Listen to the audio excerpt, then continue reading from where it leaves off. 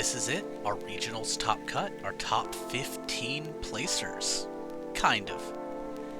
And Yuna are all going to be stepping up to see which 4 players move on and head off to the World Championships. It's going to be a big tournament. These are obviously a lot of our heaviest hitters. Let's see what everybody's got going on. In 16th place, Coriander. Coriander won the play-in to be here and has already 3 matches of winning momentum under his belt. He just has to keep up those winning ways. That's right, after the last episode's play-in, Coriander is officially here as the 16th seed. Means he is coming in as an underdog. I mean, after all, he went 3-3, even losing to some people in this top cut, so he's really gonna have to step it up and show what the monks are capable of. In 15th place, Panay. Wow, Panay was so impressed by those 4 playing their hearts out to get that top spot. However, their numbers aren't nearly as big as Metalzoa, so that Coriander guy doesn't stand a chance if they face off. That's right, little Panay's here with his sister, who's going to be cheering him on as he attempts to be probably the youngest contestant in Worlds. We saw him go 4-2. He did pretty well. Maybe he can keep up the momentum here. In 14th place, Baru. She made it. Double elimination gives some wiggle room, but it'll be hard. Just get top 4 and hope. Baru is putting her eggs in the please let there be a pro league basket. You know, even if it's only some sponsorships, maybe she can go to a part-time job. She's trying to be realistic, but she's being hopeful. Dread Scythe Harvester, it got her this far. Can it clinch it? In 13th place, Lola. Lola is sad Layla didn't make it, but at least that Tanuki also looks tired. Layla made her promise she'll try to make Worlds, and sadly, she won't let her sister down, even if she's up way too early. That's right, Lola crawled her way out of bed to be here today, if only to follow through with what she said to Layla, because at the end of the day, no matter how tired she is not willing to just give up and let her sister down. Good luck, Lola. It's stiff competition. In 12th place, Bane. Bane is ready to step up. He sees that other demon, Mikina, is also gunning for a spot, and he's excited to face off. Maybe even 2 demons can take Terran's spots, who knows? Bane got in here, he's ready to throw some hands. We know how powerful Diabound can be. And, you know, you don't just go 4-2 without putting up a great fight. I know he's got it in him. 11th place, Renelle. Renelle got plenty of sleep last night, thanks to slow time for the extra shut-eye, although she was interrupted a few times as cards kept getting played, causing her field to break. The anti-cheat spell is very strong. Yeah, so it's, you know, it's a magic disruption, even for non-cheating magic. It's very interesting. Renelle's learning, but she's going to be easily the most rested person here in this tournament, and she's very good at taking time away from opponents, but with her time eater. Maybe that's what she needs to get this top slot. In 10th place, V. V is not only shocked to make it, but to be ranked so highly. Perhaps the Circle's faith in them was correct. V's faith wavered in themselves for a little bit, but here they are. Top 10. Heading in and ready to go. Muka Muka is powerful. It's hard to assume V can't make it. We'll see. 9th place, Krim. Krim is here and ready. The rest of the crew are cheering him on. Even Amerigo seems hyped. Maybe she's just a better cheerer than player. Regardless, he's ready for Picrew and Karan to take names. Krim's ready.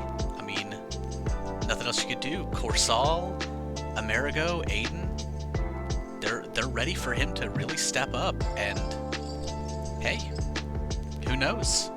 He's a consistent overperformer, and I don't doubt he's still got that dog in him. In 7th place, Mark. Mark was up late practicing with Case. Even though Case didn't win the play-in, he's still proud of him for taking the route he felt best about, even if he could have just made it a top cut. Now it's on Mark to carry both of their warrior ways. Mark is here. The Celtic Guardians are ready.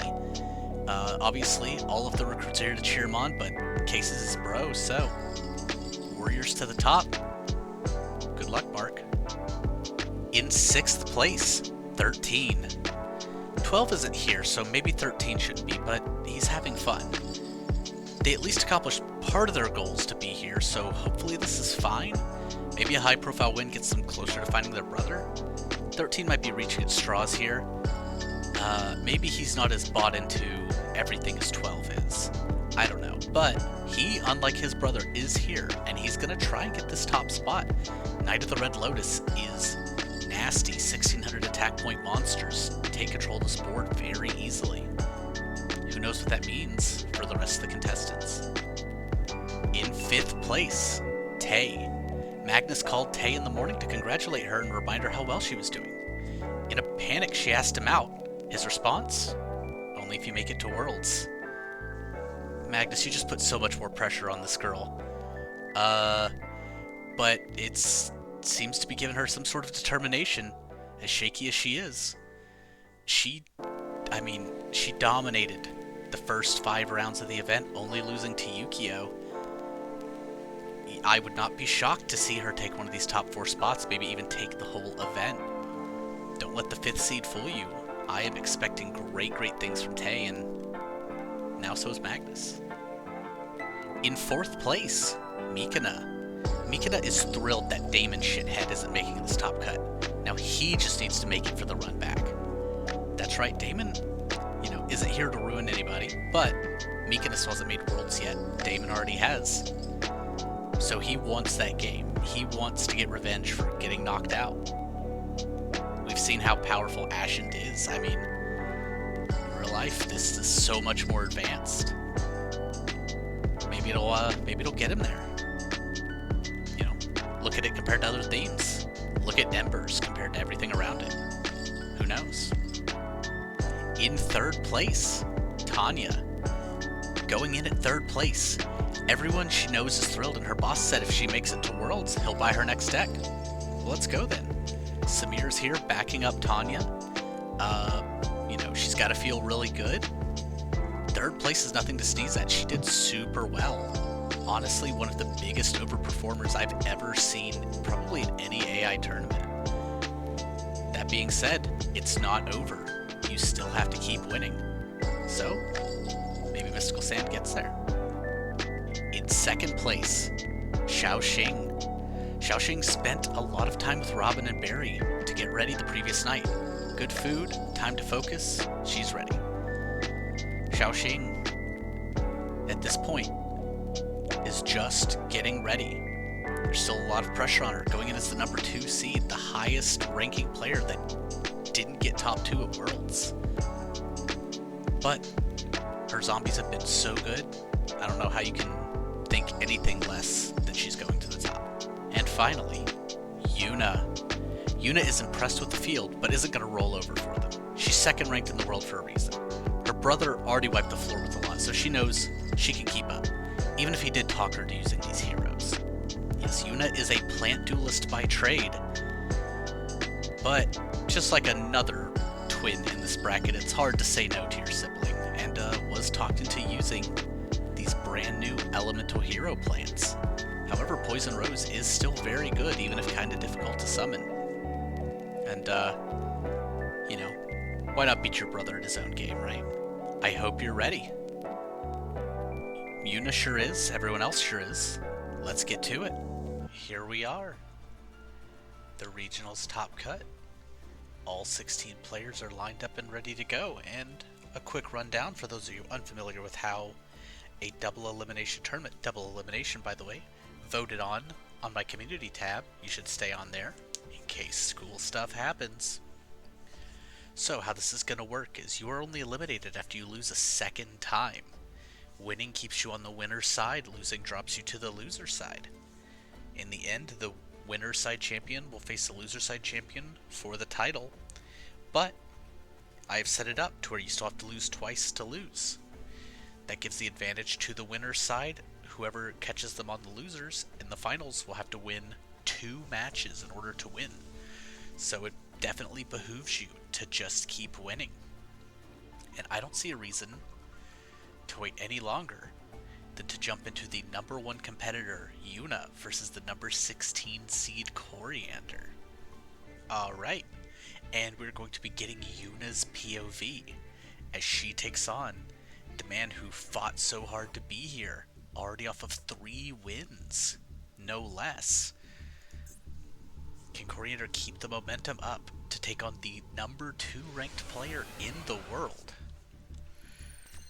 Or is the fairy tale dream over? A very good opener here for Yuna. Getting the Elemental Hero Nopes. Pot of Greed. Very wisely just setting Descendal and passing. I think tremendous play here for Yuna to open. Coriander drawing 2 cards. And I think a decent TT here. Actually, if I was Yuna, I would have actually liked to keep Goggle Golem on the board, but that's okay.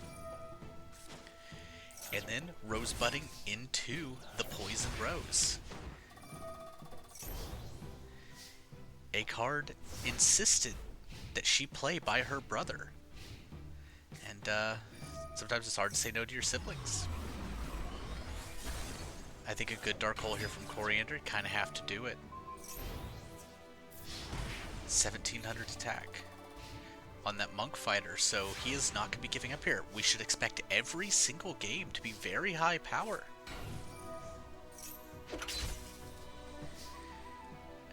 And no reason to think this is going to change. Coriander's Giant Rat. Plant Food Chain huge, but Fairy King Truesdale gets Trap Hold.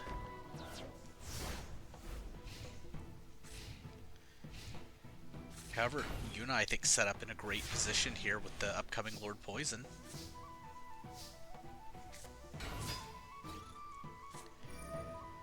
A 500 point boost from the Plant Food Chain. And more importantly, setting, if Lord Poison is destroyed by battle, setting you up with a double revive.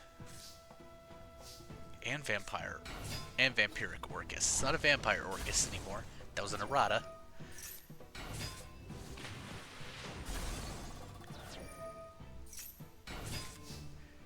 Goggle Golem, fantastic here for Coriander. With the Gemini summon. Going up to 2100 attack. Alright.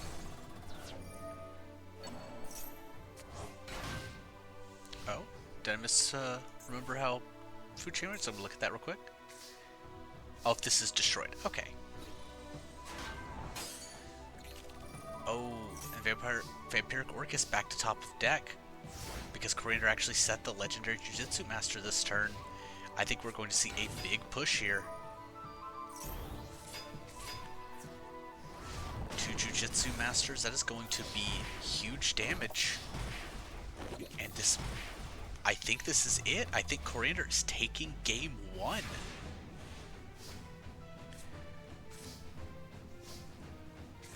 Yuna has no way to fight back from this. And we are one step towards Yuna falling to the loser's bracket. And we are on to game 2. Coriander keeping great momentum. You have to wonder, is it going to be enough? Yuna getting to choose to go first here.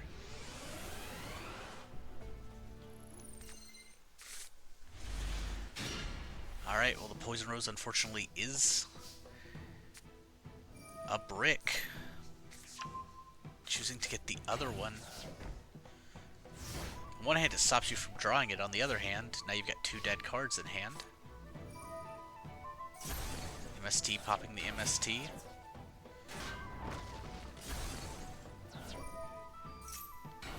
Rat for Descendal. Which, it's very unfortunate, we'll not be able to get over the Goggle Golem this turn. Actually, yeah, Fairy King Truesdale will do it. And manages to get rid of the TT. Fairy King Truesdale, her original boss monster. Still in the deck. Still able to provide a big buff for the rest of the plants. Now Coriander gonna have to fight from the back foot as this is 2,200 attack points.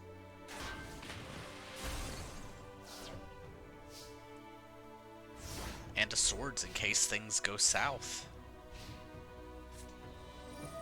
Like with the fissure. Coriander, however, only a rock spirit.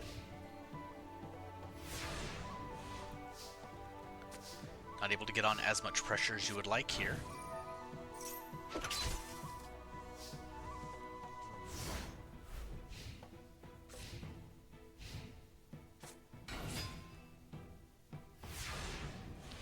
Alright, just continuing to set up offense. Oh. Ooh, a very interesting crash here. However, I think we're still going to expect the TT next turn. No, Yuna holding on to the TT. Unfortunately going to set the Descendal, so may actually not TT, may continue to sit. She's playing so patiently with this TT. If she needs it, she's got it. Able to fissure away one rock spirit. Okay, flips up the Jujutsu Master.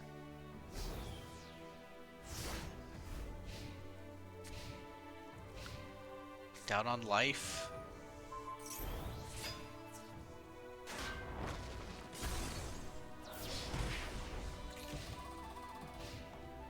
Coriander not falling into the trap that is the Torrential yet.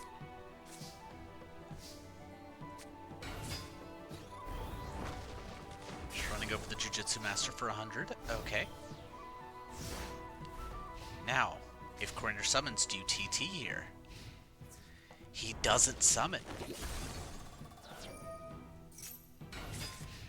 Going into the nopes, hoping, I guess, to... Oh. Nope, the TT there. Does Yuna have any sort of way to recover here? Dust Tornado? Coriander's been bricking long enough that surely he's got something. Alright.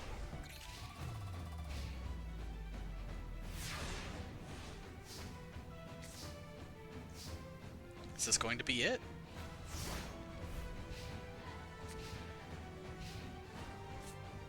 Wasteland pumps Jujutsu Master by 200. Not quite the end. Anything left in the tank here for Yuna?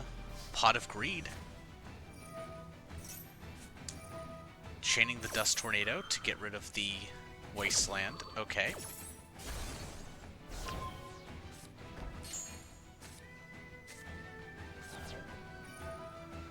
Reborn for the Fairy King Truesdale. And the Lord Poison. And suddenly, Yuna is in a very good position. With a Poison Rose on backup. Just a set.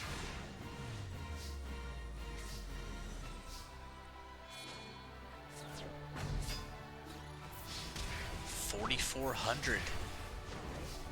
Coriander is down to 400. Yuna is making an incredible comeback here.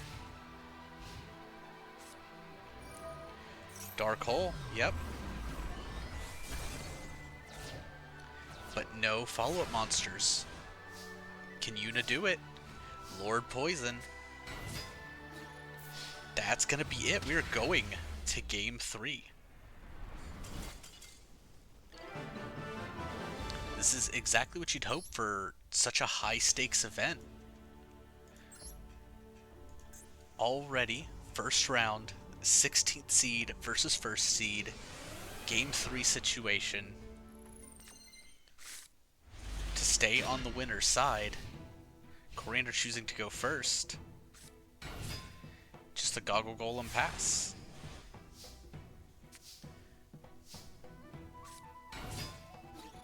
Vampiric Orcus, a very, very good opener here. With the Trap Hole backup, I mean, well, that's a different issue, isn't it? Just running over Chusuke. What are you thinking? Set Lord Poison? Set Giant Rat? Okay. Yeah, you don't want to set Lord Poison, but thoughts were set Giant Rat or set Destindle. MSTing the Trap Hole. Runs over the Rat. Here's a question. Do you go into Nopes here? No, into the Giant Rat. Okay.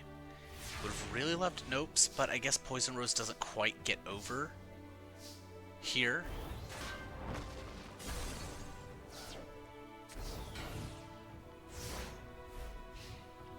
Does leave the Rat in attack mode for the Rock Spirit attack. Here goes into Nopes.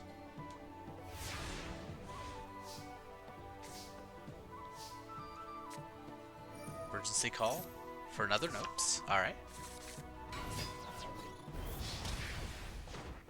Both choosing to go in for 600.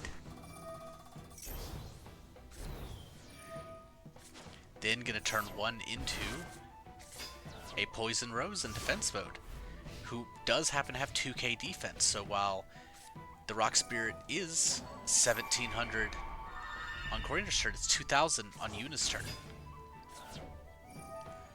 But the Invigoration to run over the Poison Rose very smartly.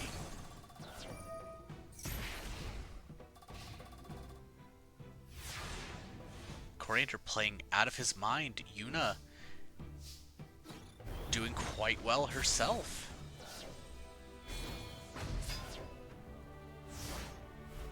However, once again with the Invigoration, that's going to put the Rock Spirit over what Yuna can attack over.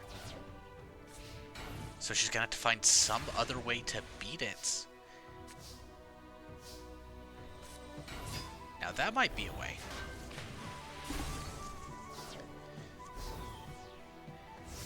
If the AI can figure out this play, Yuna can take control of the situation.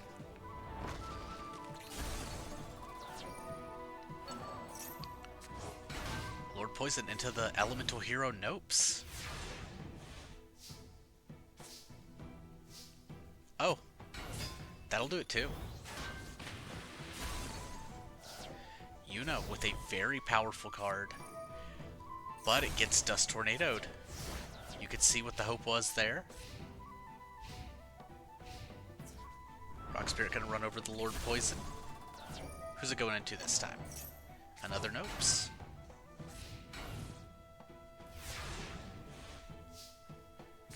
Again, does it... Unfortunately, the AI did not see the play I was looking for, but has another Wall of Thorns, and able to get, importantly, able to get rid of a Goggle Golem. Yuna may be able to pull this out if this Wall of Thorns connects. There it is. That's 5k on the board. Can she get 900 more damage? Yes. Through some very patient play, Yuna is going to be sending Coriander to the loser's bracket. Destindle, Elemental Hero Nopes, Vampire Orcus, Fairy King Truesdale, and the fifth attack comes from Fairy King Truesdale. Yuna takes it 2-1. What a match. And there we have it. Yuna with the 2-1 over Coriander. Sending Coriander to the loser's bracket. Next up, Lacey versus Krim. Beast Warriors versus Princesses. Krim did very, very well to be the only member of the shop to be here. Lacey trying to show off for Skylar. So, I mean, they're both have their own very modest reasons to try and win here. However, Krim's going to open with Pot of Greed and a Mystic Tomato. Not too bad.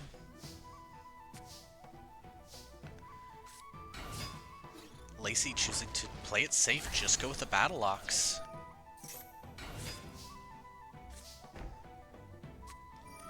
Ooh, MST popping the Dust Tornado. It's going to give Krim some options here to play a little safer.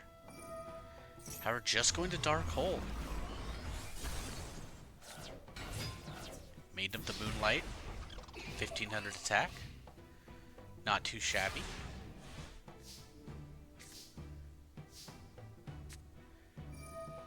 Tremendously powerful card here. Fire Formation tanky.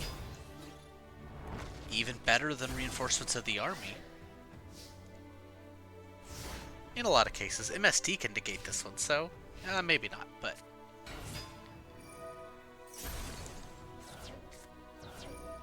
Oh. Trial of the Princess. 2000 attack point Koran. If it weren't for this removal spell in hand, Lacey would be in a bad way. But huge top deck with the Monster Reborn. She's going to be able to put on a ton of pressure here. Between the Battle Ox and Louise. That is 3,100 damage. Pulling these two both about 4,500 life points each. Lacey just ahead in life and in board state. However, this is where Crim's deck can start to give him some trouble. And yeah, looks like this is going to be it. Looks like game one's going to go to Lacey. One thing about the Koran Picrew deck is it's prone to bricking, so it's very much up to Crim to play smart here if he wants to continue on like this. He's going to choose to go second. Maybe hoping Lacey finds some way to put a big monster on board? We'll have to see.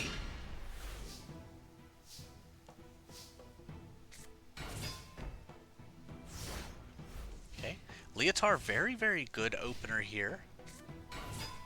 And Shining Angel just gets trap hold. We're about to see some more Louise beatdown, I assume. Nope. Back into the Shining Angel. But what's the play here? Leotard...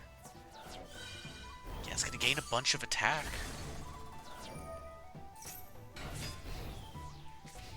You know what? Maid of the Moonlight's great defense against Leotard, hypothetically. You know, it's a non-effect monster.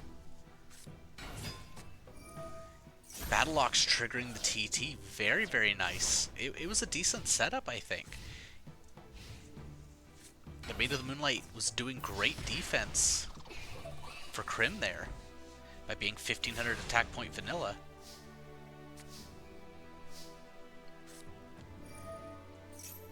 Into the dark hole. And Louise gets in for 12. Once again, pulling them very close to each other in life points. However, you have to think this favors... yep, has to favor Lacey at the moment. Actually has a monster on board. Choosing not to attack with the Beaver Warrior this turn.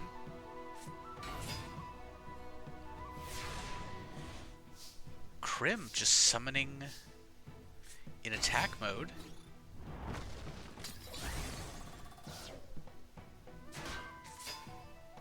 Okay, a very weird series of plays here. There's a swords, alright.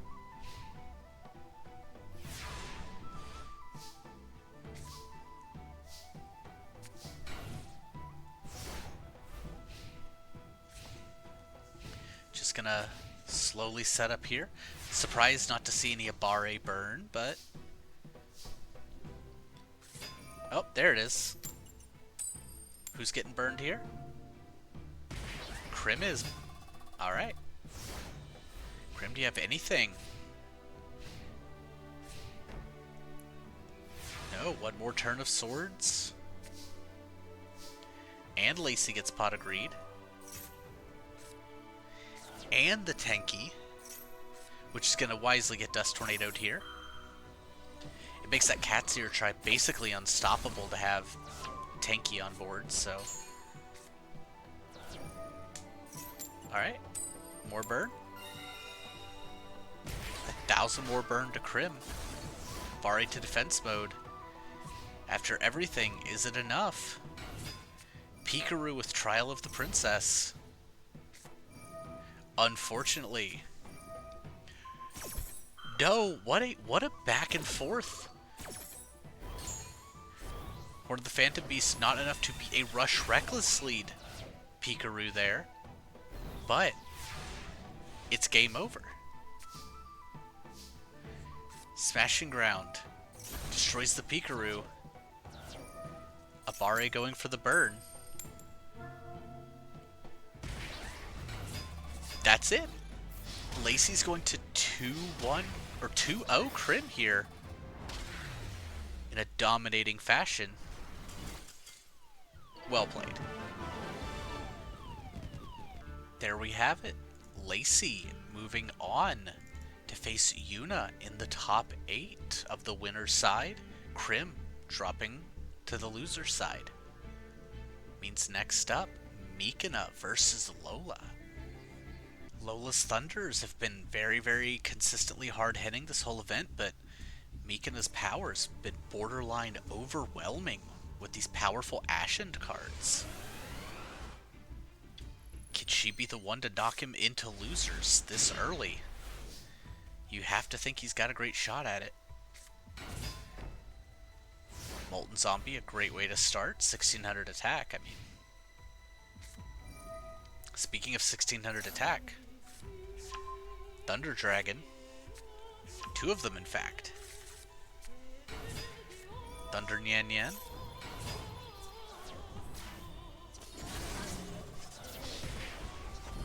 Lola able to put Mikina down to 6,000 already. It's going to be a very mean dark hole if this goes through. And it is. Spearhead, however, getting trap hold. So Lola keeping the board clear. However, only going to set.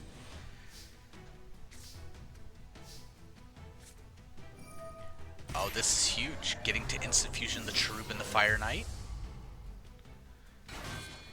Into the twin-headed Fire Dragon. Get a paralyzed twin-headed for a turn. Gives Lola a little breathing room here to stop a 2200 attack point monster from coming in.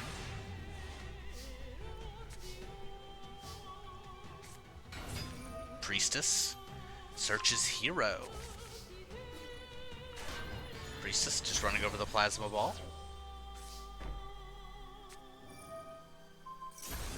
Dust Tornado, I think that was wise to take out. Unfortunate that it was just another DNA surgery. Twin-headed is back on the menu to attack. And a Spearhead. Alright, it's going to be 34 to the... Nope, only 22.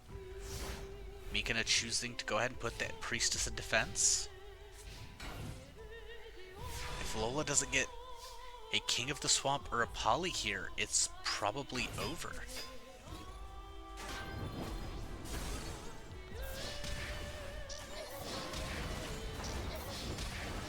Dropping her down to 700. Mikina's in a commanding position. And that's going to be it. There's nothing she's got that withstands an attack from the twin-headed Fire Dragon or Hero of the Ashen City. That's going to be it. Game 1 goes to Mikina.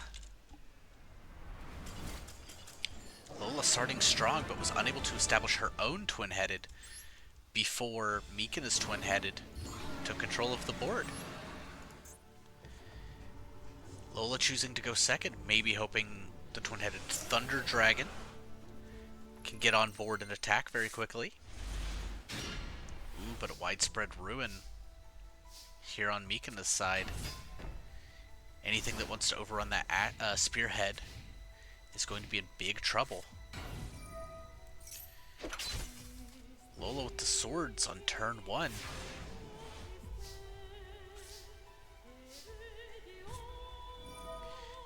But we know what the AI does here when swords is up. They play instant fusion, and that's it.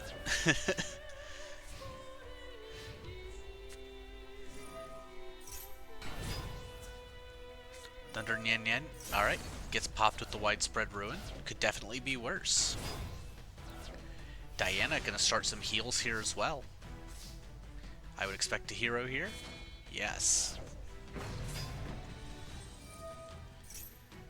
So, at least by the time the swords is down, she should get up to 10,000 life points. Very important here that the DNA surgery turns off the buff for Mountain.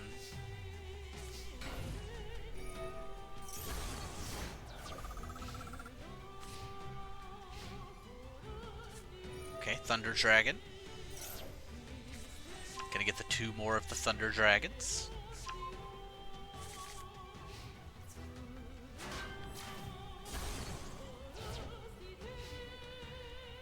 Now, she has a lot of cards in her deck.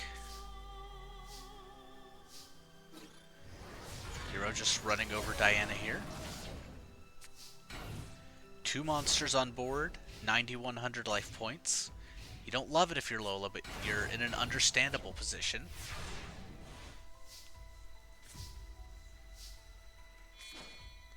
And here's the twin-headed fire dragon. Alright, electric lizard. Single turn paralysis here of the hero.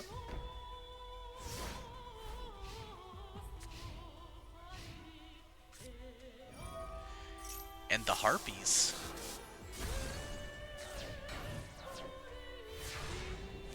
Only 1 attack coming through this turn, possibly. Yep. Alright, electric lizard. Gonna get a paralysis of the twin-headed. She just has 2 thunder dragons in hand.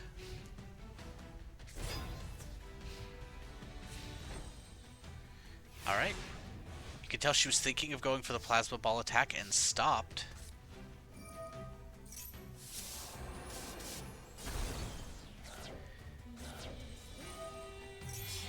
Choosing to give up the 2 monsters here to go into Embers. Alright, dropping them within 100 life points of each other, very importantly. Without the mountain buff, the twin-headed can't take this on.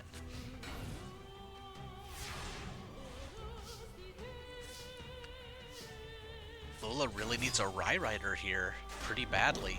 Electric Lizard gonna paralyze the Molten Zombie. And there's the Rye Rider. Alright, so Embers is stuck, at least for now. No attacks coming Lola's way this turn, which is good. Well, at least from anything on board, which is good because she drew nothing. Priestess gonna search up a hero. Get in for 12. I think pretty good here. Lola needs a big turn. Pot of Greed can lead to 1 potentially. Thunder Nyan Nyan, Reborn, gets the hero. Unfortunately, that is going to pop the Thunder Nyan Nyan.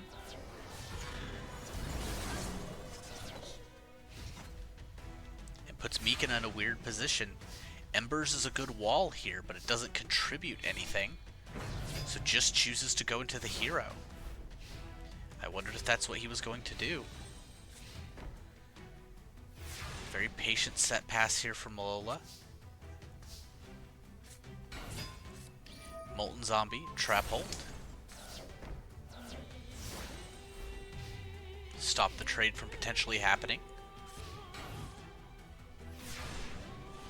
Will Hero go after this face down? Alright, there goes the Thunder Nyan Nyan.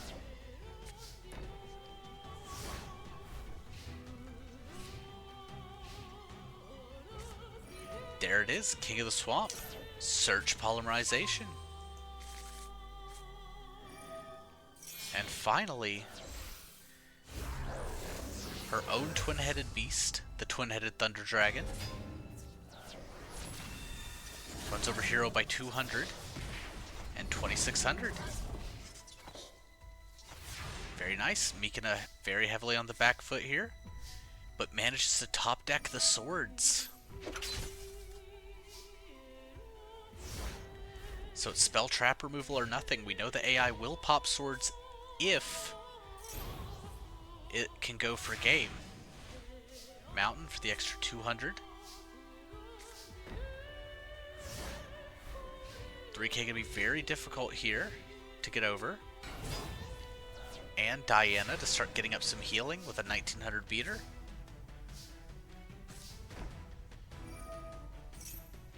I think we're going to see Game 2 go Lola's way. Now, we've seen me be wrong plenty of times, but is me going to have anything else? Dark Hole is definitely something else. She's at over double the life. If she could just get a monster on board. She doesn't have one. Meek and his monsters are pretty sizable if he can get one on board. They both burn through so much to fusion summon here. And whatever that is, Lola doesn't feel good about putting it on the offense. His twin-headed just bricking him here. Now this entire back row, even if he gets a polymerization, that's not going to help. Okay, Priestess. However, not attacking because it's only got 1200 attack. Lola down to 10 cards in deck.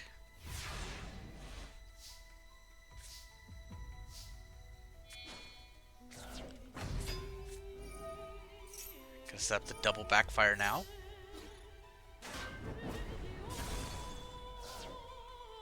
Is there anything left in the tank for Lola before she actually decks out? That set's gonna get MST'd. Mock you.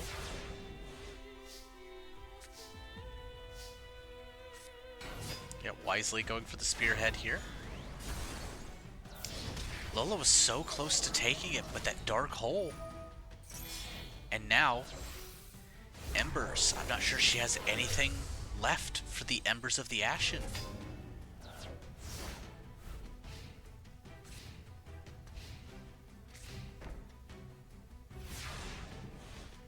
He just needs...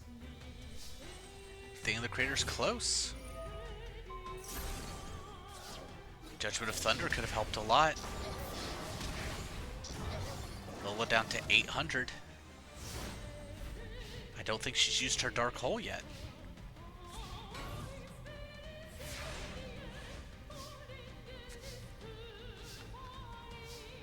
But the AIC's game here.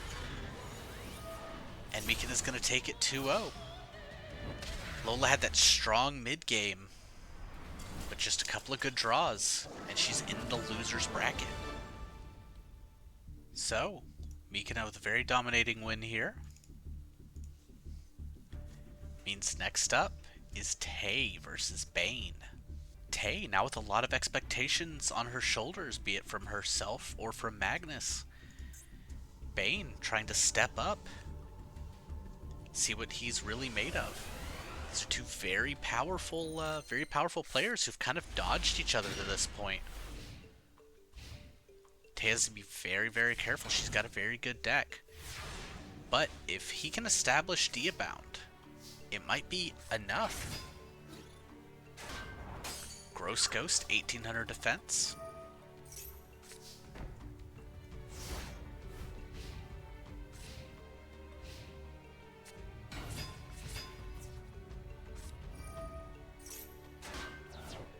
Very good Waboku here.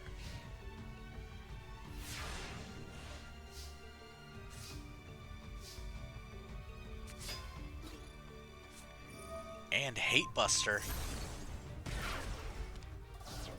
Huge burn slash destruction. Twin-headed wolf. 100 stops the 1000 burn, at least for a turn. Here's something that's unfortunate though, is the AI doesn't understand you need to keep attacking into the stealth bird, but it is what it is there. There's the Diabound Curdle who is attacking into the stealth bird. And here's where that slow set playstyle may... Well, never mind. Dark Hole. Cleans the board right up. And in fact is significantly worse, as Tay will be taking Bane's Diabound here. And setting up with a swarm of locusts to potentially pop whatever back row that is next turn. This instantly went very, very badly for Bane.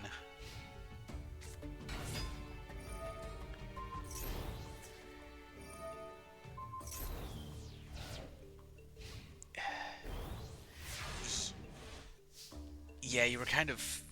There was no winning in this situation, unfortunately.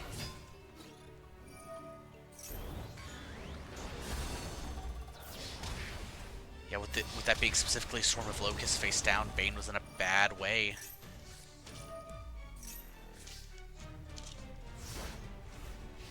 Alright, Bane, have you got anything, or are we going to game 2?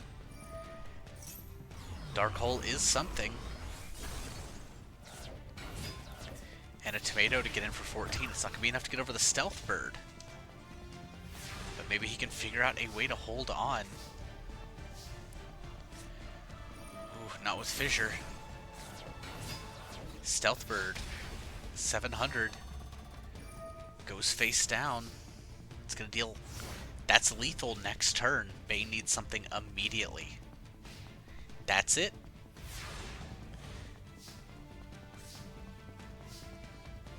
Flip summon. And attacks with the Swarm of Locusts. Tay takes game 1. All of these games... I feel like all of these games so far have been so close. Can Bane bring it back going second against Tay here?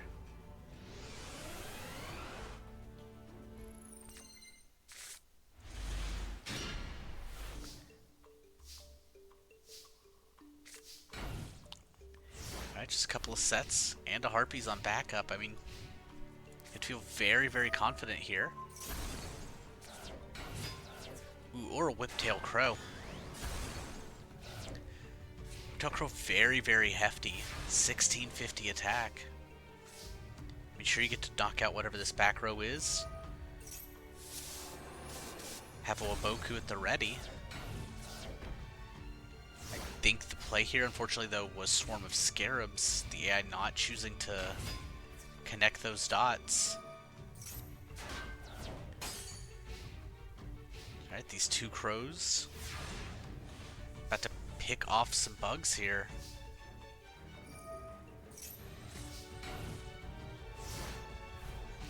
Bane in a very good position. And a tomato. Helps to know the defense of that monster. Guarantees Coriander will attack in the correct order. With a face down. I think smartly doing the set pass instead of going into Grave Oja here, but it's rough. It's rough for Tay so far this game.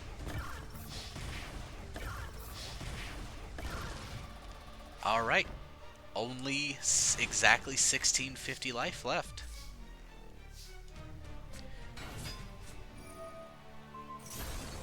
And if she just set the Royal Keeper, Tay would have been okay.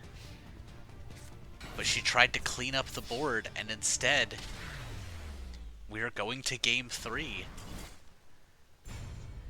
I didn't necessarily hate that play. The hope was to run over the tomato, have him go into something kind of small, then flip the keeper to defense. It's understandable, but... Alright, well, Royal Keeper Waboku is a great opener here.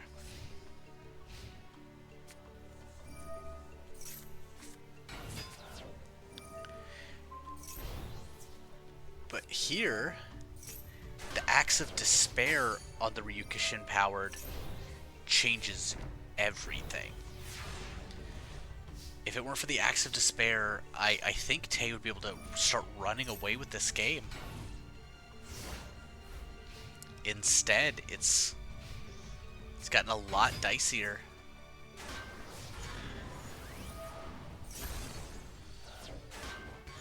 And Desakuda's not going to stand up to a tomato. Choosing to go for the Royal Keeper. And it goes face down, a tremendous opportunity to deal a bunch of damage in the next turn. But Tay just set herself up something huge here. There it is. Wiping the board, about to be able to establish a Grave Oja here. Or a Royal Keeper. Alright, Grave Oja gonna eat the trap hole.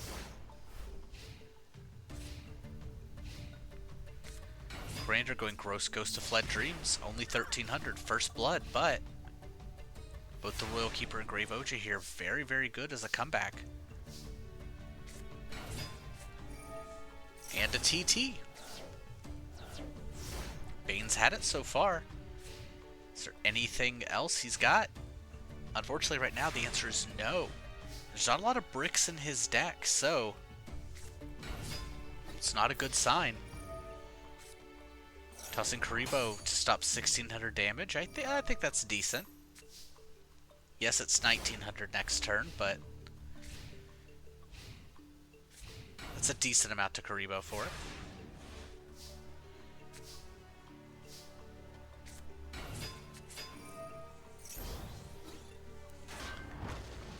Twin-headed wolf. And now that Storm of Locusts is going to start to keep back rows clear. MST as well.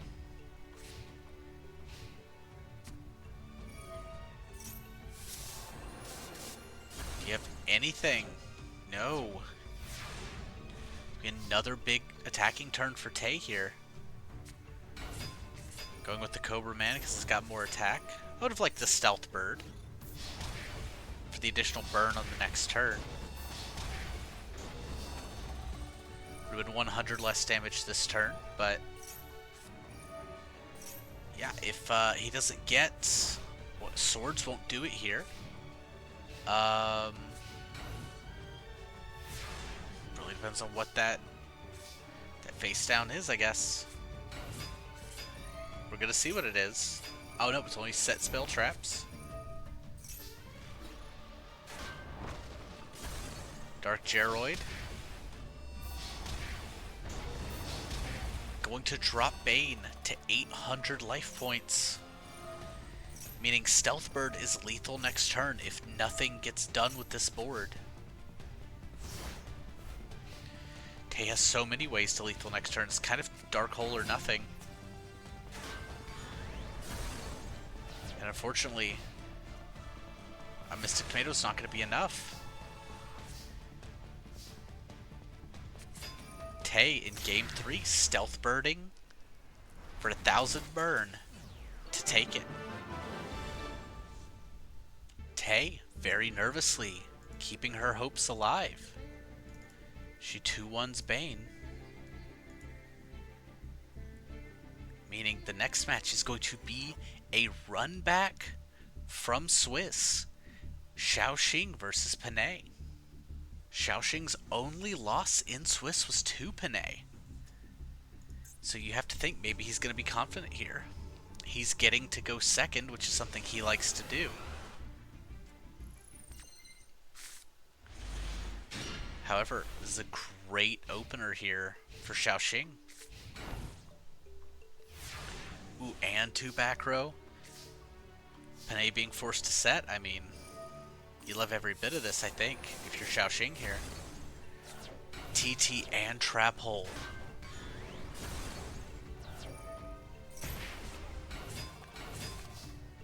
Two giant germs. This could be...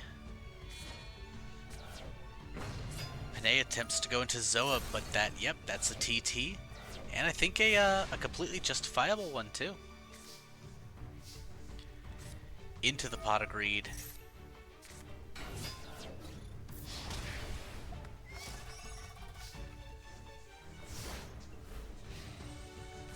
Xiaoxing, very good control of this game so far.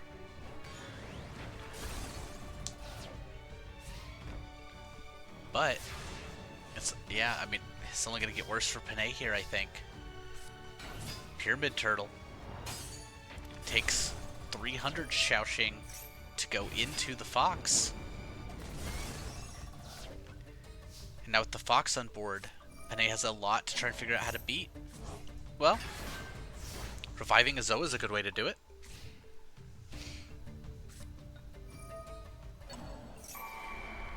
Reborning a Snakehair. No normal summon, but... well, you know what? A normal summon was completely necessary to keep the Nine-Tailed Fox off the field next turn.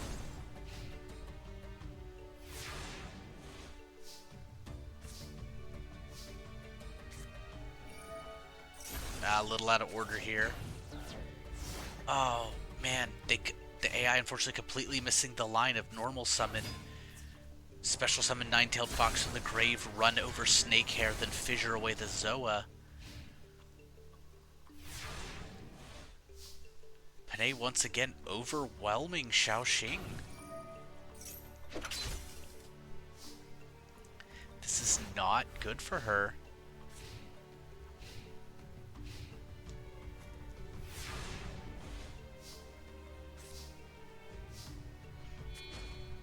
Alright, Nine-Tailed Fox is going to run over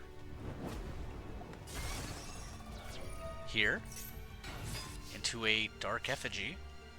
Now is that for attack points, or are we going to see another big dark monster here? Alright, the answer is no big dark monster.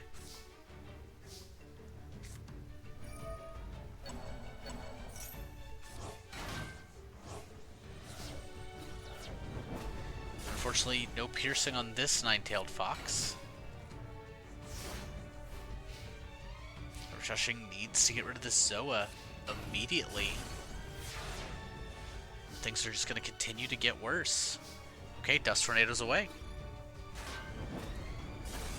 Eudoria popping the Pyramid Turtle.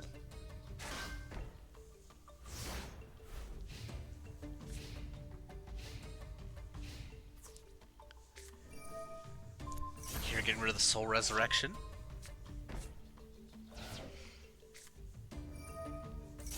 Fissures away the Dragon Zombie.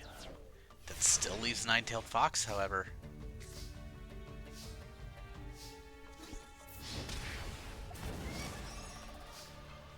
Panay down to 2,900.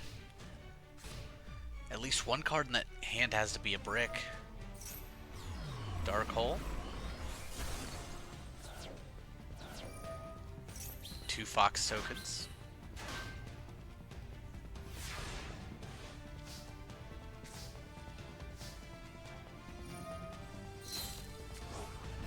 Back into Nine-Tailed Fox. Dropping Panay to 700. Does he have anything left this game? The answer may be no. However, Xiaoxing has not... well, hold on. Piercing. I almost forgot about the piercing. Dekoichi just not enough defense here.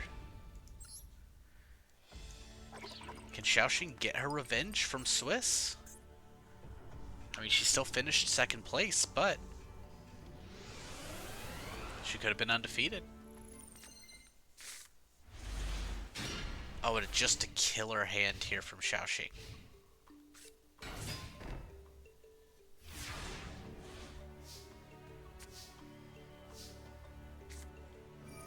Pot of Greed.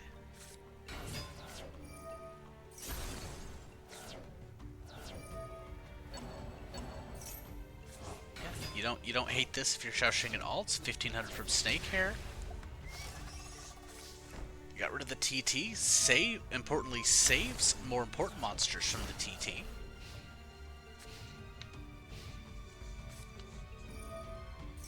Panay forced to set in the face of Snakehair.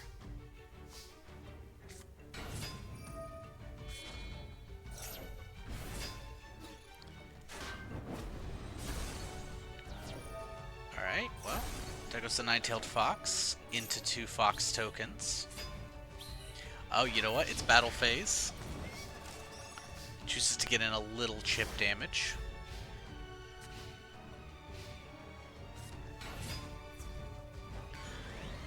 Giant Germ. Pops one of the tokens.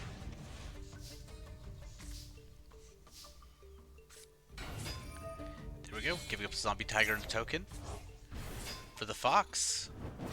Who's going to put Panay in a really sticky situation, as now it has piercing. There's only one giant germ. There's a giant germ in hand. Oh, this is so bad for Panay. Soul Exchange. And Nine-Tailed Fox wasn't destroyed. It gets around that. Could be a Zoa face down. It is.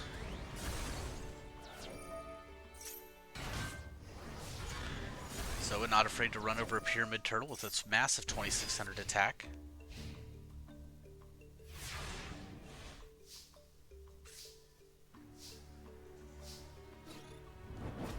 Just gonna get in for 700 here.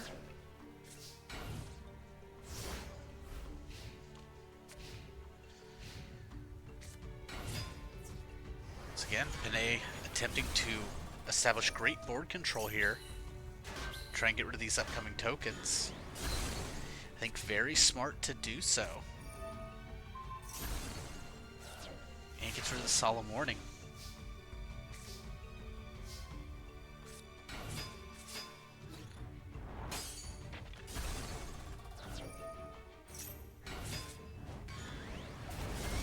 Damn. Why'd you do that? There's so much wrong with that play, unfortunately, from Xiaoxing here.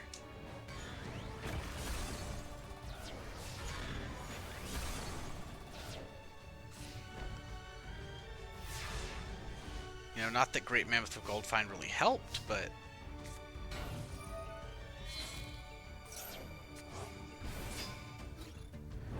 It's gonna be 1200 here.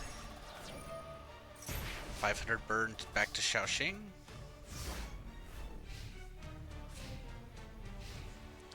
Still, Zoa is such a massive... Whoa. Metal Morph the Zoa. It's in for 1800 damage. And then going to go into the Metal Zoa. A monster that rivals Blue Eyes in strength.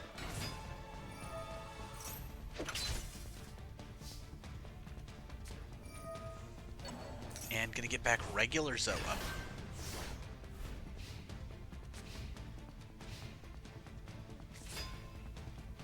Up by 100 life points. Has the two biggest monsters.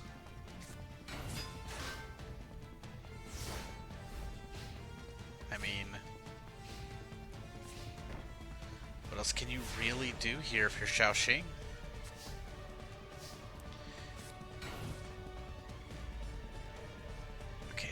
AI trying to decide if it wants to pop the Soul Resurrection. Looks like it might be saving it for the Zoa attack, perhaps.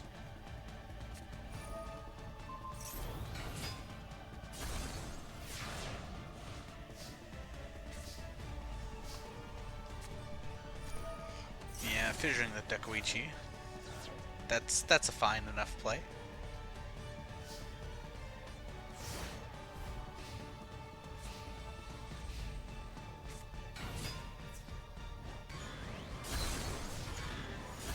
No, not getting rid of... Gets rid of the Metal Morph. I don't love that. I think getting rid of the Soul Resurrection was an infinitely better idea. At least both the Goblin Zombies here are going to activate. Get a Dragon Zombie. Get a Snake Hair.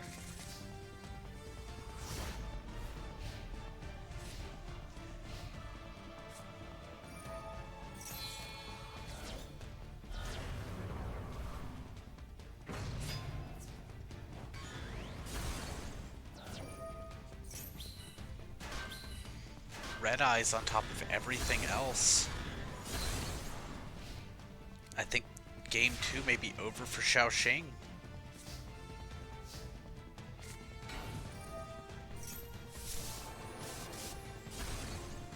No reason to think Panay doesn't attack with Red Eyes first. I mean, why wouldn't you?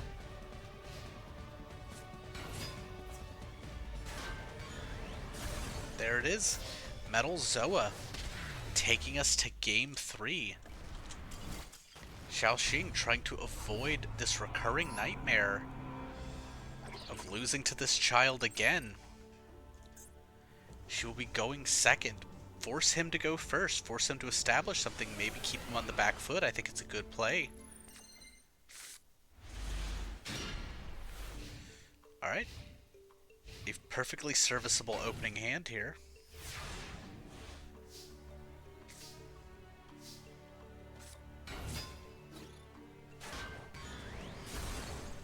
Dragon Zombie going to eat the Newdoria effect.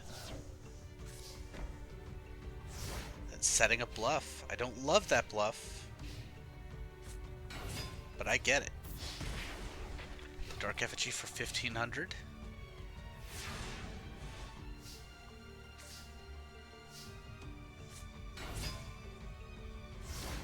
Alright, if there is a Zoa or a Red Eyes in hand, there's the Zoa. Big yikes. 2600 attack. Xiaoxing, what do you have?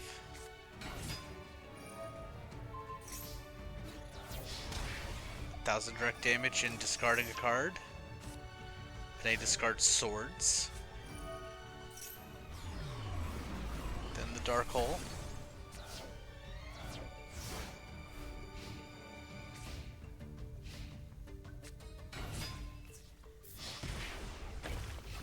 And if I'm Xiaoxing, I really want to see the crash here with the snake hair, but I don't think the AI will do that.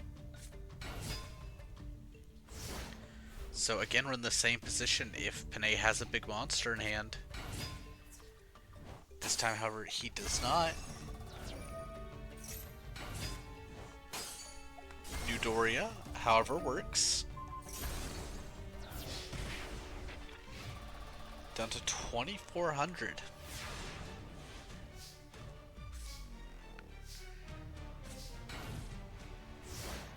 Goblin Zombie. Sure.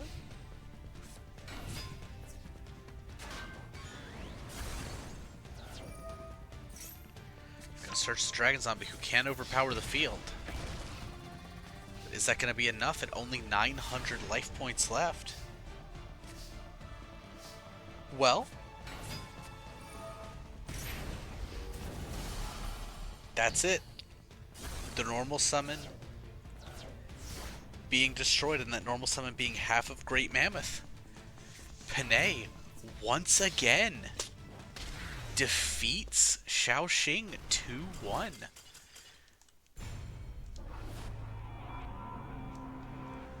And in our first upset of the bracket, Xiaoxing falls to loser's side after Panay takes the 2-1.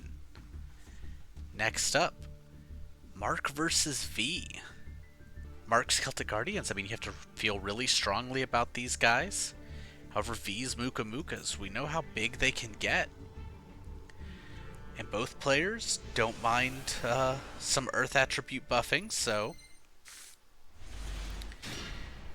However, Obnoxious Celtic Guardian could be fantastic in this exact kind of game. Against V's deck specifically. I actually really would have loved the Invigoration on the Obnoxious here.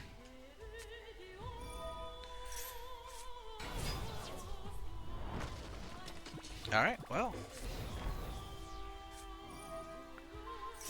Can you use that MST to pop an MST? Alright.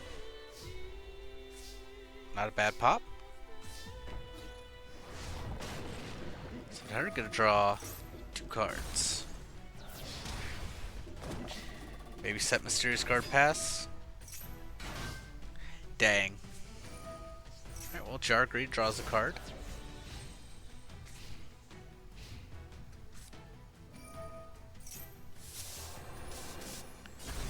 Harpy's blowing away a TT, which is huge.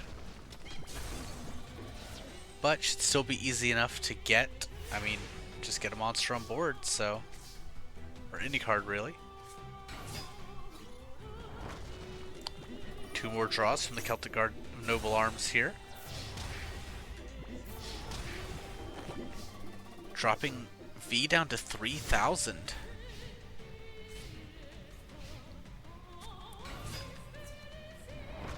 Yeah, Mark's got the rat, but, you know, depending on what Mark draws here, his hand may get clogged. But it's not going to.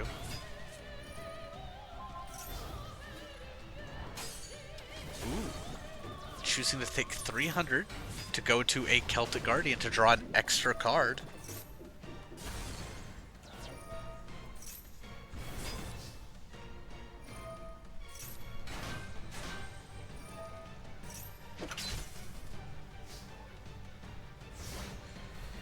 Yeah, Mysterious Guard's an answer here to the Enraged Muka Muka, but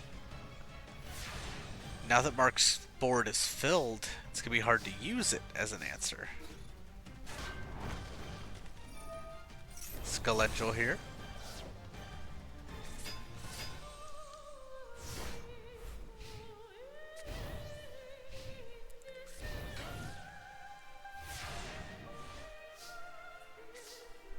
So maybe if something's destroyed, Mark can remember how good Mysterious Guard is, and then maybe be able to get past this, but as of right now,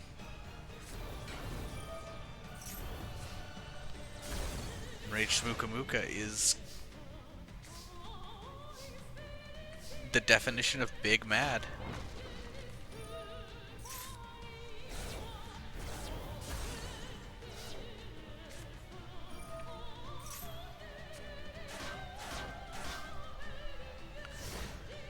Alright, well.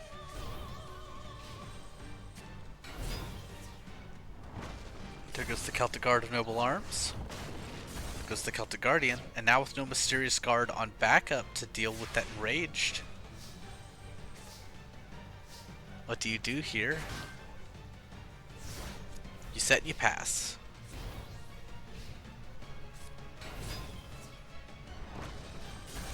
And small enough to run over the Obnoxious.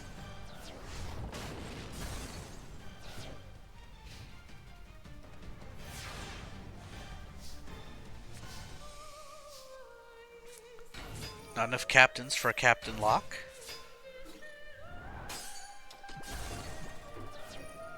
Curious. Oh, that's it. Just puts all three forms of Celtic Guardian on the board.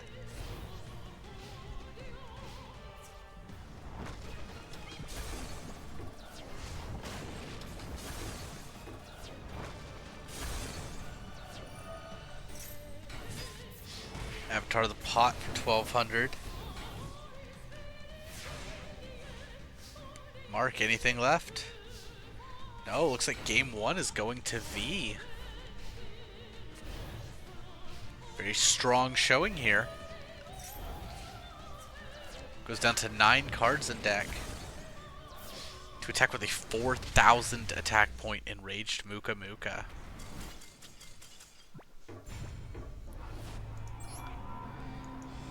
But Mark's not going to give up after one game loss.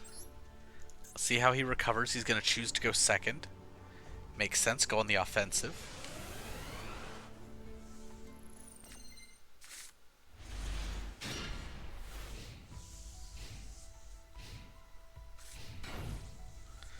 A T-set pass. It's Solemn Wishes. And here, the Pot of Greed is going to be on Mark's side.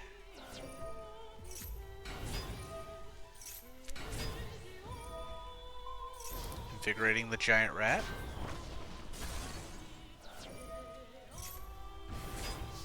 There's a 2,900 attack point Muka Muka.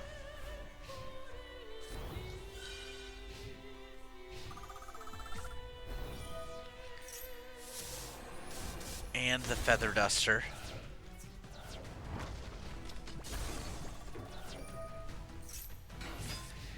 Giant Rat wisely floating into Marauding Captain to set up the Captain lock. It's going to give Mark some time to breathe here. But also, every single card draw on V's side leads to more life points. So he's got to figure out something sooner rather than later to deal with this enraged.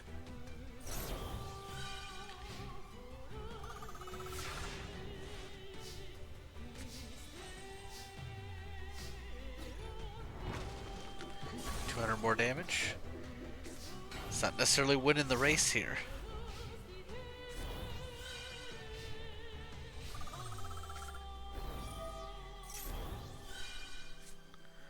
Another draw. Another draw.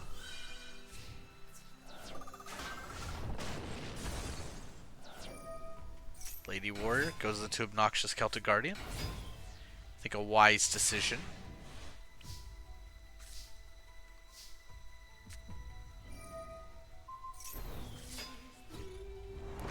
For some reason, choosing to go with Marauding Captain for the boost.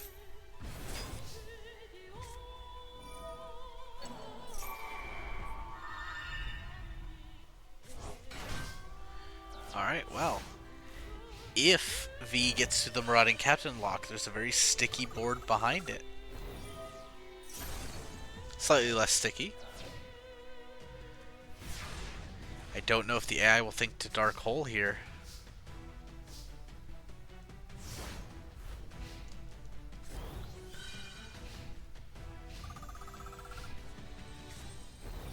MST pops the Invigoration. Is there anything left for Mark to do? The Mysterious Guard can clean up a lot.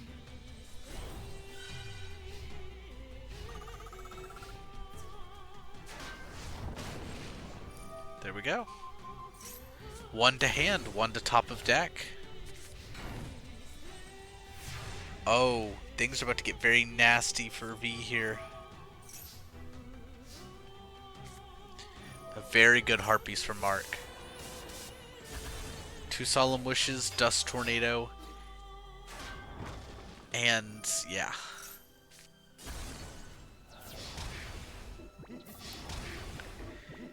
Mark pulling this game into reach. Almost at 8,000 now.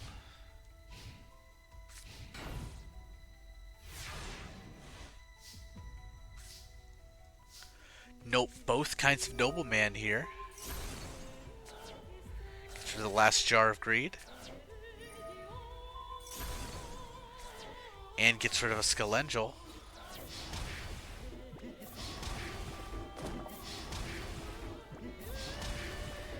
It's gonna knock V all the way down to 2,900 and then just summons Mysterious Guard to attack him for no particular reason. I mean, Mark wins. Who am I to blame him? Means we're gonna go to a game 3 situation here. With regular Celtic Guardian taking it.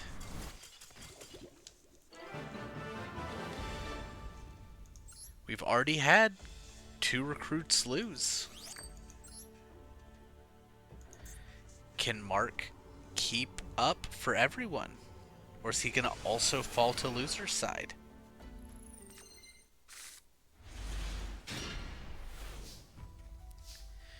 Him being forced to go first. But Giant Rat, not bad here.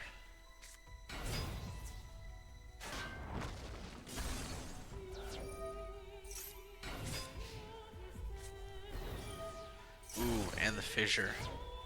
It was a great shot to do something good with that Celtic Guardian.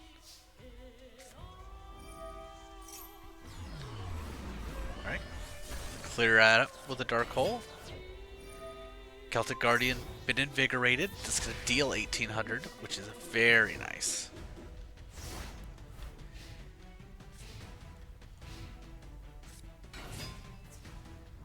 Alright, Giant Rat's a good way to deal with the situation. Enraged Muka Muka, 1,000 more attack.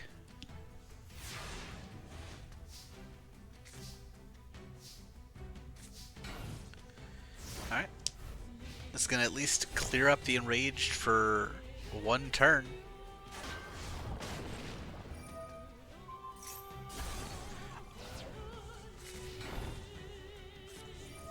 Blind Dust Tornado gets the Jar of Greed. Alright. Can this face down be dealt with? Double Solemn Wishes again. Marauding Captain's here, so the answer to if that can be dealt with is a resounding maybe. Alright. 1600 attack. Maybe enough to put the pressure on.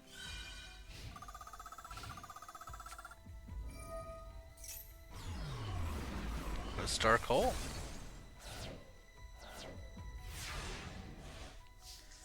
Do you have anything left in the tank? Alright, a TT.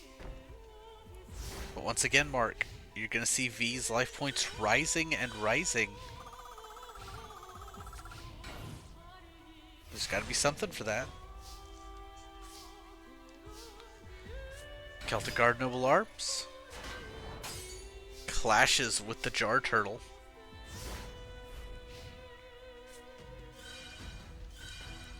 $1,000 more life points.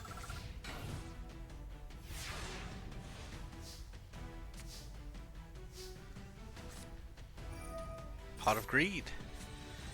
Alright. Oh, Harpies plus Gaia Power is amazing here. Stops the healing. Able to pump Obnoxious to 2600.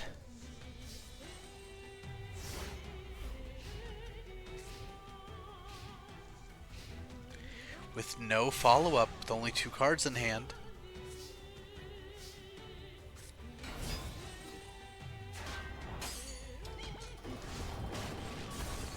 The deflected damage saving V a little bit. But next turn, that is a big Celtic Guard of Noble Arms.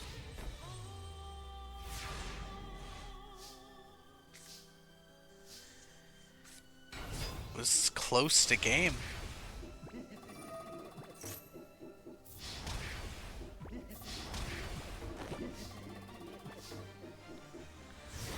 Alright, V, last shot. Swords of Revealing Light. That's 3 more shots.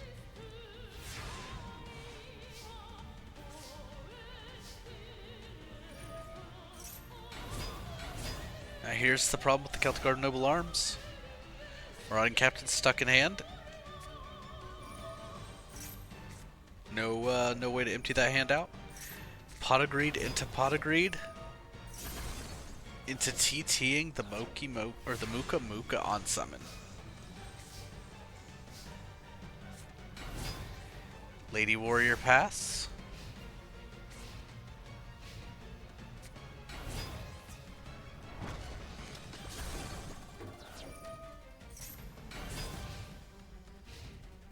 V's deck also being Earth themed has to help a lot.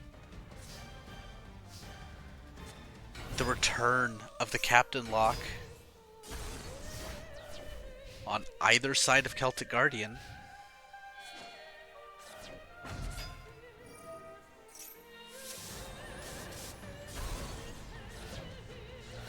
Parshath now about to be great defense with that 1900 attack. Did he top decks the Noble Arms? And that's it. Mark comes back, gets the reverse sweep, and takes it over V. What a match. There we go, dropping V to the loser's bracket. Mark turns that around. So next up, Rocks versus Insects, Tanya versus Baru. Here we are. Next match. Tanya's Rocks, Baru's Bugs. A great clash here of defense versus offense.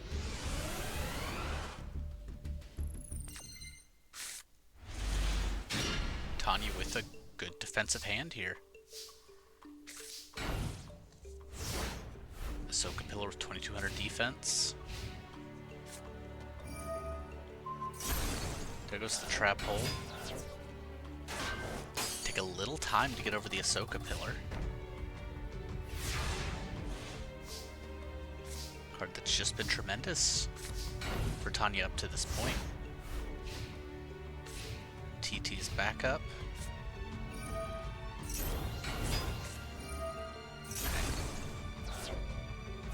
Unfortunately, it's going to be 2,000 burn to Tanya here.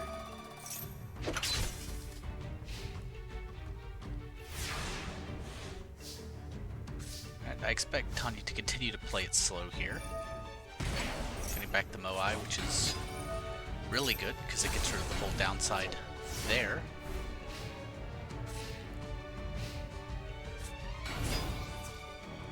Guard Mantis, still not enough. The only damage Tanya has taken are from her own card effects so far.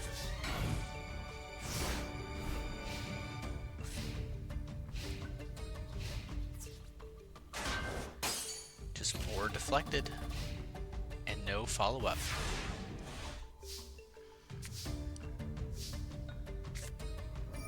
Once again, ooh, okay. Yeah, I honestly think that Solemn was good on Baru's side, but also it kind of saves Tanya here. Another 500 deflected. Because it really puts Baru on the back foot damage-wise. Forced to TT. Soka Pillar doing another 2k. Very close, but no one's dealt any real damage to each other. There we go. Kamakiri. Tanya's got a lot of ways to hold this off, though, hypothetically. Like a swords off the top. I have 3 more turns.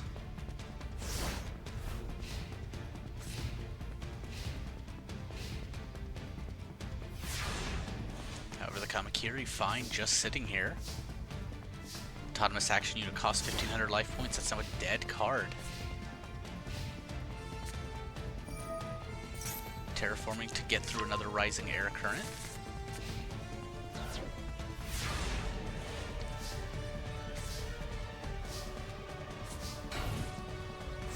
Okay. The last turn of swords here. Kamakiri. Ooh, going ahead and popping off the layer wire now to deal with the Moai. And with just Fissure, it's not going to be enough. Looks like Baru's going to take game 1 from the 3rd seed.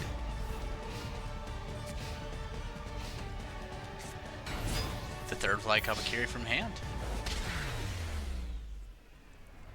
That Ahsoka Pillar burn did 4,000 points. Baru just had to clean up from there. Tanya going first, hopefully set up more defenses. Try and get around these powerful insects. Alright, just an Ahsoka Pillar though. Be very careful with it. I don't love sending a Rock Spirit. I would have, there's a lot of other things I'd rather have Tay had sent. Or Tanya, not Tay. But this still does establish a Rock Spirit on the board.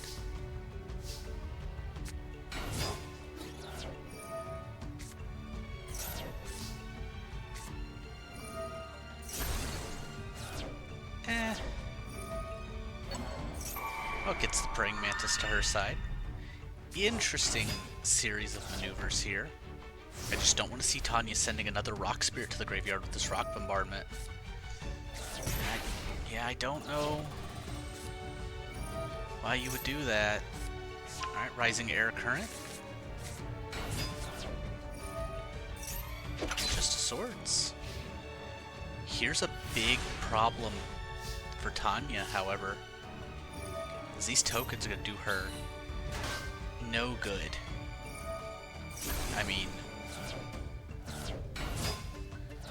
she has no need for Baby Mantis tokens. She doesn't have any tribute monsters.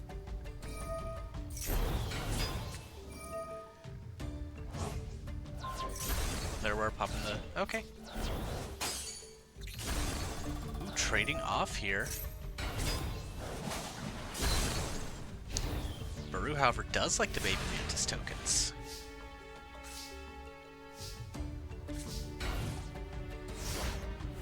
See what this is going to do for her with the extra turns of swords. She gets into the Dread Scythe, 2800. It's also going to be able to deal with the Ahsoka Pillar even if the Rising Iron Current gets popped, so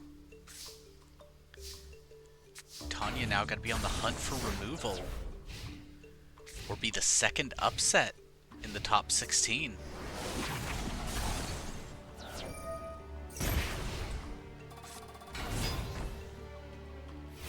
The Kamakiri's just going to be some deflected damage here, but okay, hold on. Golem Sentry, as long as it's not the thing that's attacked, it's going to be a way out. And yeah, I think that Picrew is going to be put on the back foot yet again when that Dread Scythe Harvester goes back to hand.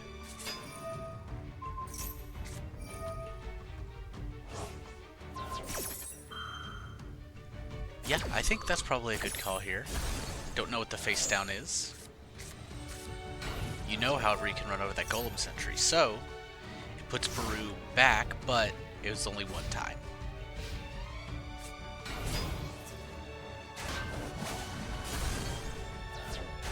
Mantis taking 700 deflected. However, Picrew's still in a good position. That means next turn, the Dread Scythe Harvester comes back. So once again, Tanya on the lookout for removal. The Ahsoka Pillar is going to lead to 2,000 burn here.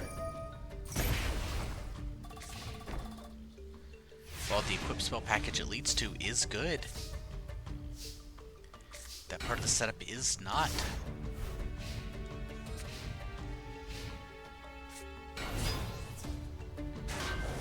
Praying Mantis just bouncing off the Giant Soldier of Stone. However, this next attack is not going to work out that way. Ooh, even worse when you layer wire. Okay. Tanya, do you have anything, or this is your last turn? That's going to be it.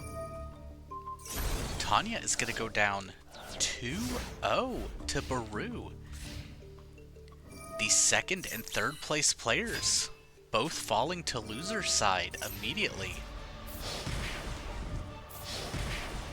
There we go. Another huge upset.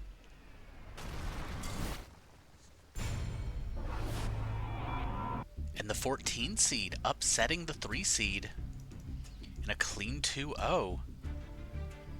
Now for the last top 16 match, it's going to be 13 versus Renell. Alright, 13 here without his brother. Very interesting to see him alone as he goes first here against Renell. Renell looking to answer some mysteries here. Two very wild decks. Obviously, normal monster beatdown into Knight of the Red Lotus, but Renell not going offensively here.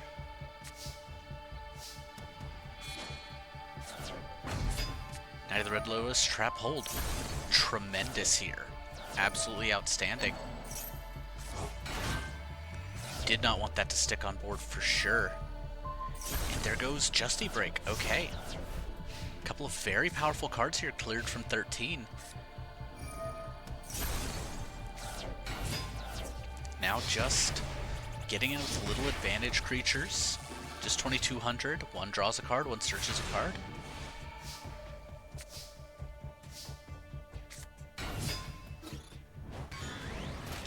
Yeah, I think giving the card draws the better option.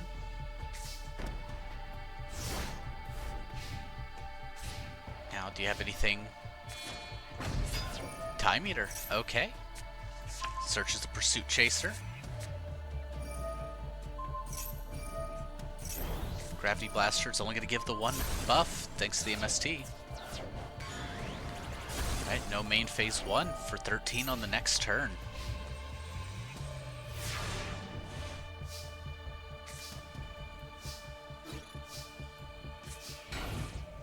And it's going to continue that way, because there's not really anything until removal is dropped to do about that Time Eater. And it's going to lead to some incremental burn here from the Pursuit Chaser as well. Renell taking a hard lead here. At least luckily for 13, there is no terminal world, so setting up the swords, getting up some layer of protection from the Time Eater.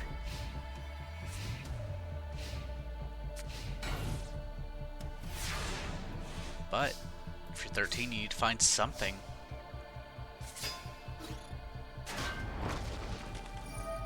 Steel Scorpion. Oh, that does include your own defense position monsters. I never even thought of that one.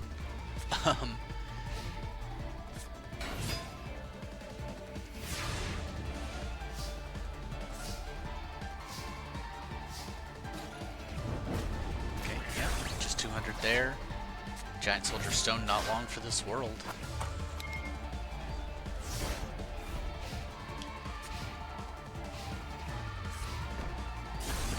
There goes the swords.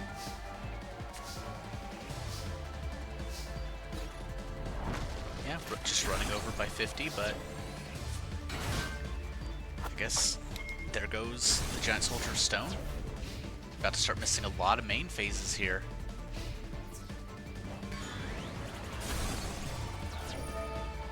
At the very least, the AI does not have the terminal world. So Renell is okay. And Dust Tornado for the TT, which could have been an out to the Time Eater.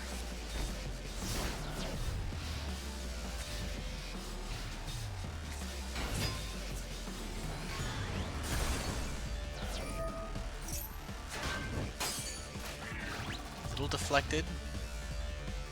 I see the vision. You were hoping to really go for it there.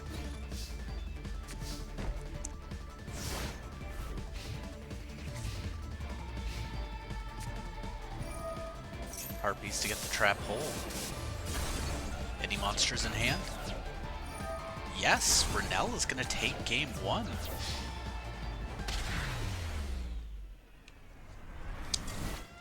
When she's able to establish that Time Eater, I mean, it's just difficult to get over. 13 choosing to go second here, to be offensive. I think that's a great play on his end. And the Beast of Talwar, the Revenge of the Normal.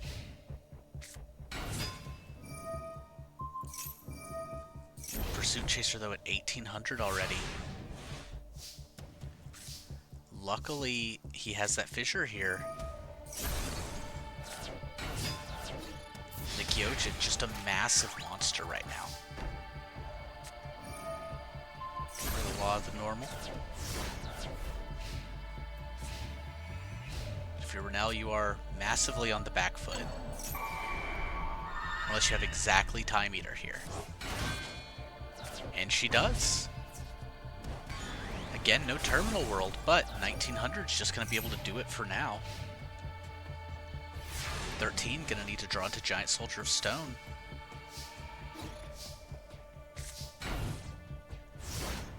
And I think Wolf Axe Wielder right there is the correct call. Robotic Knight with the 1800 defense may be able to be useful to you. Helping Robo going to cycle here. And here's where Robotic Knight's pretty good. It's going to be able to bait in an attack from the Helping Robo, eat an attack from the Time Eater. Going to get that on the next turn as well.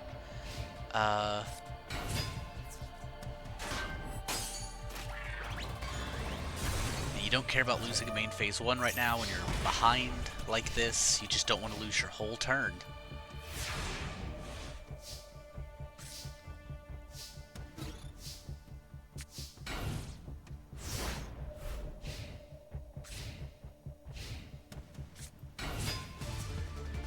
But I guess if you lose the game, though, you do care. Renell crushing 13 here in a 2-0 fashion. And in the last game, we've got another upset. So next, we're going to move to the loser's bracket, see the first knockout round. Everyone here is on their last leg. Anyone who loses is completely eliminated. So you have to be on your A game. So let's move into Coriander versus Crim. Coriander versus Crim. Fighting to stay in the loser's bracket. It's not going to be an easy one, for sure. Goggle Golem, Jiu-Jitsu Master. Just two great options to start with here. Crim's gonna have real trouble dealing with a Goggle Golem if he doesn't have any removal immediately. Picrew, Harpies. Ooh, are you getting baited here?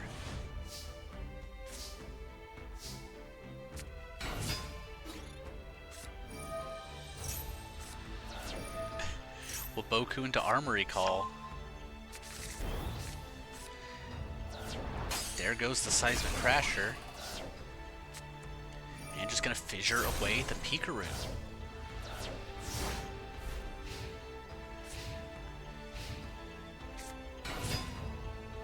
Maiden of the Moonlight would be a good defense if this wasn't in fact a Gemini monster. Goggle Golem has been one of the most incredible Gemini monsters in the series so far. Just being able to go to 2100 attack for a normal summon. Koran Sword's gonna start with that little chip burn here.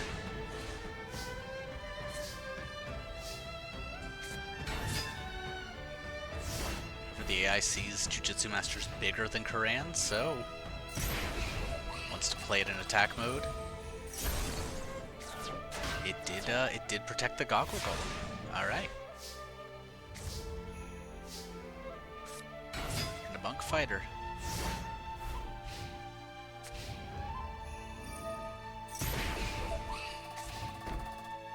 Another 600 burn. Fissuring away the Koran. I think that's good. Save the burn damage here. Does Crim have anything? A defense monster. Something Goggle Golem will probably get over, but... Oh yeah, for sure, if there's Invigoration on it.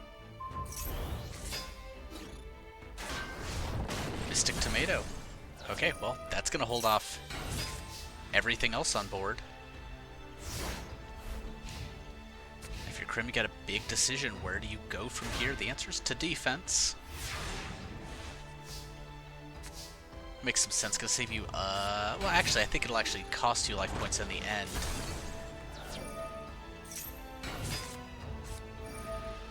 Okay, does bait an attack here.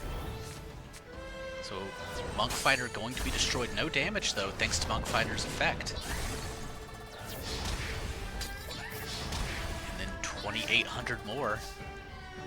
Coriander in a great position here. Pot of Greed, get 2 cards deeper. Reborning the Seismic Crasher. Just clean up a Chusuke. Yeah, not really much else to do at the moment.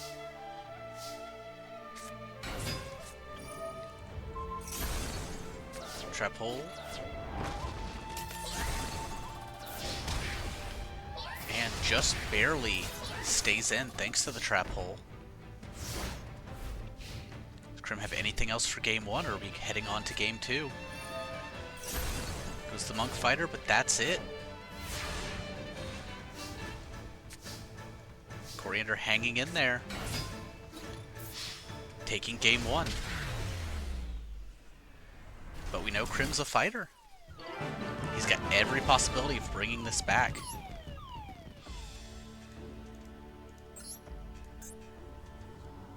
Having Coriander go first. Leaning on his removal, perhaps leaning on his ability to draw into a princess, something like that. Here's something that's going to be very difficult to defeat, however. Into the Master Monk with a torrential backup in case something goes wrong. I mean... Well, okay, Feather Duster. Now if there's any time to get... Okay, does not quite have what he needs yet. But if there's an Armory Call back there, he's going to be in tremendous shape. Reborning Monk Fighter to go into a second Master Monk. Then into the Rock Spirit. And a huge TT. Yeah, that was killer. You lose the Picrew, but made a Moonlight in for 15. I mean, you just got 2 Master Monks and a Rock Spirit. Coriander has 0 cards in hand.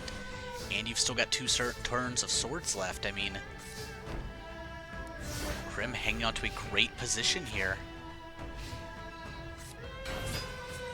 And Moonlight eating a trap hole.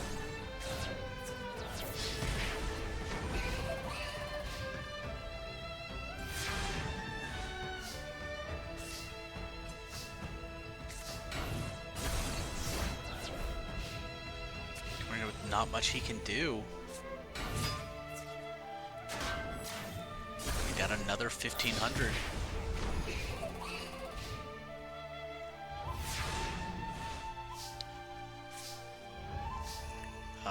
If Krim has a single monster, we are heading to Game 3. That's it. Coriander versus Krim. Game 3 for the elimination. So tremendously close.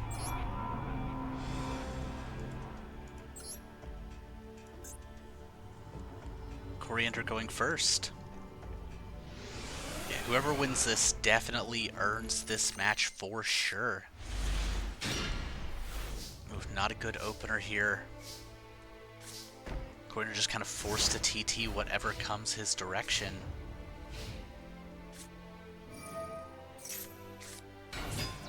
Alright, well at least it gets rid of a Picrew.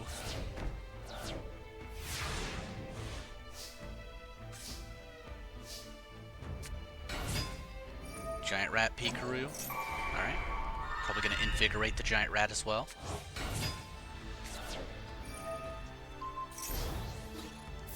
Not the most explosive start Coriander can get to, but it is 3,000 damage. And if nothing happens with that Picrew, you know, a little bit of healing. The Swords is back. So we're going to start to see the Picrew healing here for Coriander.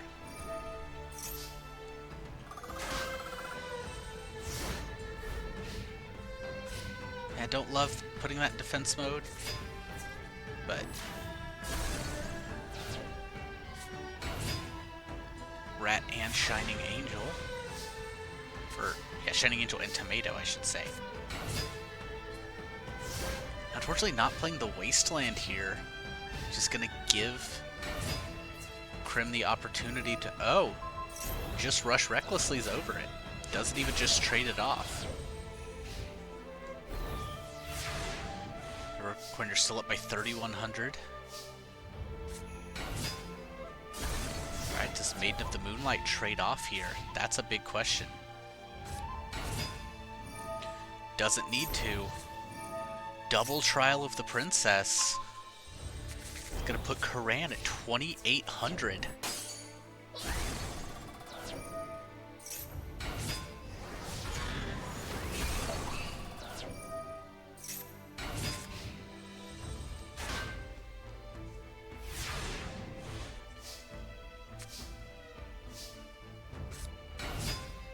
Unfortunately, the Jujutsu Master in attack mode when it should be in defense mode to protect against the Kuran. If that had just been in defense mode, that would have been such a good play. The third Trial of the Princess, 3,600.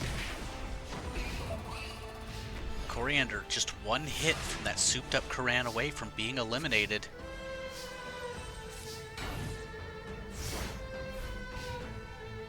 And I think that's it. Coriander, after fighting so hard, is eliminated by Krim. Unfortunately, all it took was one blunder. And sometimes the fairy tale endings end a little sooner. As Krim takes Coriander out of the competition. Next is going to be Lola versus Bane. You know, I feel bad for Coriander. He fought so hard, 3 extra games to get in here. But you can't focus on that now. Everyone else is still fighting. And the current game's going to be Lola versus Bane. The Thunder player getting to go second. 2 people who did absolutely tremendously leading in. Can they keep it up?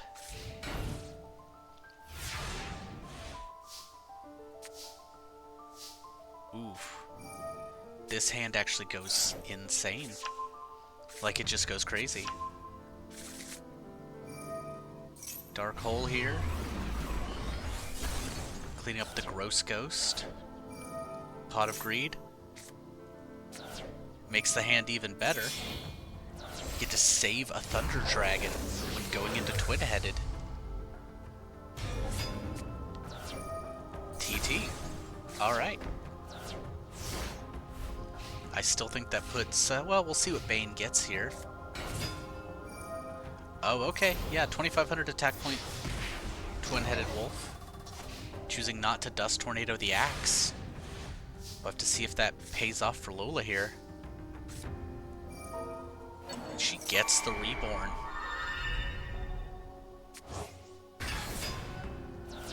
Into the mountain, 3k attack. Bane now needs to clear this twin-headed Thunder Dragon again. Does with the Dark Hole. Gets in a new Doria, so something that could potentially clear it if it comes back, you know, a 3rd time. There's still 1 Thunder Dragon in hand, so...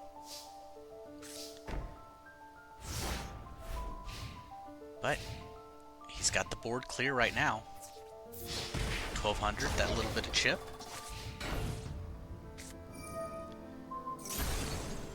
Losing a trap hole, alright. Here's where Lola could be in some trouble. If Bane pulls any monster here, this might be game.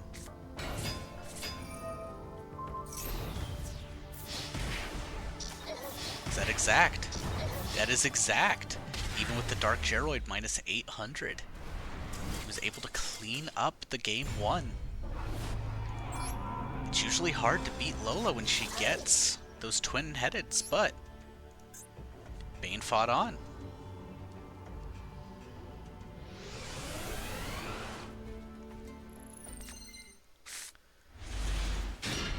Getting to go first here is Lola. Thunder Nyan Nyan and a Judgment of Thunder face down. I mean, it's going to make that Plasma Ball to that Rider really good here. Or it won't. I mean, still, Thunder Nyan Nyan's 1900 attack, so still a lot to deal with. Ooh, the TT. Yeah, great. And had the Gross Ghost back up. I mean, not too bad. Harping away the trap hole here. But doesn't have a monster.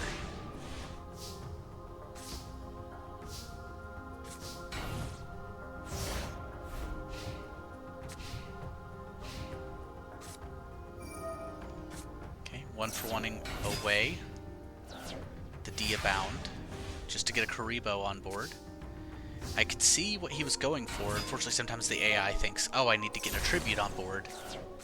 Let me get a tribute. Hate Buster, 900 burn. Neither player in tremendous shape here. It's all up to top decks at this point.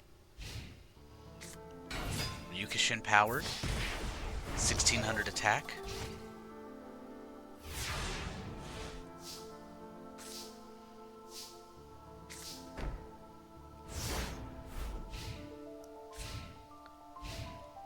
Still nothing, a Gross Ghost, that's 29 in total.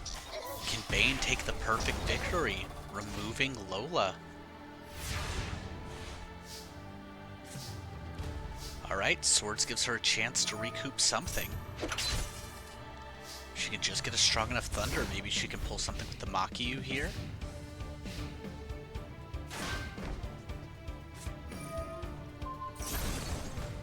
Bark of Dark Ruler. Okay.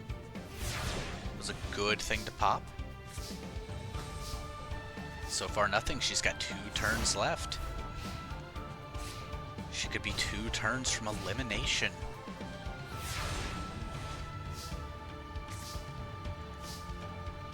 Alright, it's time to see if this works. 2 Thunder Dragons.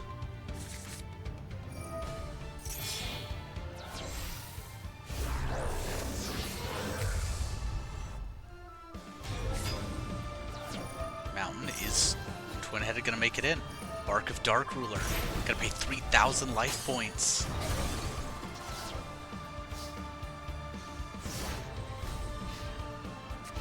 But you know Bane feels good about that transaction. This is it. Last turn potential. That's it. Lola just playing the Electric Lizard in attack mode. Conceding effectively. And that'll be it. Bane 2-0ing Lola here to remove her from the top cut.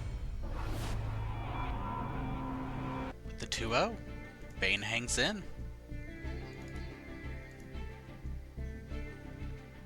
Next to remain in the game, Xiaoxing versus V. Will the 2 seed be eliminated this early? Or can she get it together? Panay may just be her kryptonite, we don't know. Ooh, an outstanding opener. Yeah, I love that. Just a Pyramid Turtle pass. No reason to overextend, no reason to bluff here. Avatar of the Pot, not choosing to go in. Solemn Wishes. And TTing away. Okay. Don't love it, but at least gets the TT out early. And now a set could be a Jar Turtle. Xiaoxing doesn't have the offense this turn. It's going to give V a lot of chances to ramp into something here. Skelengel draws a card, gains another 500. I would love to see the Decayed Commander be the play here. That discard would be pretty big. Does mill an Enraged Muka Muka? Okay.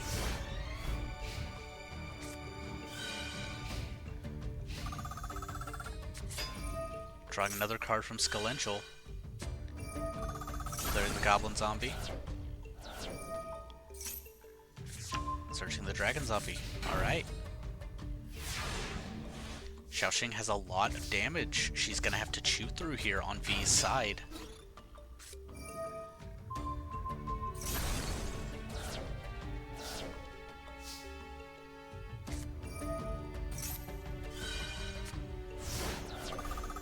V heading up to 11,300 life points at this time. Avatar the Pot can eat the Trap Hole.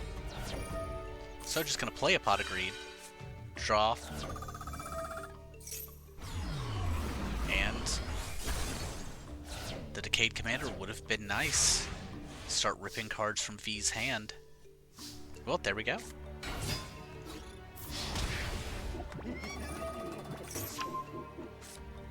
This is a Jar Turtle. That's a big one. We know 2 Avatar of the Pots are down. A Muka Muka at this hand size would still be able to get over. Giant Rat. Yep, that'll do it.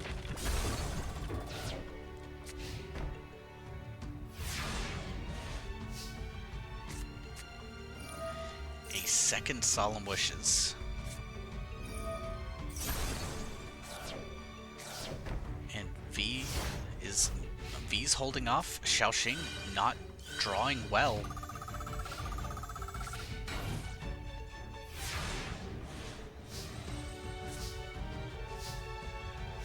Unfortunately, Nine-Tailed Fox needs something before it can hit the board.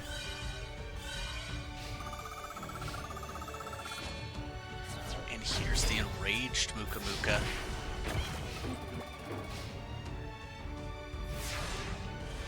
Now it's finding what you can do to defeat this monster at this point.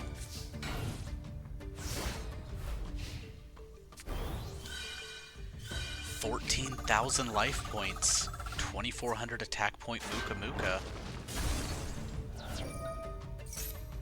The ad here being a dragon zombie. And unfortunately the AI doesn't think to add Pyramid Turtle here. Or think to set the Zombie Tiger instead, just in case of a Great Mammoth play.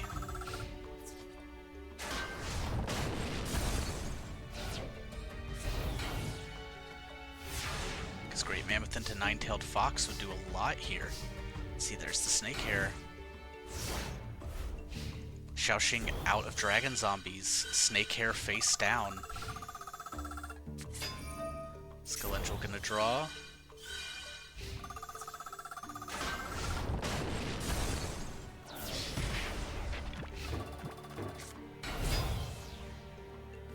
And the Muka Muka. Okay.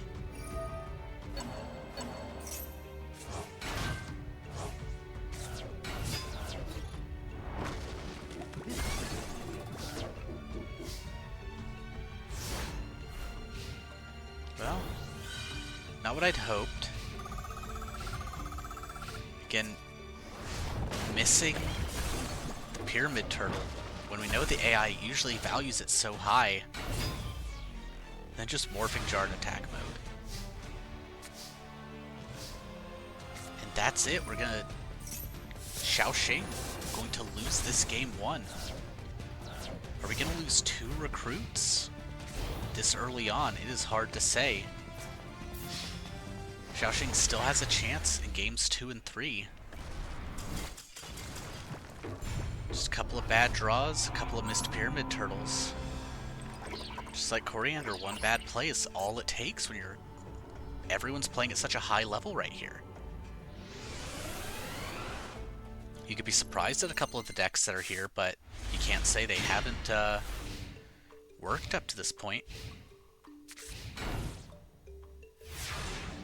Okay.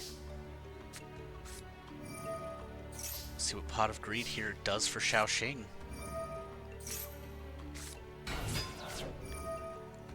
Zombie Tiger. Gonna eat that.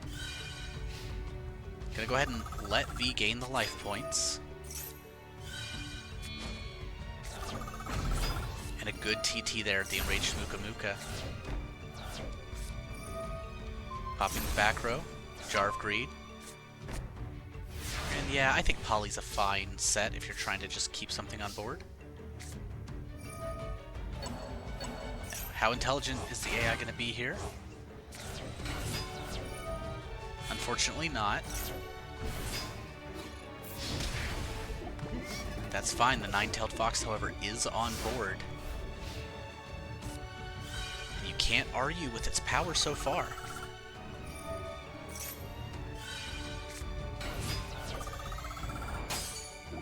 However, it's not going to stand up to a 2,400 attack point enraged Muka Muka.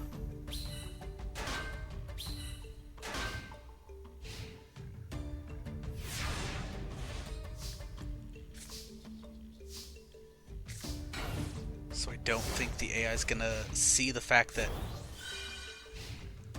having the Fox there is significantly better for your defenses than not.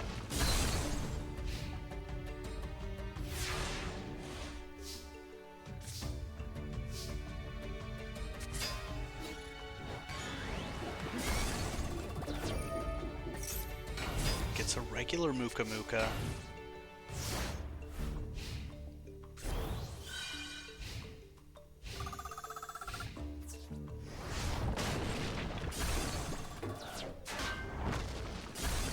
Another potential Cinderella story ending right here.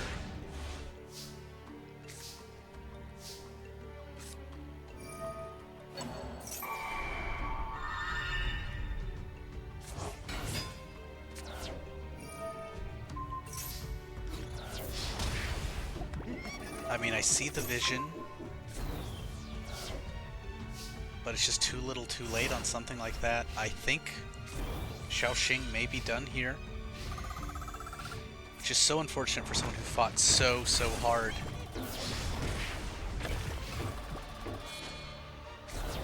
To the next enraged.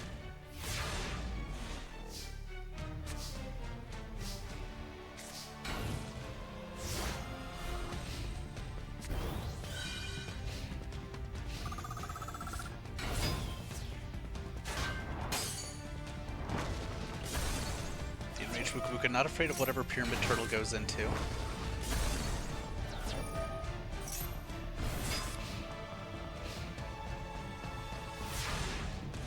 Is there anything left?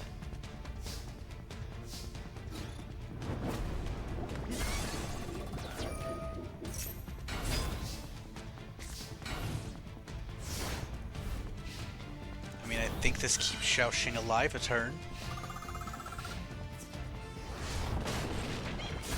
Thanks to the 2 tokens.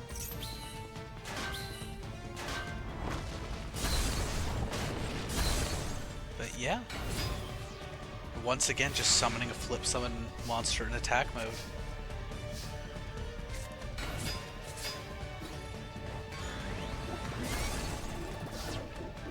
And with that, Xiaoxing is going to be eliminated.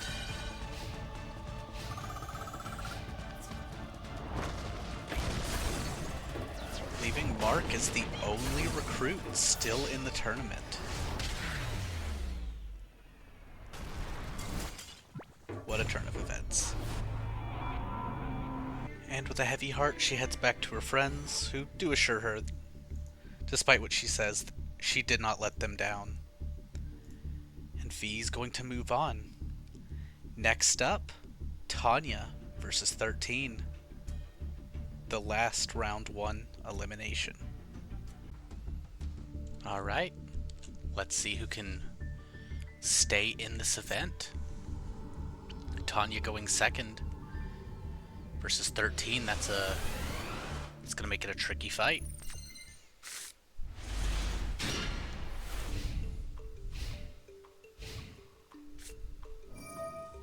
Andy starts with a pot of greed. Ooh, but a set's rare for him. Robotic Knight, maybe? Giant Soldier of Stone.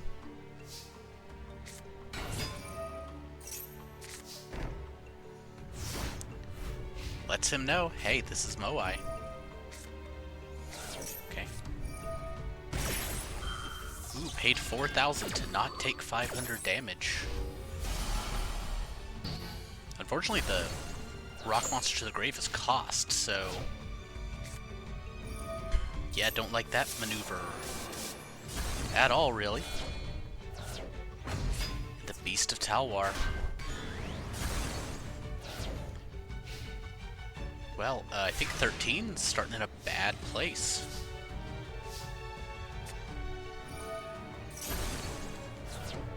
Yeah, it's about to be a lot of damage. Beast of Talwar plus Giant Soldier of Stone is 3,700. That one thing is going to put him all the way down to 300 life points and staring down a Beast of Talwar.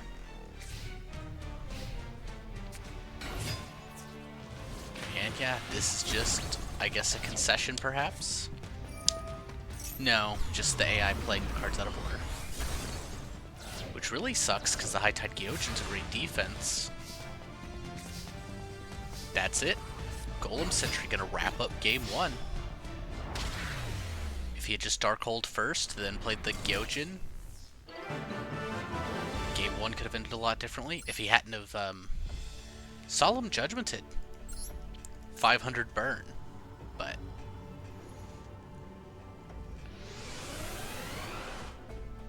13 once again going first here.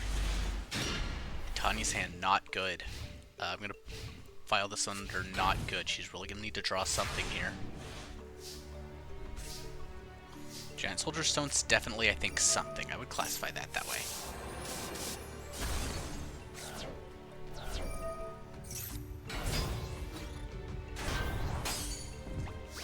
Alright. Clearing up 13's Giant Soldier of Stone.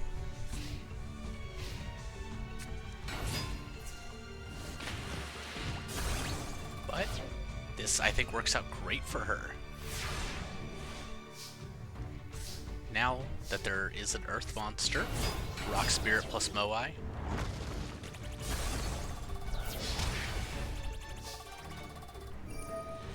I mean, very commanding position for Tanya here.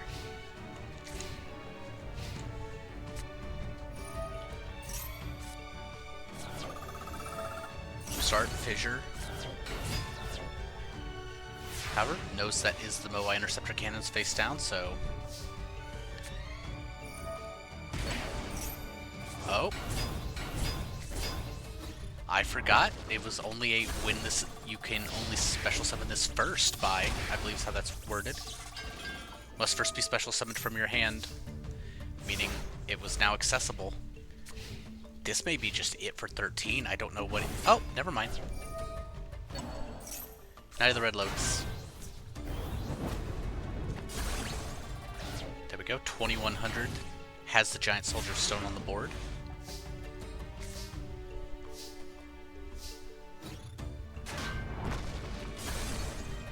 The big question is, can that Golem Sentry do the work it needs to here?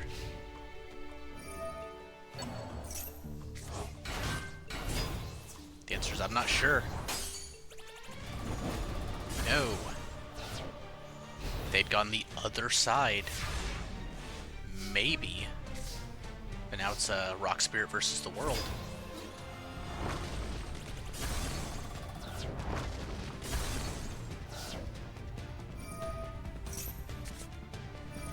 Sword's protected. She is down a Fissure. So, it's going to be two monsters hard to clear off this board. Now another hard to clear monster with a second Giant Soldier of Stone.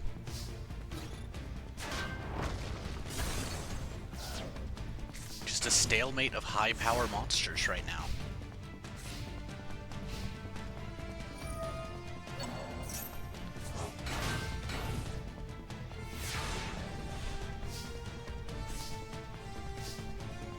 Okay, the Pot of Greed could be something for sure.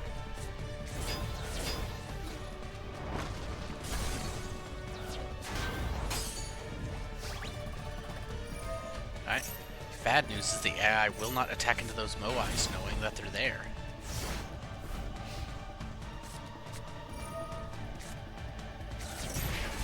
$500 burn.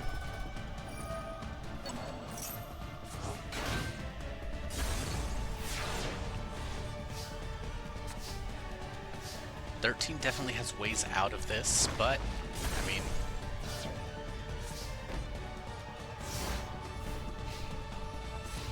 Right now he's just gotta find something before Tanya finds something. Really hanging on by a thread here. Down by 3,900 life points.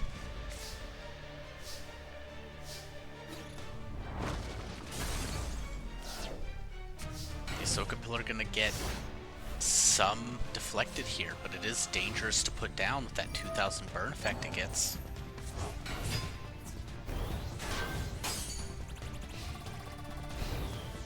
Alright, well, it did bait the AI into a bad attack.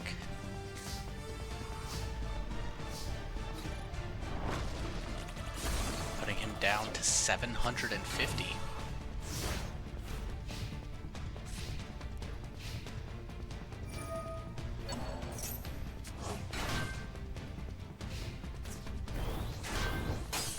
Another 100, down to 650, down by 5,000 life points. There goes the second Knight of the Red Lotus. Oh, Golem Sentry.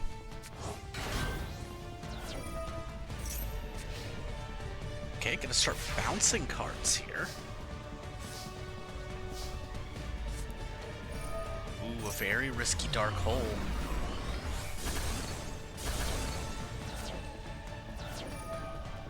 Especially when it's going to put you at 3650.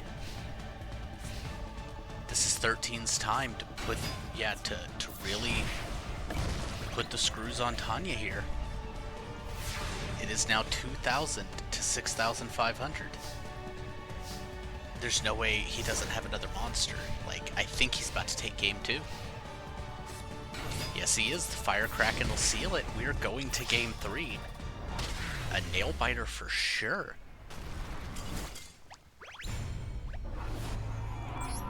Alright. Are we going to see the number 3 seed fall as well? Or is Tanya going to put a stop to 13? Having him go first again. A very risky play here by Tanya. Maybe she's about to get 3 draws to attempt to go for the Wasteland. Maybe that'll be something.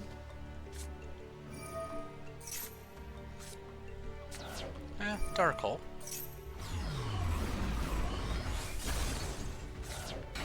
The Elephant Statue of Disaster, it's going to be 1,500.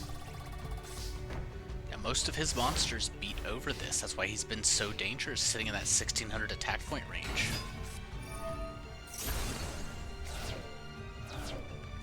But we're about to see multiple summons from her this turn. Rock Spirit and another Elephant Statue. Just gonna put 13 down to 3,300.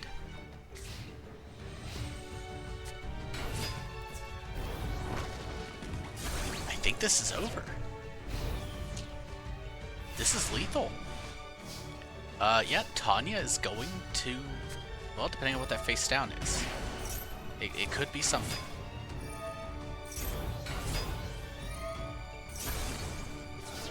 But if this isn't protection, that's it. Tanya has eliminated 13. Now coming in number 3 seed for a reason. And Tanya hangs on to win it 2-1. That means Coriander and Xiaoxing return with the rest of the recruits. Lola gonna hang out with Layla to watch the rest. And with that, 13 is gone. That means Krim, Bane, V, and Tanya are still alive.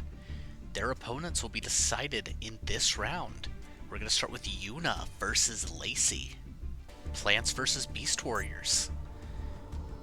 2 very high power decks here. They both got family cheering them on. Let's see how they handle it.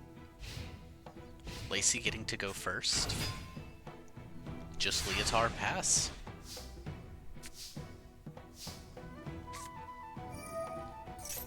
Emergency call to get a Poison Rose out of deck.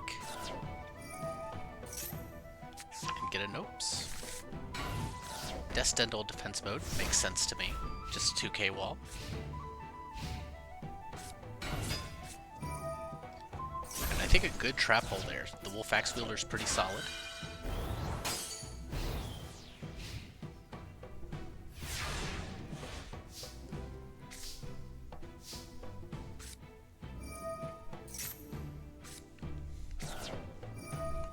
About to see her get very aggressive here, I think.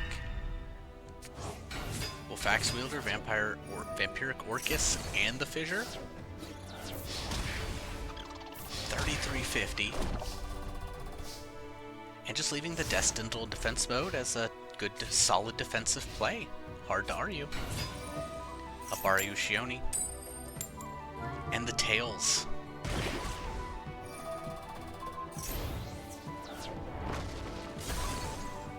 Okay.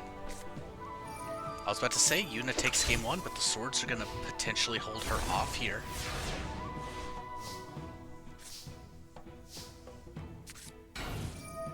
Rosebudding into the Poison Rose, who has another 2k defense in case of another Leotard. Definitely not bad there.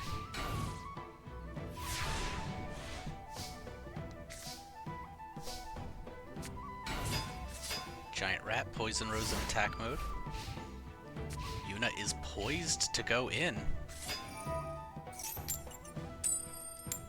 Lacey failing another Abare flip. But doesn't attack into even the Wolf Axe Wielder or the Vampiric Orcus. So Yuna gets to set up her own swords here.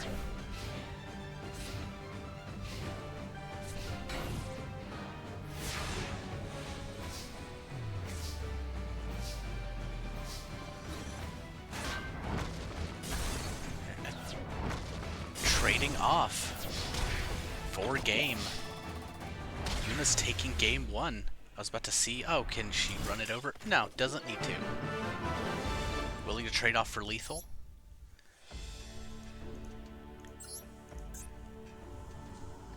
Yuna's going to remain an uphill battle for these competitors for sure.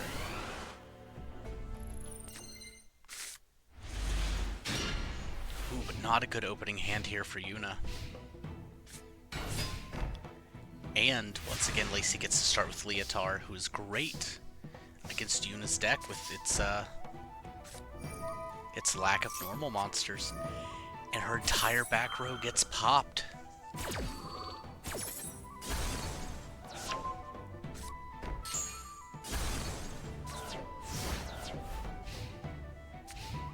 Lacey in a great position now. Getting out her Neko Gal.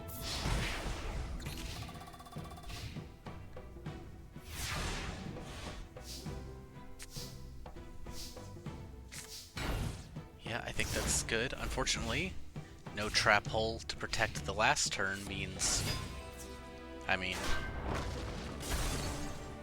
wasn't going to be able to trap hole the Neko Gal number 2. Now the Cat Ear Tribe in for 200.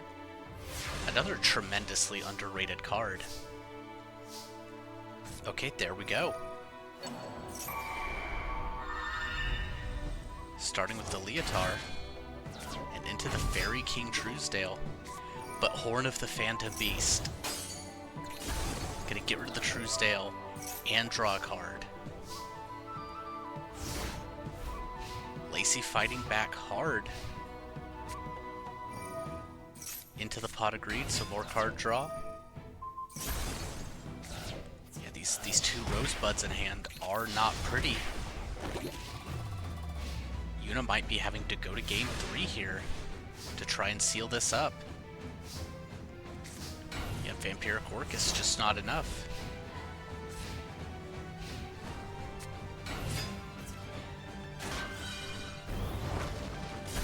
There we go. Neko Gal taking the game. On to game 3. You really don't want to go to loser's bracket. We just saw 4 people eliminated. Both of these women trying to stay in.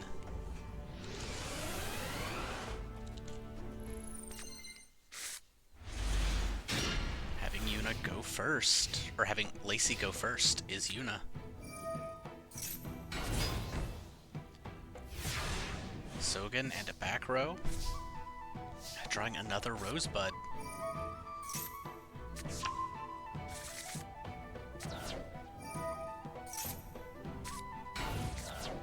At least here able to go into the Poison Rose from deck, no less.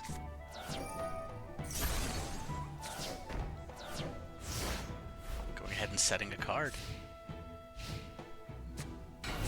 Did force the TT. Which I imagine you're kind of fine with here, if you're Yuna. Though it's going to continue to be. Ooh, and gets the Horn of the Phantom Beast. Forget what your effect is. Let me check real quick. Oh, Special Summon Destined. Alright, gets rid of the Fissure. Now, if that's not Louise... I mean, it's about to be some trouble here. Cat's Ear Tribe. Okay. This thing puts up a great defense, especially with any buff. Very, very hard to attack into, and Yuna's currently without a Fissure. And takes a couple of deflected damage here.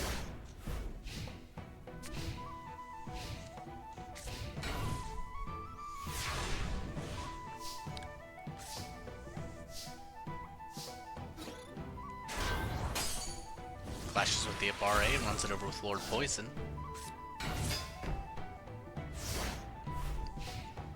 Wall of Thorns being up is fantastic.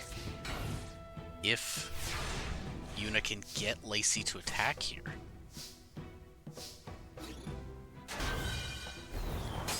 And there is another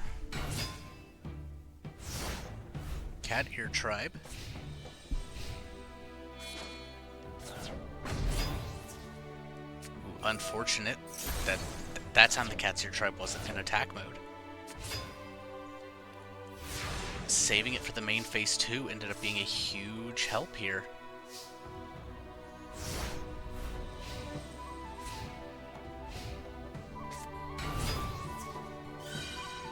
Now Leotard gonna run over. I wonder if this will trigger a dark hole here.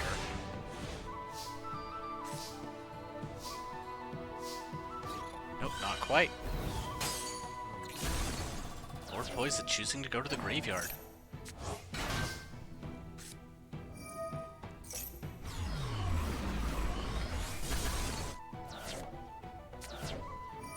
Alright, well, I don't know why she did that move, but she's got 3 turns of swords while Lacey top decks. Well, that's a good top deck to get. Another Leotard.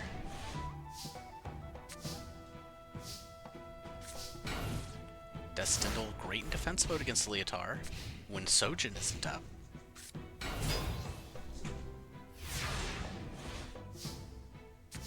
Now there's 2 of them.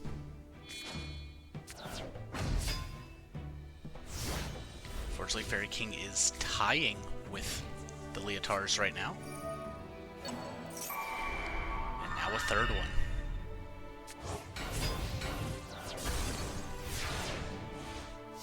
Definitely not being made easy here.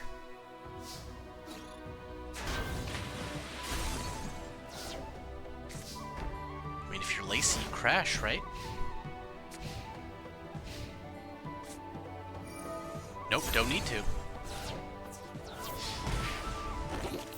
That's 5,100. Lacey down to just 300 life points. Or Yuna down to just 300 life points. That's gonna be it. Lacey is going to take down the number 2 player in the world. And keep running on through, staying on the winner's side.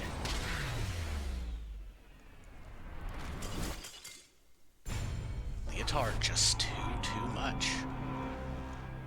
Another big upset as Lacey takes a 2-1 over Yuna.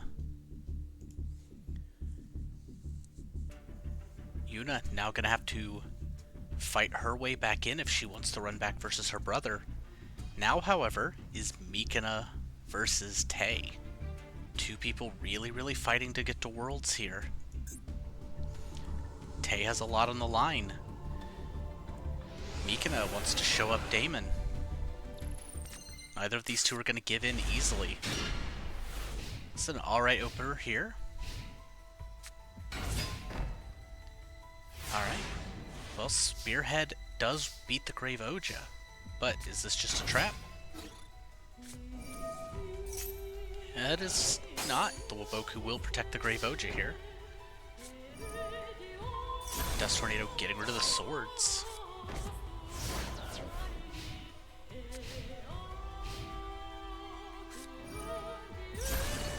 Big fissure here. However, there is another Spearhead, and Tay doesn't even have a follow-up monster.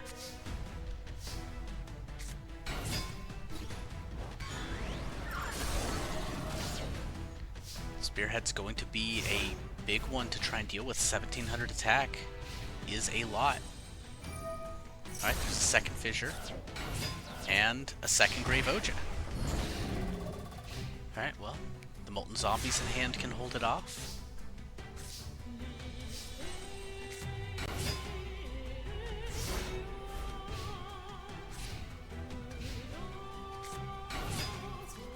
Tay drawing another Grave Oja, just choosing to trade. Rarely playing this aggressively.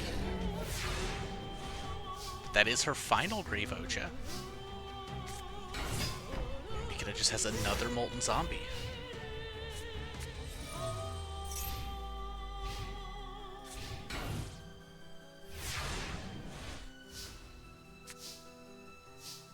Oh, here comes something big.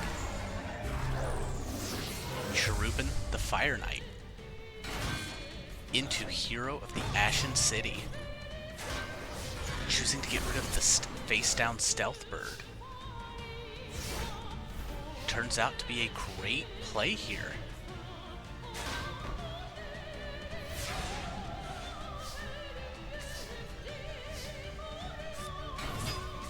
TT blows away the Ashen cards, but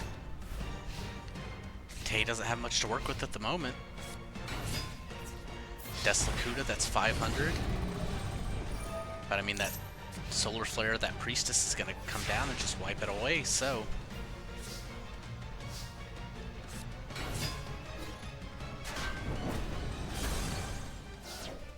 It's going to take a lot here. Meekin is way down on life, but I think way up on the board. Especially with the card that really helped him in the first round, Twin-Headed Fire Dragon.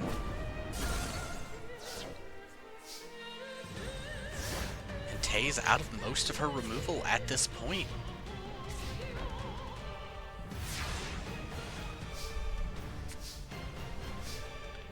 Priestess gonna get a search here, pick up the hero.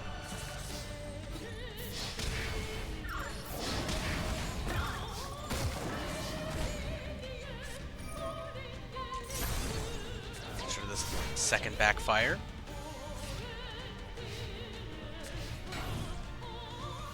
Big problem she's gonna start having is, say that face down's Needle Sealing. Wait, if it's Needle Sealing, we're about to find out. It was Needle Sealing. I was about to say, if face down was Needle Sealing, he wasn't going to summon again. Or summon a third monster, but he went to the instant fusion. He was being greedy to get the twin-headed. And there it is, Spearhead. Tay taking game 1 over Mikana.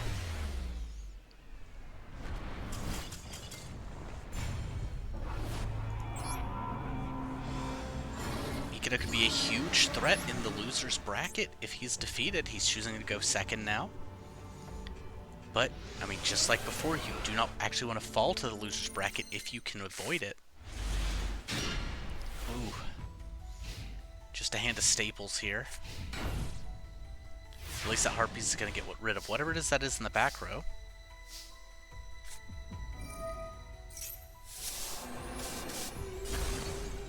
Trap hole. Choosing the instant fusion just to get a Cherubin into rotation, I suppose.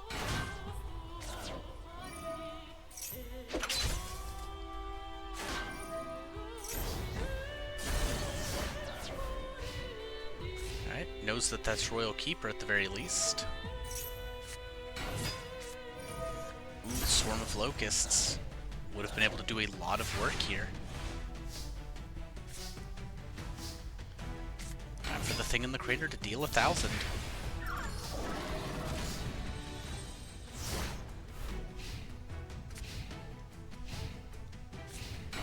Just a patient face-down play here. Ooh, but Spearhead. However, it's Stealth Bird, 1700 defense. I imagine we see it go right back face down.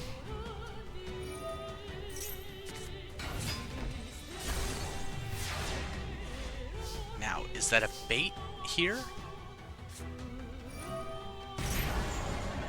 Not sure I agree with this Cherubin.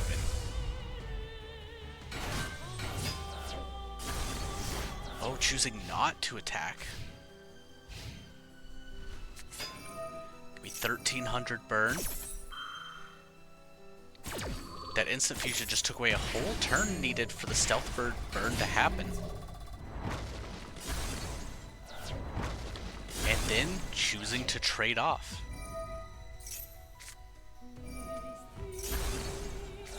So that she could... Okay, so she could fissure that away, then mix it up. Alright. Tay very good with the Wandering Mummy here. I think that play looked bad for a moment, but then it started working. Could be 1,700 more directly. Mikina may be falling to the loser side here.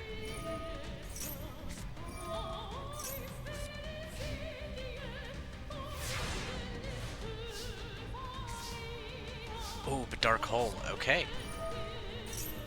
It's a good top deck from Mikina here. Now it doesn't protect him, but at least gets rid of the inevitability of Stealth Bird. And then Tay with 0 plays.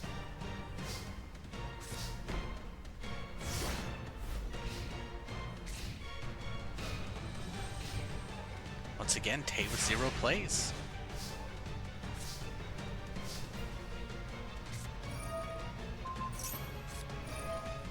Plays the Waboku. Would have been very good protection. Just Invasion of Flames.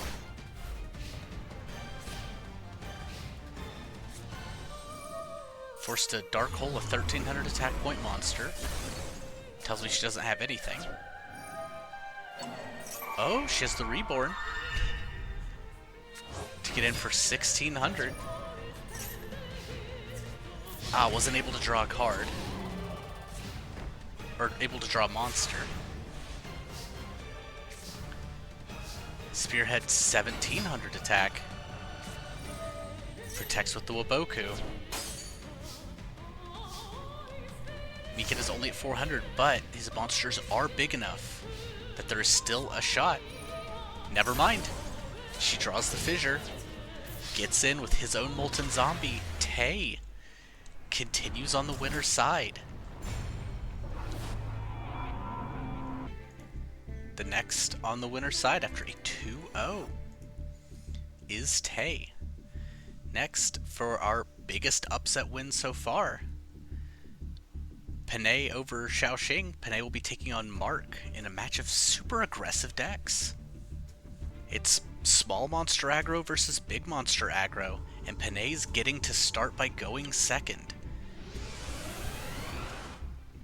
You have to figure that both of them like going second here. Ooh, but opening with the Black Metal Dragon. Not going to be a great start. Harpies to clear whatever that is in the back row. Just an MST.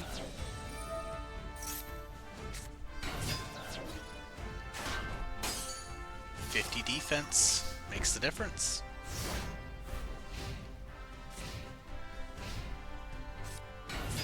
Celtic Guard of Noble Arms, summoning out an obnoxious Celtic Guardian, who gets the Invigoration. Very smartly going to not make this a floater battle. Very smart by Panay.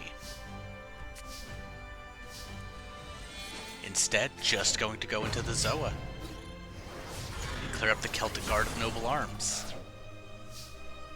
I thought for sure we were about to see a floater battle. Maybe that's what Mark thought as well. But this kid can play. Forced to swords until he can find something.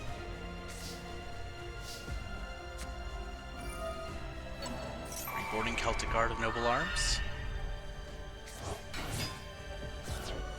And the Soul Exchange to get rid of the obnoxious for the Red Eyes.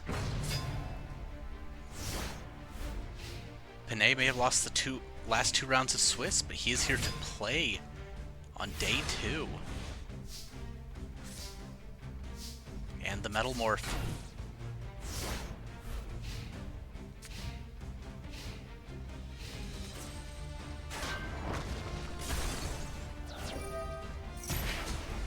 Able to just now fill up the board with giant germs. I mean,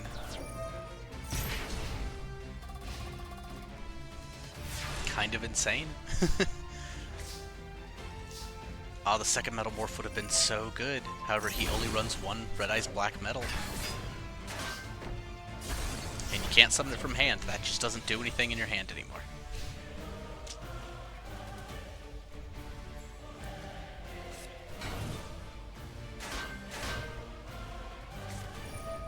Soul Resurrection to bring back the Zoa. I mean, this board, when he was talking about having big numbers, kind of hard to argue that. I mean, that's what these are. Zoa, Metal Zoa, Red Eyes. Metal morphing the Metal Zoa.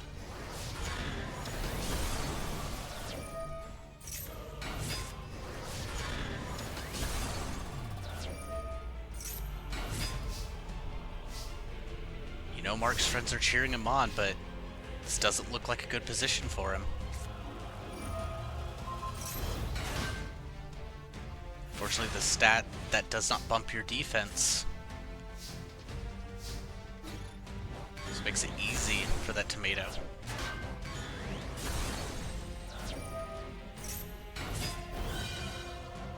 And lethal from the Celtic Guardian. We are on to the next game. Is Panay going to send Mark down to losers? Mark choosing to go first. Maybe he's got a plan this time. He knows what Panay's up to.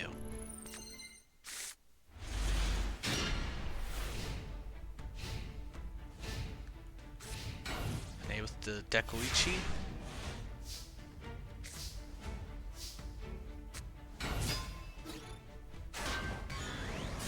Alright, well, let's see what this means. He gets to go to another Lady Warrior of the Wasteland. Panay just setting a Metal Morph. And he Noblemans it. Oh, is that gonna work? Since it's face up, does that no longer banish it? It does no longer banish it. Oh, that could have been so good. It was a great idea, but it got chained.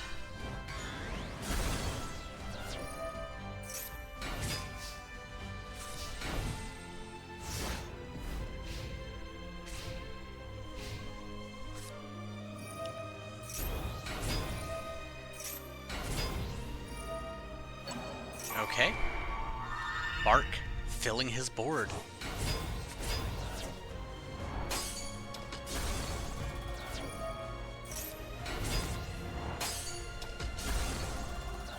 Taking some damage to go into more Celtic Guardians. And it's all for naught as the Gaia power is destroyed.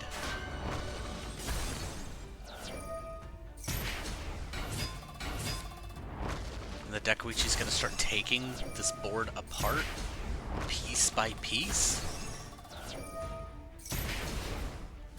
Mark going down to 6,000. The Marauding Captain's gonna protect these Celtic Guardians, but, I mean... Oh, even worse. Oh no, didn't run the new Doria in. There, chooses to run it in there to pop that Celtic card. Now, one of them is gonna be protected from the Dekuichi now that it's Metal Morphed, but the vanilla is not.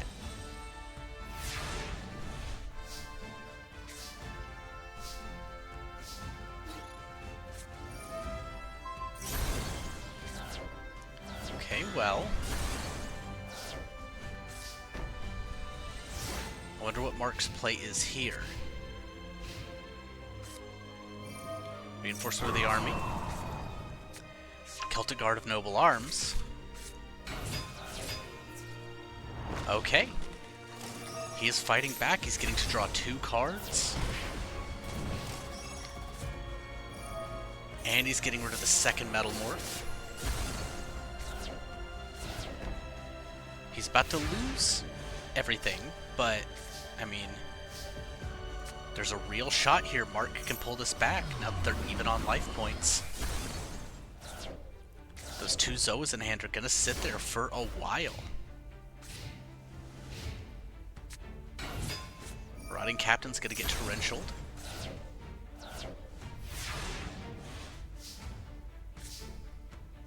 And there's a trap hole for whatever comes next. Panay gonna be holding off Mark's offensive for a little bit. Or not. Dekuichi gonna eat the trap hole here. Still tied at 49. Still not a lot of board presence on either side now that they've really run each other out. Top deck to swords to give a little time. Panay going to return swords here. So we're just about to hang out for a few more turns.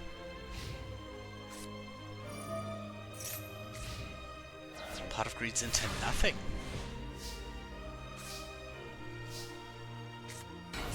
And now Panay's got a tomato, which is a problem. Darkhold's gonna take care of that. Guard Noble Arms eats the trap hole. Again, 2 cards on either side, not a lot to do with them. Panay's, yeah, there was no need to harpies there. Alright, Panay, do you have anything here? Another Dekuichi, 1400.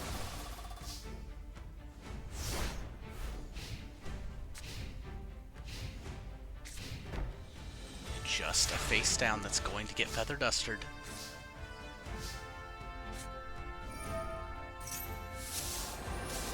Card was Solemn.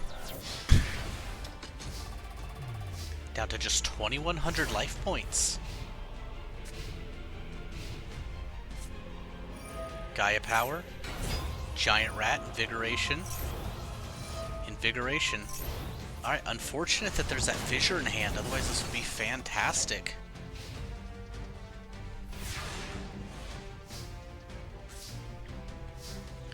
Today, drawing a Brick of a Red Eyes. But who knows how many monsters Mark even has left in the deck at this point. Okay, Giant Rat's won. There's 1 turn left on the clock for Panay. Tomato gonna hold off some defense here. Except he still had an Obnoxious. Panay goes into a Tomato. Tomato gets diced. Goes into Newdoria. Not a Dark Effigy. There's the Soul Exchange.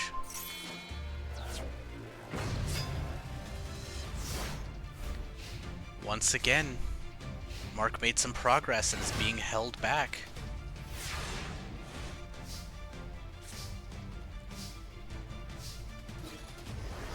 Panay's massive monsters doing work.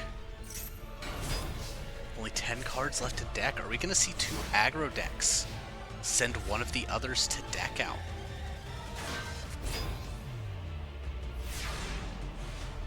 This is 900 damage. You can't really afford that right now.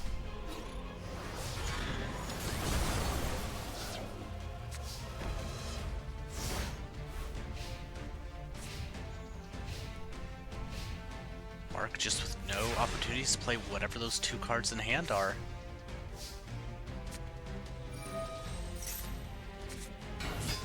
And a Dark Effigy. That's it. After a hard-fought battle, Panay is taking the 2-0 over Mark.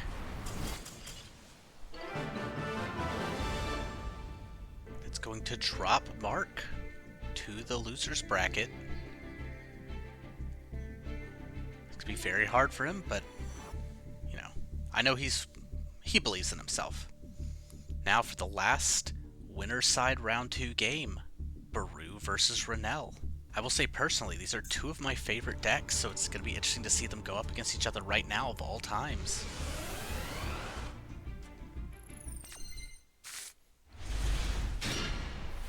Depending on Picrew's draw here, this could be okay. Not a huge need to get rid of the Terminal World yet, so I don't picture Picrew does here.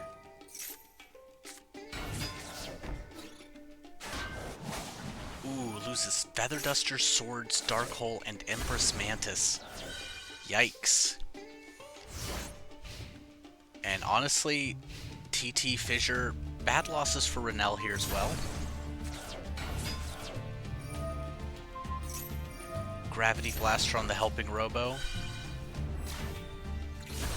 This is where the Helping Robo starts to accelerate, get bigger and bigger, get card cycling. I mean, at least there's a layer wire here.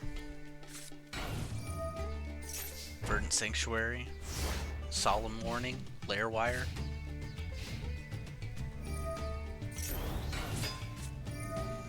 Solemn, the newly summoned Helping Robo. Going to layer wire, the equipped one, which is going to get Solemned back. A very good Solemn save there.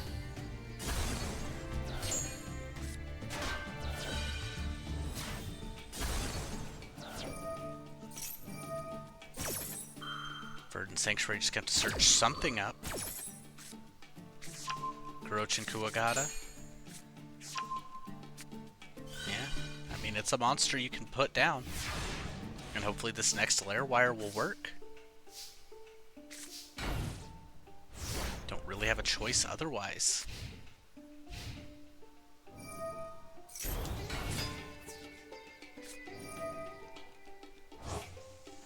The unfortunate part about it being face down, though, is it's only got 1,000 defense. Goes for another Garochin here. Well, Garochin Kuwagata plus Rising Air Current's a 2,200 attack point monster, so it's gonna put Baru in good shape. Puts her ahead in life points.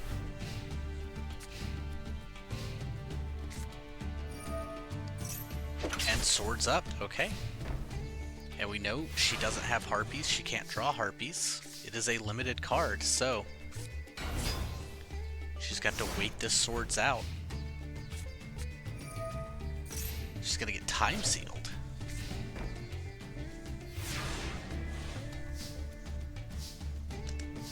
Can't add to her board.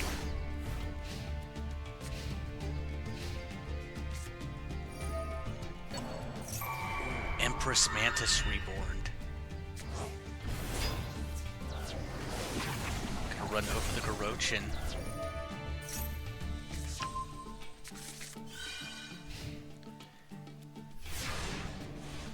It's gonna be really hard to get a Dread Scythe Harvester on board like this. Because I think the AI would rather attack the face down here, I would assume. No, okay, so if she goes into Flying Kamakiri, or Flying Kamakiri number 1, not number 2. No, you gotta go into it. Okay, and the Empress Mantis attacks into it. Okay. Baru has been saved, and we're going to see a Dread Scythe Harvester this turn. Not that face down stops it, I think it is just over. We'll have to see, though.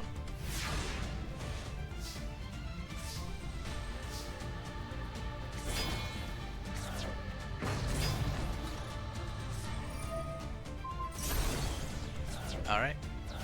Well, brings it down to 2,300 attack, which might be something that Renell can manage to get over in some way.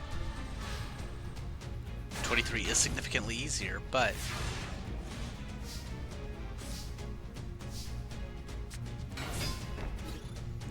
Praying Mantis into the Dread Scythe Harvester over the face down. Cyber Phoenix will draw a card.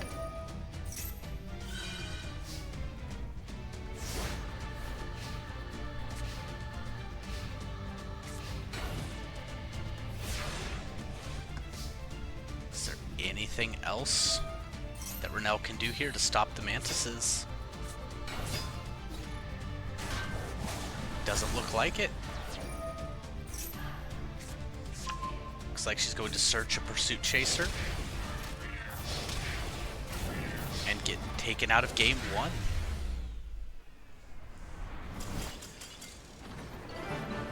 Baru 1 game away from clinching this round.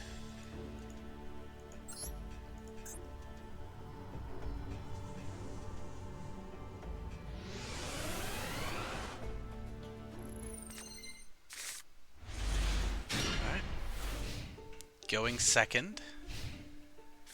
What's her play here? Alright, well, set.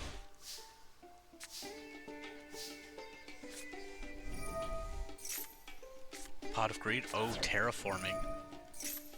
It's going to be huge to get to the rising air current.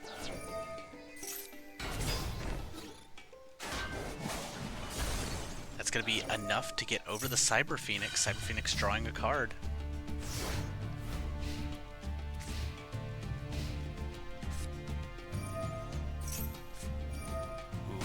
Very risky Solemn here.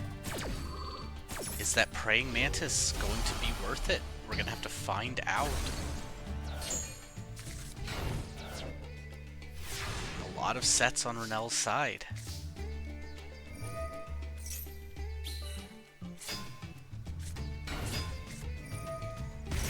Solemning the second Praying Mantis.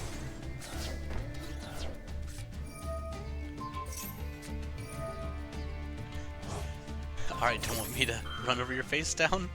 Got a layer wire. Interesting. Is this a Cypher Soldier? Nope, Steel Scorpion. Alright, well, only 2,000 life points left for Renell here.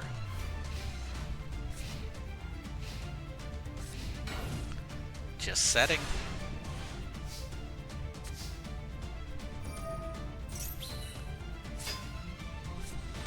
If Praying Mantis gets over, that's it. Renell is getting 2-0'd. Picrew is moving on through the winner's side.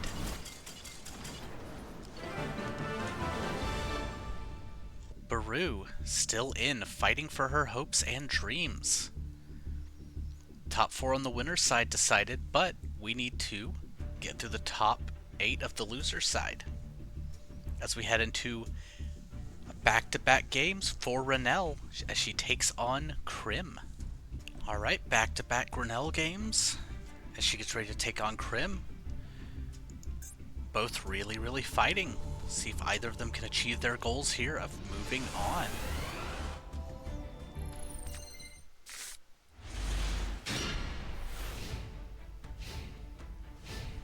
Alright, opener here. Maiden of the Moonlight, a consistent source of power here. Ooh, Harpies. Yeah, I mean, you may as well rush recklessly here. No reason not to. And loses the Torrential, okay.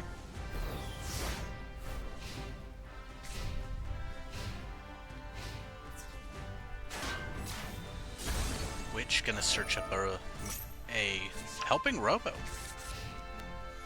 Usually gets the Pursuit Chaser, but I guess makes sense. You see a 1500 attack point monster on the board. Gonna go ahead and stop Crim from drawing next turn. And just gonna put the aggro on here.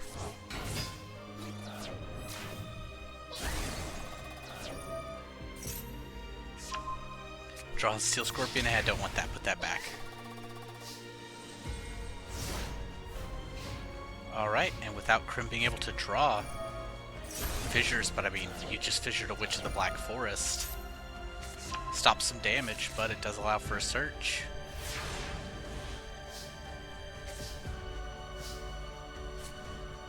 Not only did your draw get skipped, Renell gets 2 draws in addition. Yeah, this does not look good for Crim in game 1. Okay, Swords is gonna help. Maybe it can buy him a little time. But when it comes to time, who's better than Renell? Terminal World.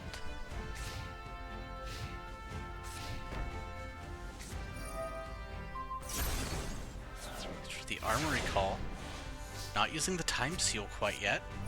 Gonna use it now. And then MST because Lethal is on board.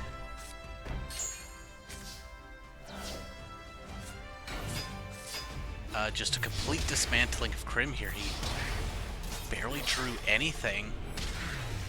We'll have to see how he does in game 2. We know not to count him out. But can he turn it around here? Rennell is very, very powerful. Everyone is at this stage. Having Rennell go first. An interesting choice. One that might work out.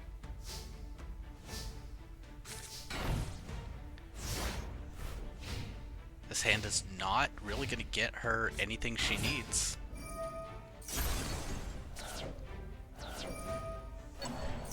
Maiden of the Moonlight is back and will continue. Moonlight will continue.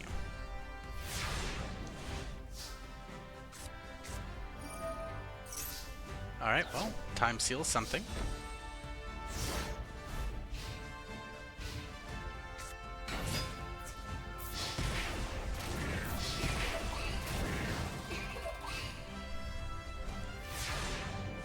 And that's what I was talking about with Krim. Like, sometimes he just turns it around.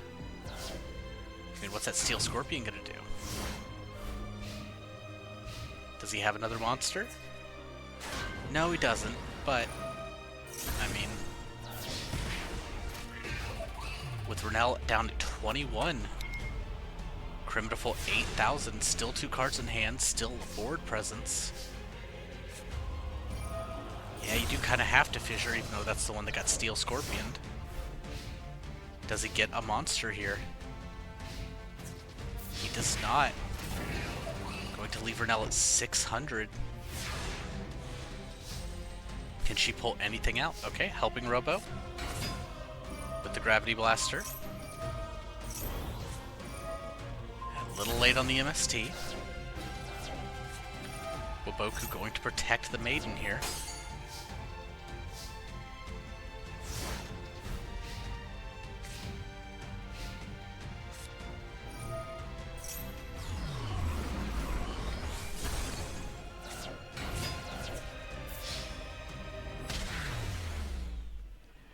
Going to be the next game. Who is going to survive in this game 3 scenario? Krim not going down fighting.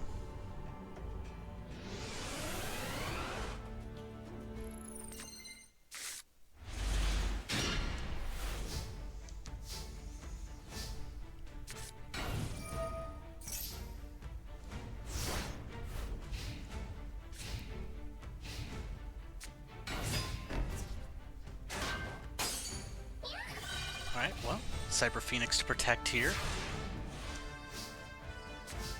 Nell's gonna have a little bit of an opportunity to set up.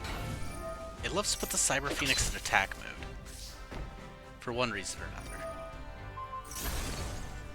Losing Trap Hole.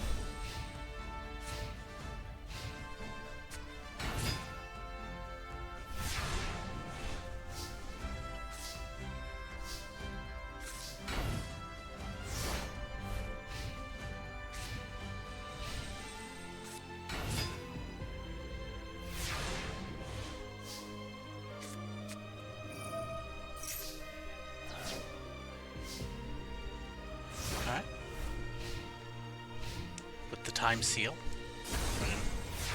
Not much you could do. Fissure gets the tomato, yeah. I would still, I'd rather see that Cyber Phoenix in defense mode. Maybe she's just really hoping to get to that time meter.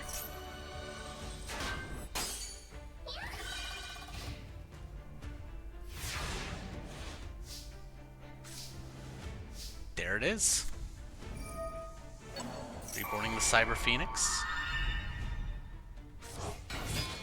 Tributing Witch for Time Meter. Witch getting the Helping Robo. Waboku going to protect for a turn at least. So he will get his main phases here.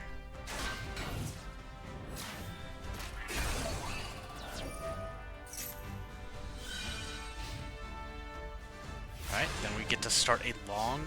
well, it'll probably only be like 2 turns. Oh no, it'll be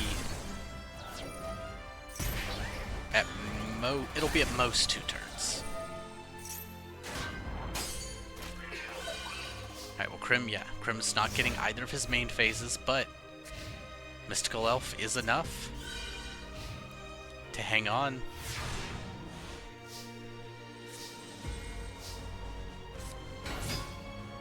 Yeah, no need to Dark Hole, you just gotta find a Gravity Blaster.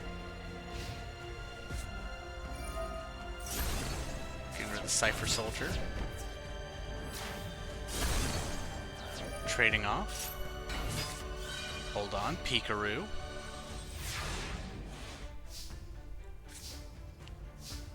Is Renell getting baited here?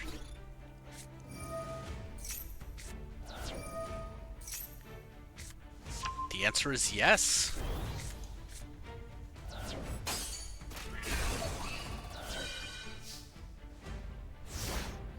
Picrew with 2,000 attack, gaining 800 life points, 2,800 attack. Krim fighting back.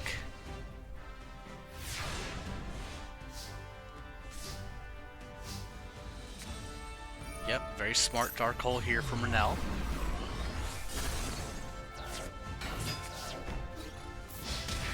$1,000 from Sangan.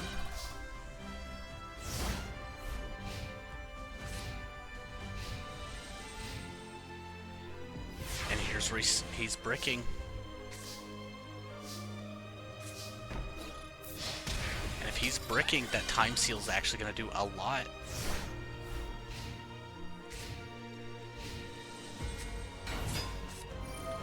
Getting to Solemn the Shining Angel here. I think to accelerate the clock, that might be worth it. It's hard to say, though.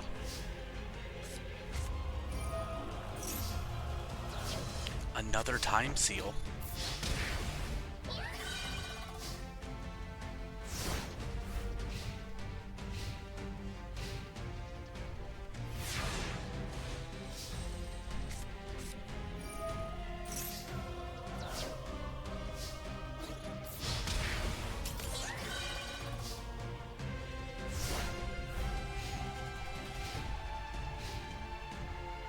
Alright, anything else going on? Nope. Just continue to get in for 1,000 damage at a time. Krim losing 2 turns of draws. Really painful. But yeah, there's no way Sangan attacks into a face down.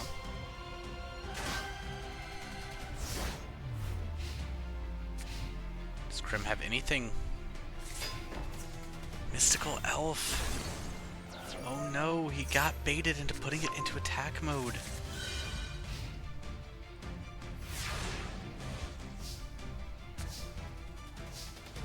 Pursuit Chaser, Gravity Blaster. Put it at 1,800 attack.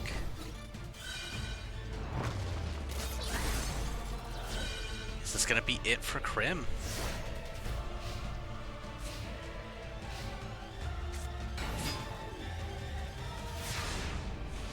The answer is maybe. The answer is yes.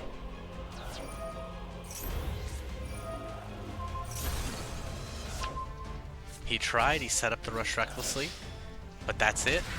Renell has eliminated Krim from the top cut. That's it. Krim fought back, but ultimately, Renell stays in on loser's side. We'll have to see if her opponent on this side is going to be Mark or Bane. Here we are. 2 fan favorites duke it out to remain in the tournament. Mark getting to go second, which is going to be huge for him. And opening with the Marauding Captain lock. A Nobleman of Extermination. Alright, no back row for him to exterminate. The Gaia Power double Marauding Captain. I assume we see one invigorated here. Oh no. Goes with the Celtic Guardian instead.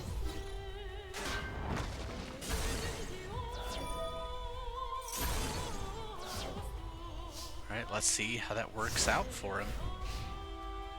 Just a 1700 attack point monster on the board.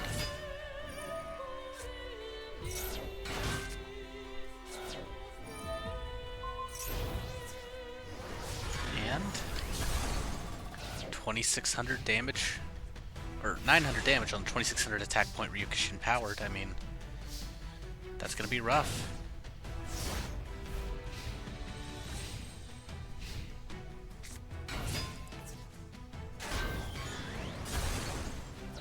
Giant Rat going into Lady Warrior of the Wasteland. Who's going into OG Celtic Guardian.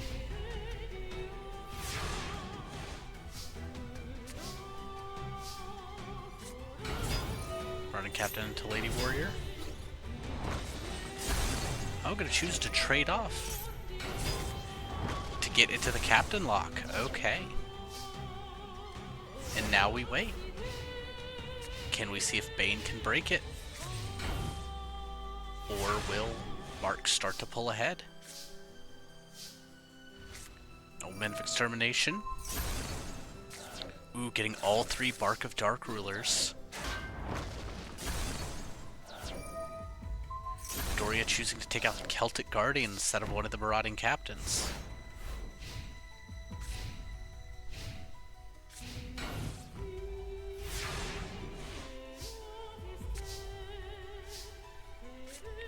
Noble Arms. I'm going to go ahead and take out the Gross Ghost.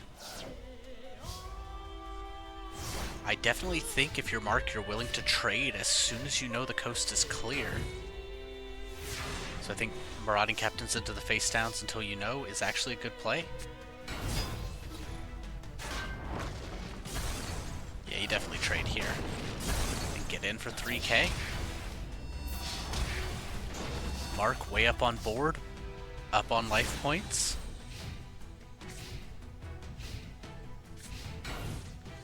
Just setting a monster face down. Maybe a Gross Ghost gets you out of this, but now there's an Invigoration.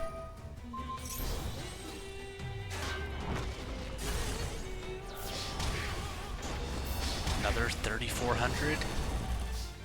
Putting Bane to only 16. Looks like we're going to be heading to game 2 pretty quick. Yep, Tomato gets Dark Hold, or Trap Hold. I think it's the second time I've made that mistake. Alright. The bigger Marauding Captain gets in for 21.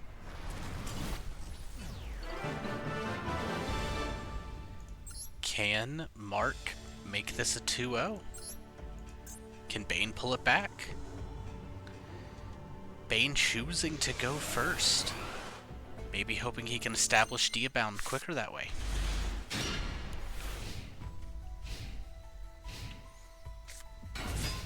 Whiptail with 3 back row. Nobleman about to have a good target wherever it goes.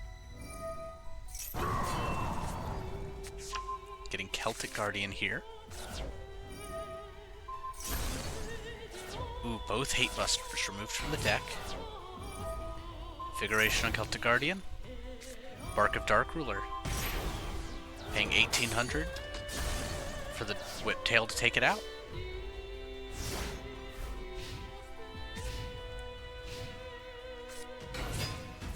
And then 3,150 to the Dome. Mark really behind so far this game.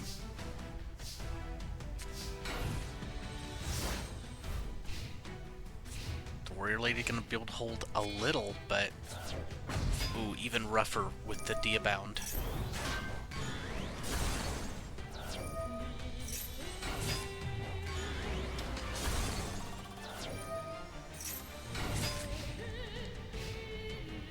You kind of just have to. The AI just needs to set the Mysterious Guard here. Unfortunately, not setting the Mysterious Guard. Yeah, I think that's slowly rolling. Okay, well, hold on. Solemn Warning on normal summon Karibo. Or Solemn Judgment. I know card names.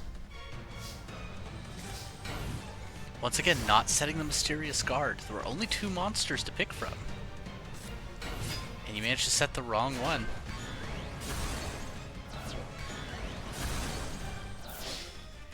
And that's it. Bane's gonna make this another Game 3 situation in the loser's bracket. What are we coming down to? Is Bane moving on? Or is Mark going to continue to be the only of our recruits to remain? Mark also choosing to go second. He's got to go second every game this match. Ryukushin powered a single face down card.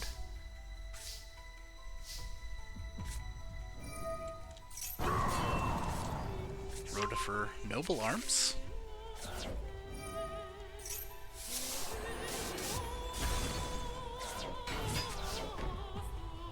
Choosing to set up the Celtic Guard of Noble Arms as a 2100 attack point wall. But Dark Geroid's going to weaken it. Yes, forced to TT.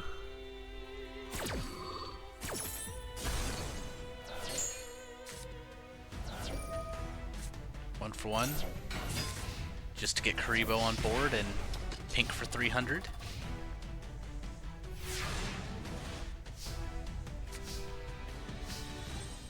Oh, Marauding Captain into Giant Rat, I assume? Yeah, it's about to do some hefty damage here. 2300 total damage. Or less. Less. No, it's 23. I know math. Mystic Tomato. Gonna trade for the rat. Good news is you get to see what Mark goes into first if you're Bane here. Chooses to go into the rat. So Bane goes in the tomato to do it again.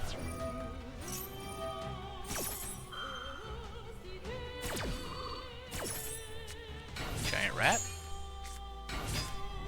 Bane saying, alright, let's finish this up. See what their final boards are. Vanilla Celtic Guardian. And Twin-Headed Wolf.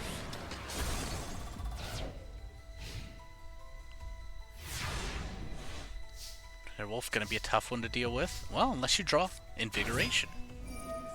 Invigorating Celtic Guardian up to 1800 attack. Bane down to 4300.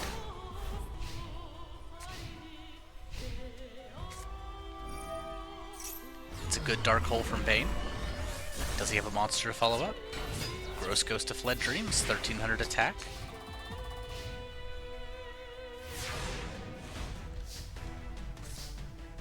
Oof, but the Celtic Guardian overpowers it by 100.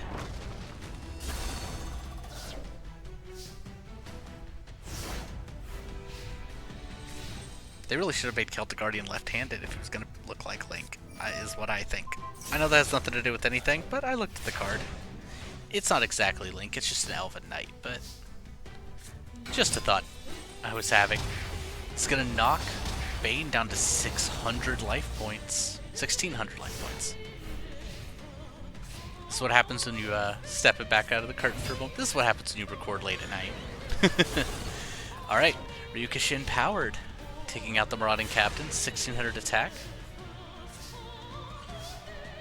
Mark draws another Invigoration. Once again, pumping up Celtic Guardian. Bane can still fight back from this, but it's not going to be easy.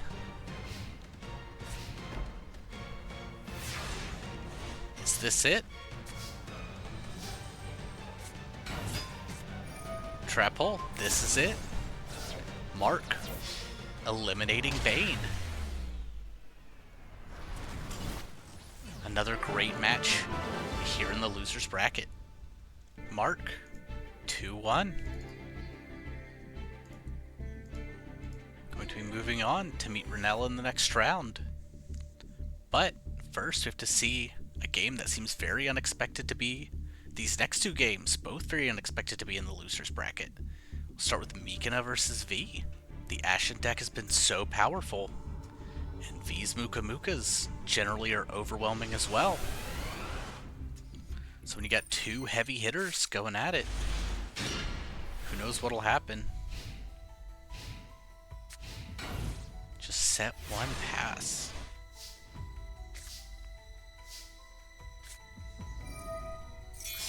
Fusing a Solar Flare and an Invasion of Flames from hand for Embers of the Ashened. Skelengel draw. 2,900 to the face on turn 1, plus another 500 burn. Does not look good for V off the top. But they did get the Dark Hole. Muka Muka for 18, very nice as a rebound play here.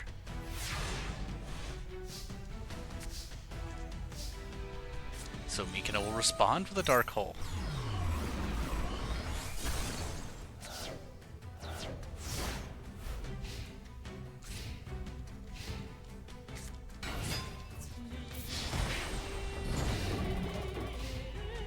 Alright, Giant Rat. How well can you hold the board here? DNA Surgery isn't going to be what Mikina needs. He needs monsters.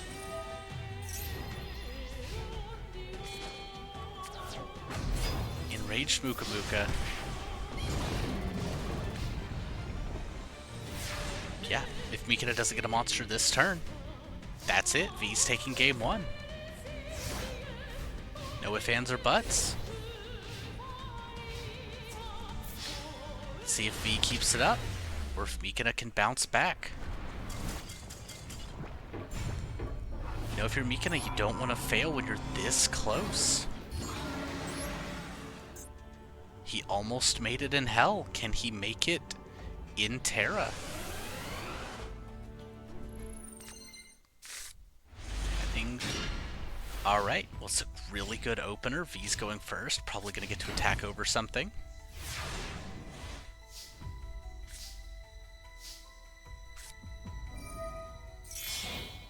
Fusing off both Solar Flare Dragons for Embers of the Ashened.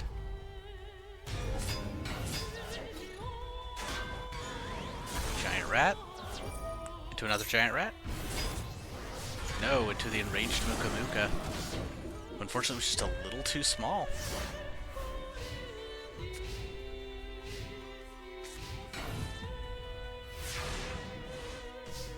Let's see, what else? Invasion of Flames was great protection from a TT there.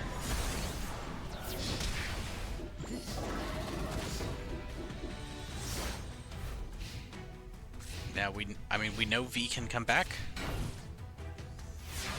Will they? That's the question.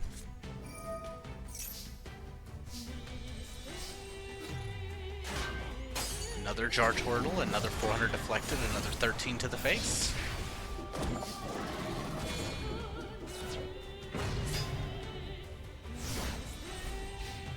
So V's gonna get 500 life points here, but they need something to clear the board, which currently they just do not seem to have. The back row of 2-pronged attack. Yeah, there was no way they were getting 2 monsters on the board, at least not without swords. So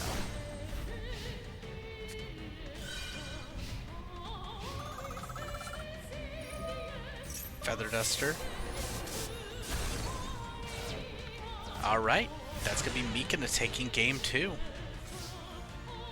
Once again, another game 3 situation for the loser's bracket.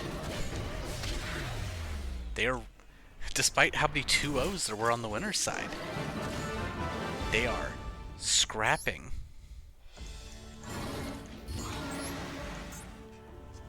For Mikina or V, this is the final game. Let's see.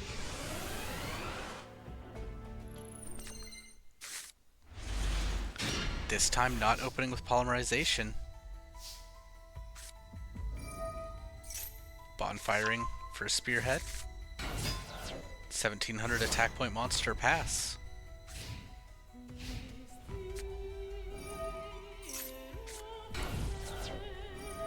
Pot of Greed Swords. 3 face down, so there is no Muka Muka in hand. So this is where V tries to wall up, see what they can do.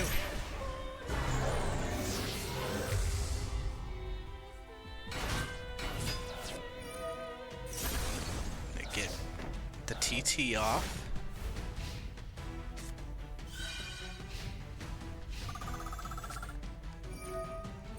Feather dusting that back row. Good play there.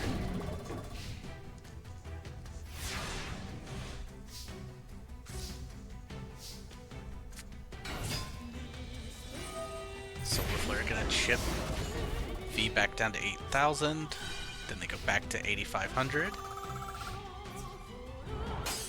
Choosing to take 100 to go into the Enraged, I assume. Yep, Enraged Muka Muka, who's 2,000 attack.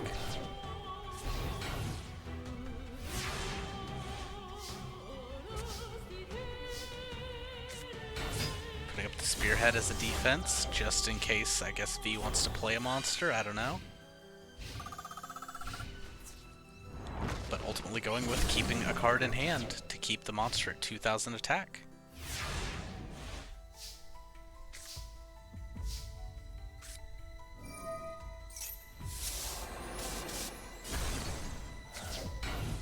Alright. Just setting the Priestess. Mikina on the back foot. And then Enraged Muka Muka is only going to continue to grow. He draws into MST.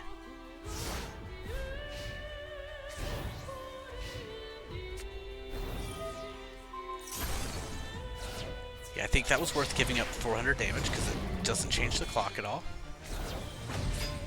An Air Knight Parshath.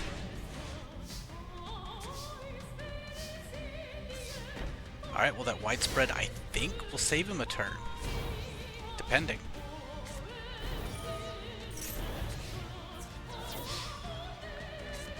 Alright, yep, Widespread's gonna pop. Parshath gets in for 19. Alright, you have 500 life points into Dream. That's it. Despite everything Mikina tried, V is going to be removing him from this event. With the power of Muka Muka.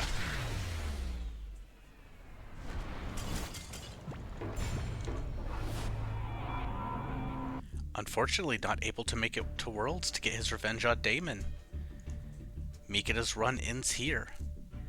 Now the last match of Losers Round 2 seems crazy. The 1 seed versus the 3 seed. Yuna versus Tanya. Plants and rocks. I mean, what else can you say but two very unusual types, two very unusual decks. This is the end of the road for one of our top decks right here. To get each other so early.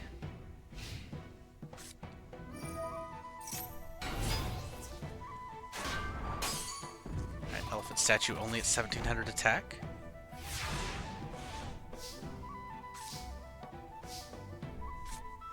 Going to, I assume, get the Poison Rose out of deck? Yep.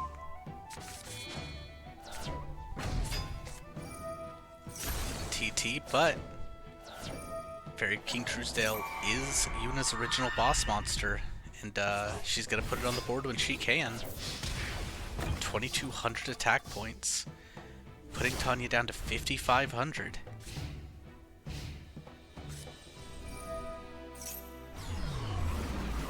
Forced to Dark Hole.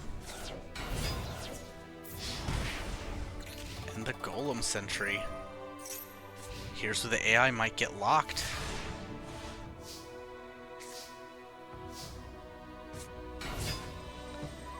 Yeah, this might become a problem. Not attacking Golem Sentry means Golem Sentry gets the flip.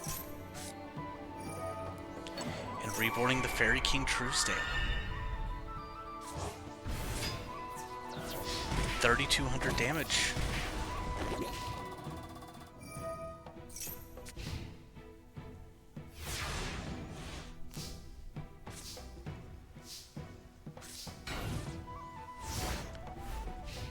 If Tanya gets a single other monster, she's taking game 1 from Yuna right here. That's it. Golem Sentry, when your opponent has only one monster, is just devastatingly powerful. Yuna on the back foot. Will she be eliminated? Can she get the comeback? Yuna choosing to go first.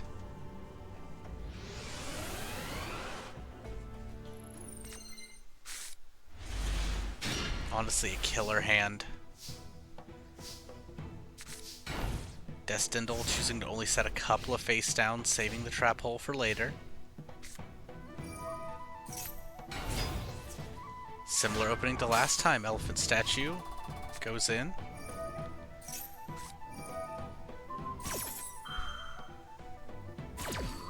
Yeah, I mean, that's fine for one reason or another. That's the way the AI chooses to go sometimes.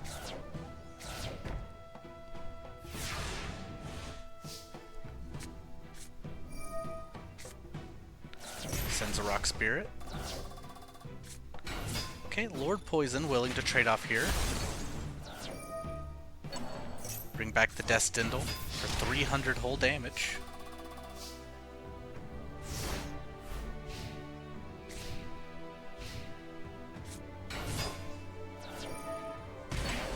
Rock Spirit, Elephant Statue. No normal summons. Luckily the Wall of Thorns was there, otherwise it would have been so massive. Giant Rat in for 14. Destindle to defense mode.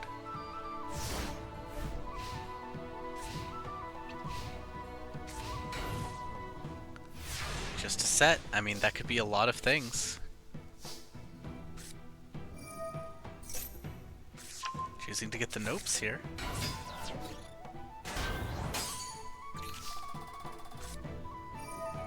I'm not crazy, you can attack directly, right?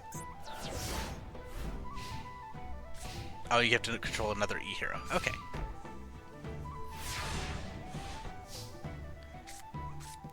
However here, Tanya just sending her rock spirits to deal 500 burn. Nope's going up to 700 attack.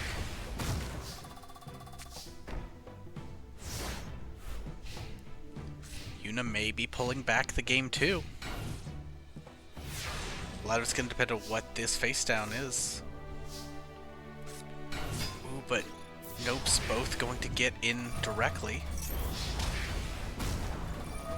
It's not the most, but it's a lot. But it's enough. 1,000 deflected, but that's 1,500 to the face next turn. Destindle ended up being fissure protection.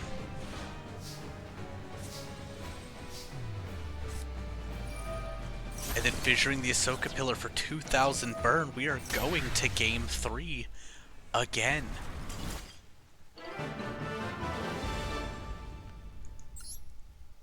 We're about to lose another top 3 seed in this game 3. Is it Yuna? Is it Tanya? Tanya having Yuna go first.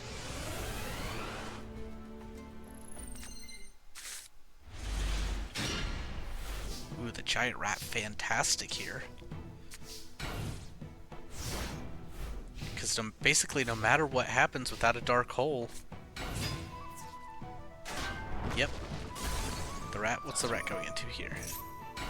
Destindle. That's perfect. Because the only thing you care about is tributing for that Fairy King Truesdale.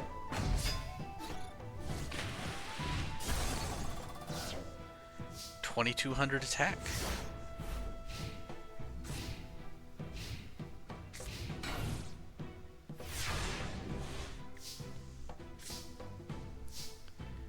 Drawing off the Pot of Greed.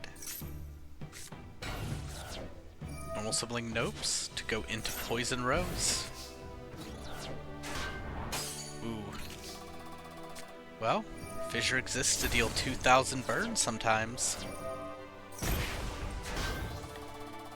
Now the Truesdale's going to pump up himself and Poison Rose.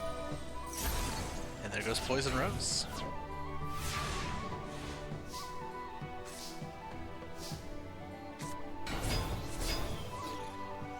Empiric Orcus gonna run over that elephant statue, deal 2,200 from the Fairy King Truesdale.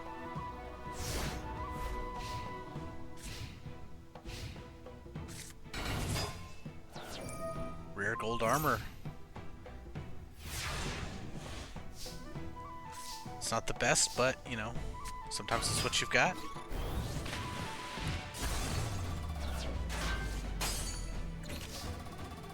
Alright, this time the Golem Sentry can get run over.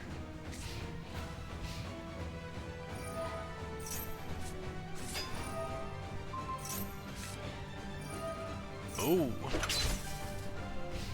Okay, well, that swords is going to change some things up.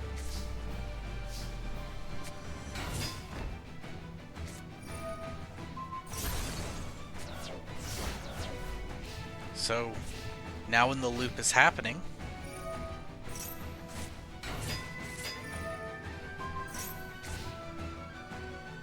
it's going to be a little different.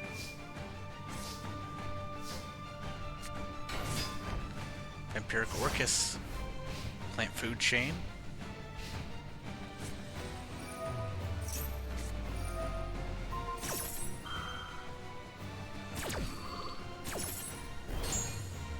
That will destroy the plant food chain, which gets back the Descendal.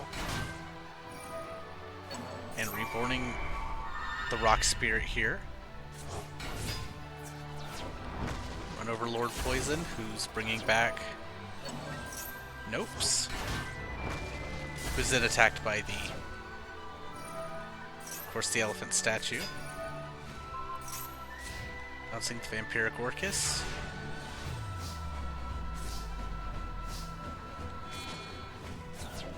Very King. No, but you didn't fissure. I thought that was fine, but you didn't fissure. Alright, well luckily Tanya had nothing there. So at the end of the day, kind of not punished. Dropping Tanya down to 1500 attack, setting the Wall of Thorns. Yuna might have this in the bag.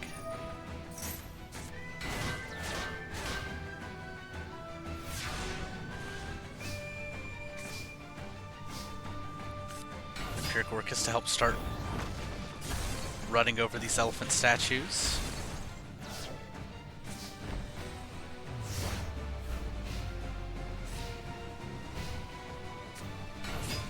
Giant Soldier Stone in attack mode.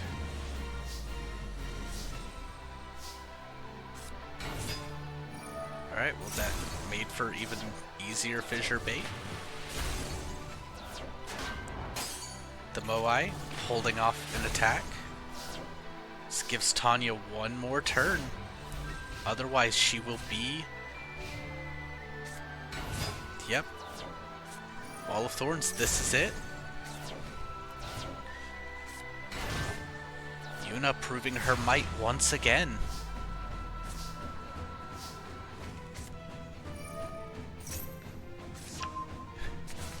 Adding the Poison Rose for no reason.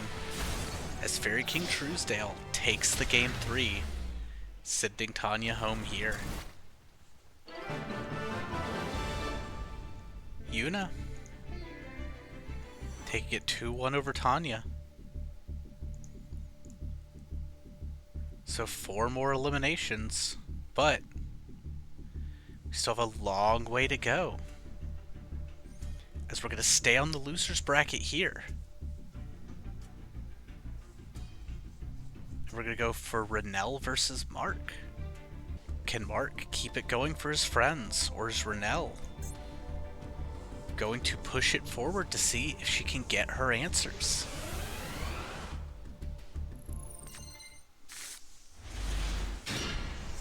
An interesting opener here from Renell, but Mark gets to go first.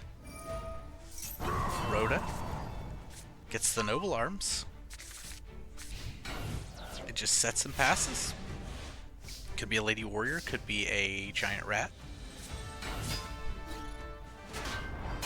Cypher Soldier could potentially be a big deal in this game because of the Warriors, right? Luckily, he has the Giant Rat here to run it over.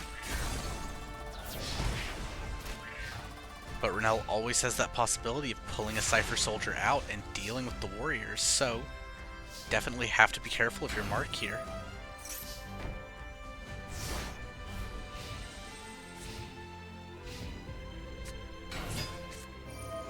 Solemn Judgment on a giant rat.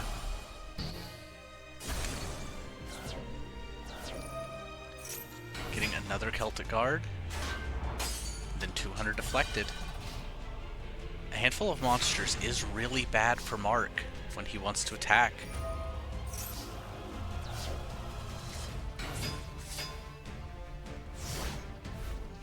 That helps things a little bit for him. Yeah, that helps things a lot for him, actually. Going to get 3 draws here. 8 and 2 14s mean Mark takes game 1 over Renell. That Solemn ended up being her undoing, as it's been for a few people. Can Mark keep it going? This time she's having him go second, seeing if that changes anything. Is this the end of her run?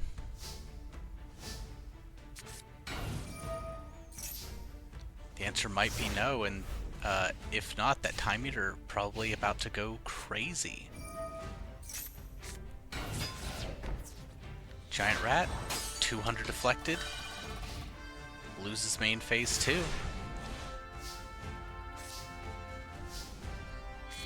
Here comes Time Eater. Anything to stop it? Solemn Judgment. I think that was actually a very good Solemn Judgment here for Mark. Losing phases and being up against the 1900 attack point monster. Ooh, but the Harpies as well. 2400 damage. Renell needs to draw a monster now. It doesn't. Has to hope the trap hole's enough.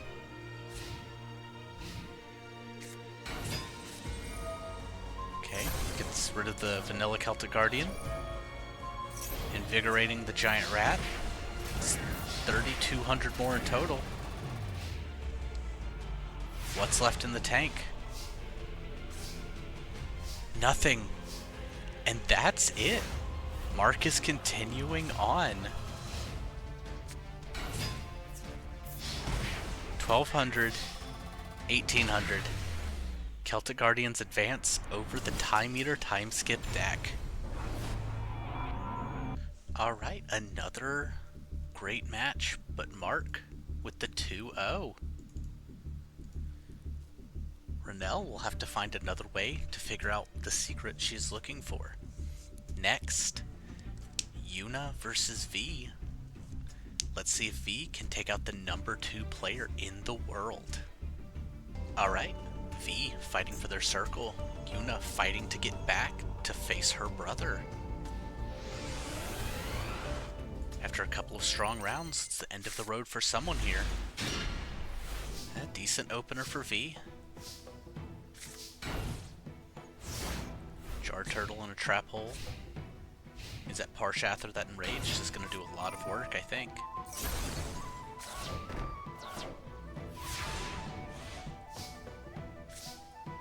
Next time should be Parshath. Nope, enraged. Going to get TT'd. Alright. V very much on the back foot now.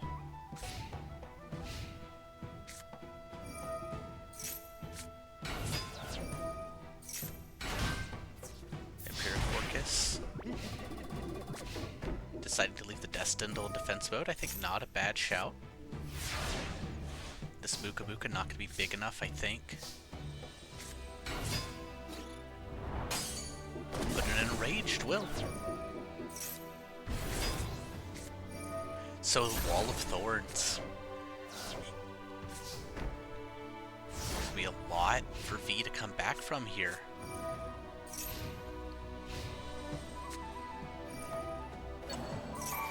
Another Vampiric Orcus. Alright, 4,800 damage on the board.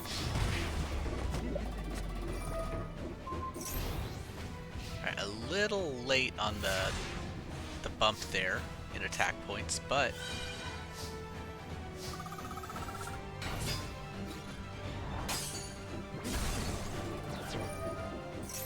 the last enraged Muka Muka,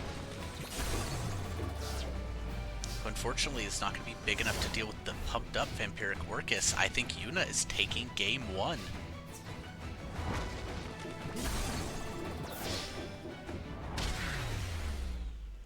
Let's see if V can pull this back.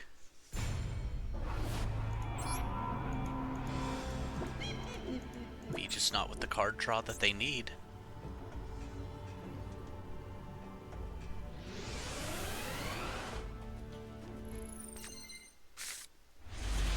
Alright, Skelential Giant Rat Muka Muka. Honestly, not too bad.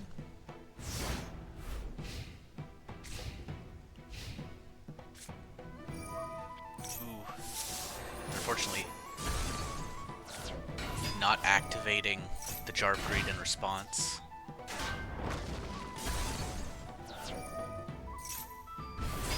Into the enraged Muka Muka, who will get a slight power up here after the card draw.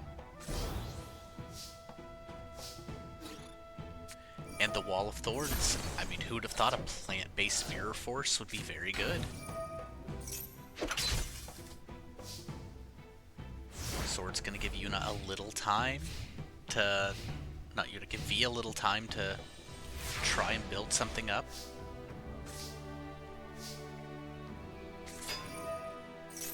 Drawing a card. Ooh, Morphing Jar.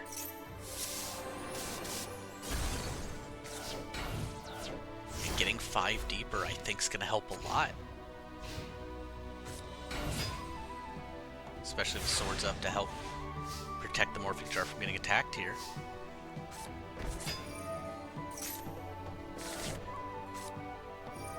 Okay, Dark Hole.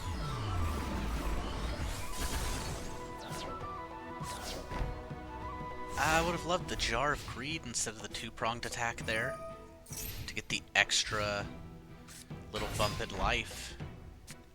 Oh, it's because there's already a Jar of Greed down, duh. Because getting to 9k is going to give the ability to play Ancient Leaf here. 1800 attack point Muka Muka, and the next Wall of Thorns.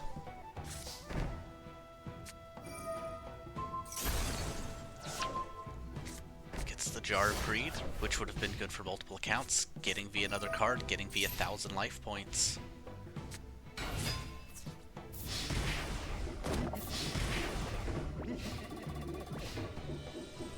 Alright, there's 3k on the board.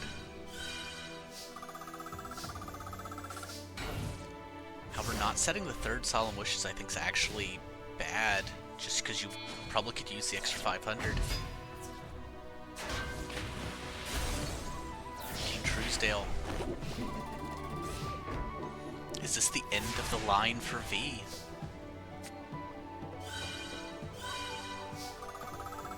Can the pot get to? Another pot of greed, a fissure.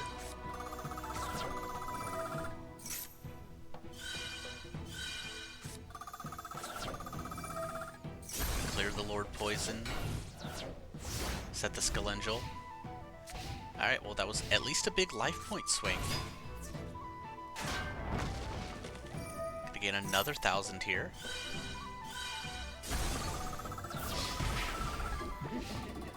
Man, if that 3rd Solemn Wishes had been on the board this whole time though, would have been at a much more comfortable life total.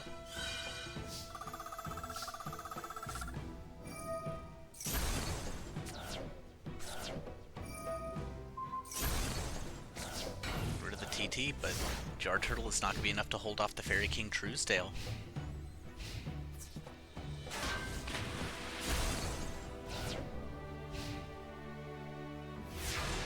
At least V's up to 7,000.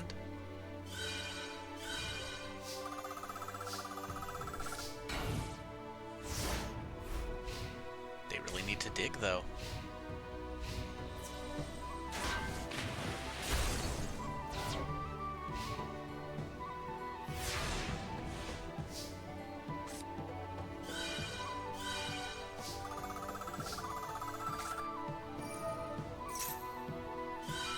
go.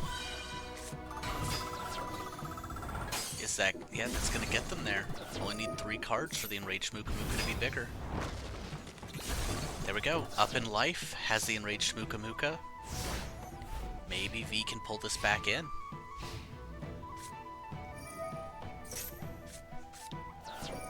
Okay, Dark Hole.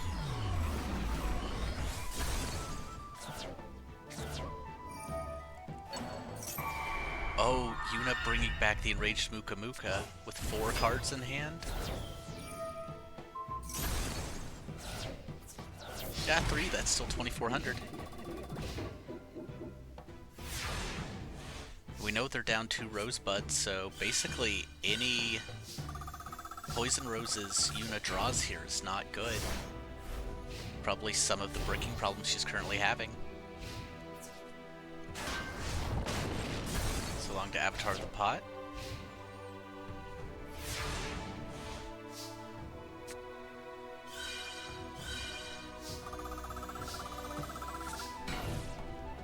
Only 6 cards left. Is V going to deck out?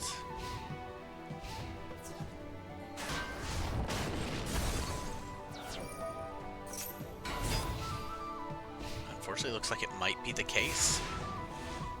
Because Yuna's Muka Muka is just bigger.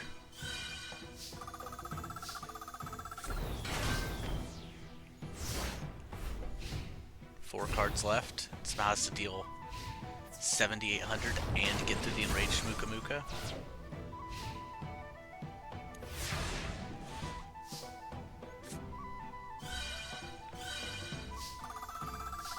Skelengel actually just bad here.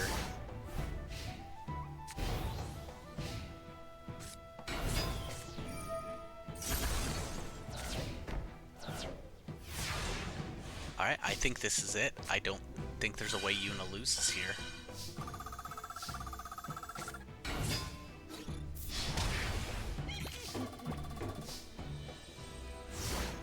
Because surely she has something over 1,200 attack for this Avatar. Apparently she does not.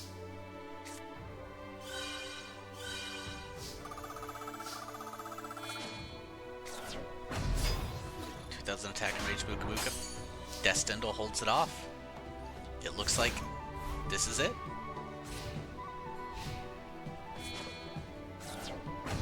Fairy King Truesdale to just wrap it up.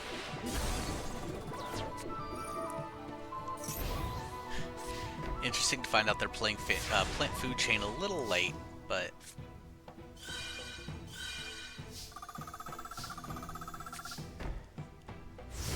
and that's it. V is going to lose with, you know, over 12,000 life points. Going to lose to deck out. Yuna is going to continue on. There we have it. Yuna in 2. Lacey unfortunately not able to go back to their circle with a victory. Next up is going to be Lacey versus Tay.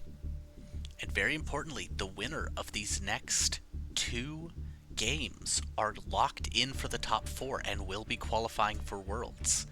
The losers will have to fight Mark and Yuna for it. So it's going to be massive. Lacey excited to show off for her son. Tay hoping to make it to meet Magnus again.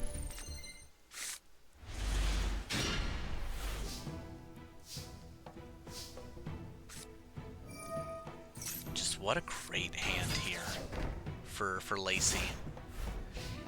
Especially getting to go first.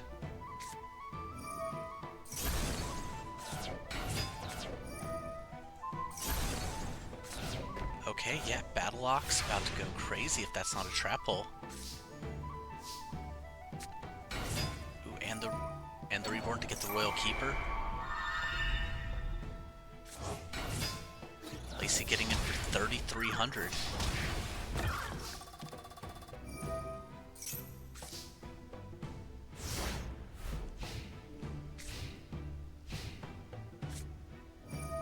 Fisher gets the Battle Ox at least. There's still a Wolf Axe Wielder coming. The Royal Keeper gets to flip up to 1900 attack.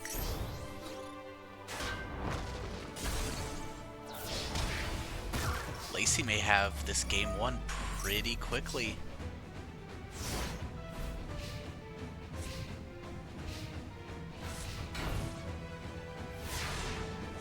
Okay.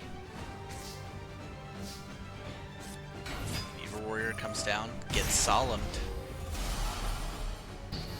And I think that's gonna be game one. Yep, Cobra Man. Get to see the Horn of the Phantom Beast. Royal Keeper taking game one. Lacey 1 game away from locking top 4. Can she do it?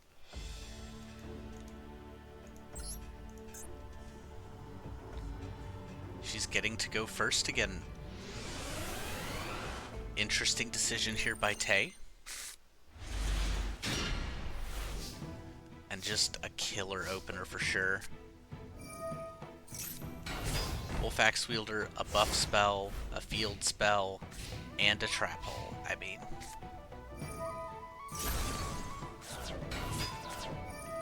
goes the Royal Keeper again. Now the Abare isn't nearly as good as the Wolf Axe Wielder, but oh. Okay, yep, Abare Ushioni going for the coin flip. Losing it. So only 1400 damage. This is hypothetically something Tay can fight back from if she's careful. But lurking in that back row is, yep, Horn of the Phantom Beast. 600 damage. Drawing a card.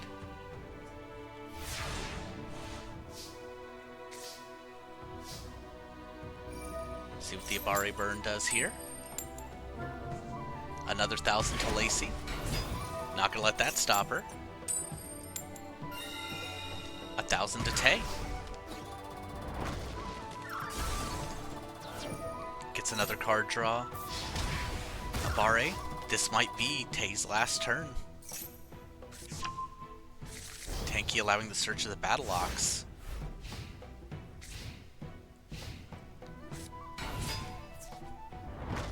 Grave Oja running over the Abare Ushioni. No removal spell, that's it.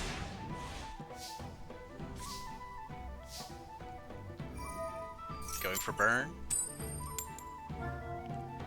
Gets it. Battle Ox, smashing ground. Abare beating by 50. Lacey has locked top 4. Tay falling to the loser's bracket. Very tough play. Lacey in 2. Next up will be Panay versus Baru, both now attempting to lock their own positions here. Can Panay prove that big numbers are king? Or will Baru manage to hold on to hopefully get exactly what she's hoping for? Not a great opening hand from Panay here.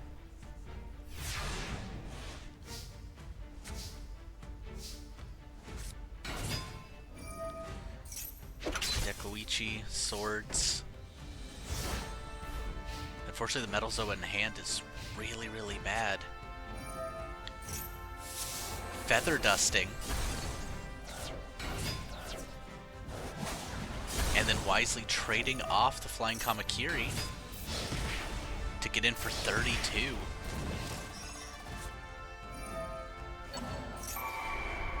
Thankfully for Panay, he has this Dark Hole. But, I mean, it's not looking great. And the Solemn. We are going to be over on turn 5.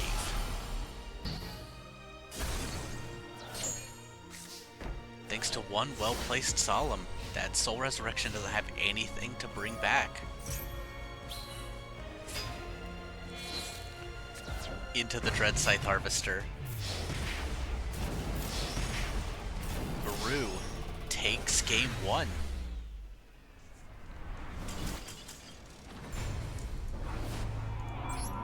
we are looking once again at Panay needs to get this jump right back. Can he do it?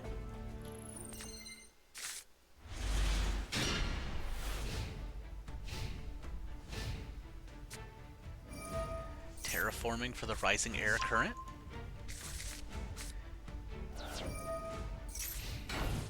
And then setting and passing. Panay, unfortunately, with the Metal Zoa again, and the Red Eyes Black Metal Dragon. So not only can he not summon them from deck, but those cards are just going to sit basically useless in his hand. Brew getting into the Empress Mantis.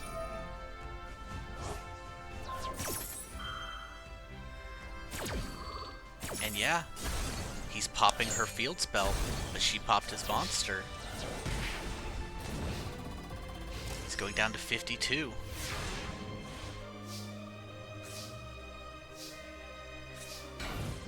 At least Newdoria clears it, but the one thing about Panay's deck is how prone to bricking it is.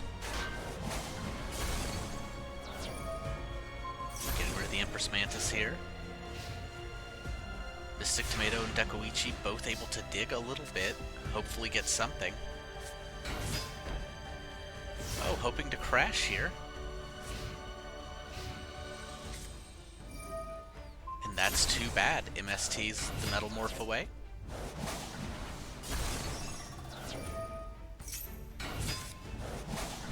Does the AI go Dark Effigy here to get the Zoa out? No, goes Newdoria. Very unfortunate not seeing.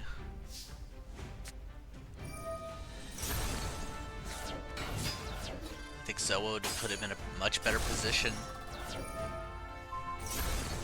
At least Dekoichi still gets in for 14. Baru still only has one card in hand.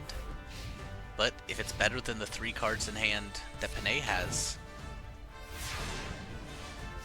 I guess we'll see. Guard Mantis. Saving his Dark Hole, probably smart.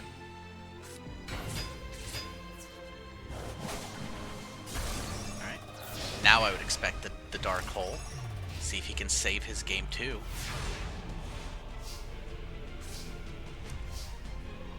Yikes, just a Metal Morph.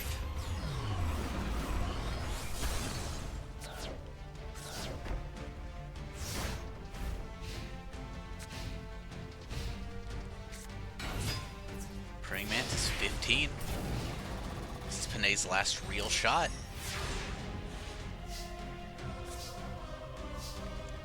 Giant Germ going to get Metal Morphed to try and keep the board clear.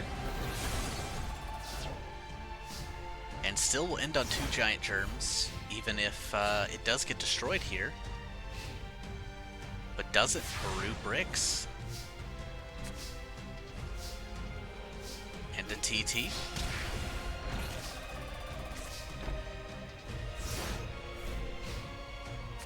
Which I expect the AI to use if there's a monster with over 1300 attack.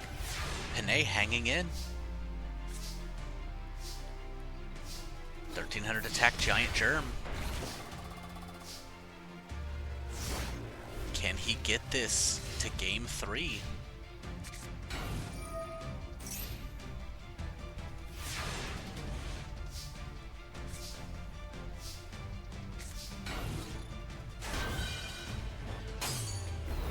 Down to a 100 because of the Guard Mantis. Metamorph not quite a big enough boost.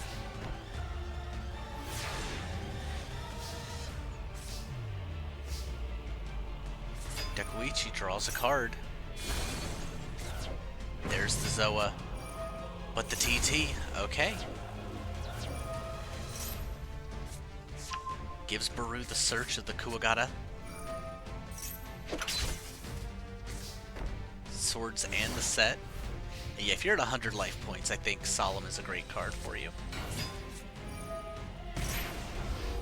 Paying 50 life points to stop that.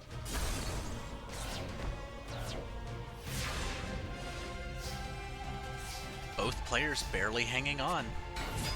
Dark Effigy also getting solemned.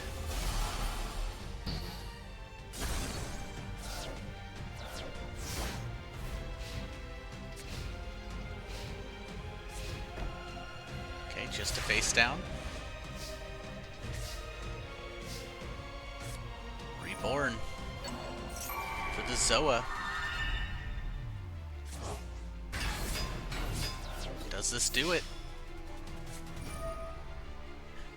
Lairwire gonna pop the Zoa. Gonna put Baru to 725 life points to 50.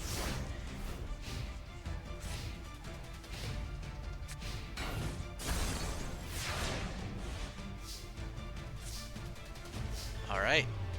Giant Germ to defense. Baru, can you get through this situation? TT.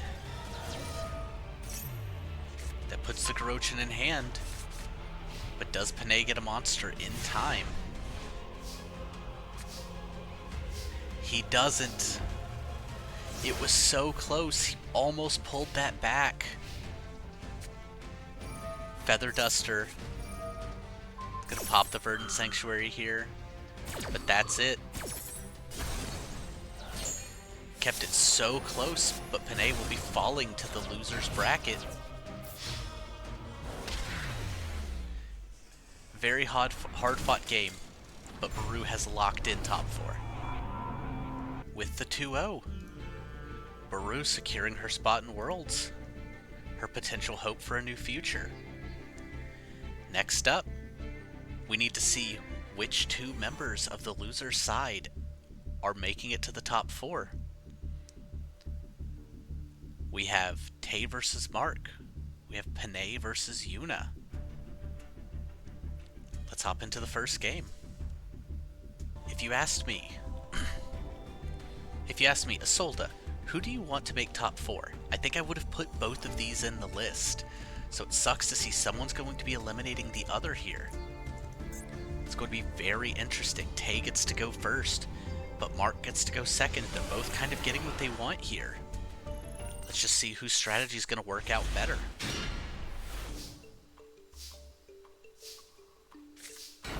Stealth Bird, Dust Tornado. I think a great start for Tay here. Rhoda gonna get the Celtic Guard of Noble Arms. MST for the Dust Tornado. Marauding Captain for the Celtic Guard of Noble Arms. Noble Arms. Empties his entire hand.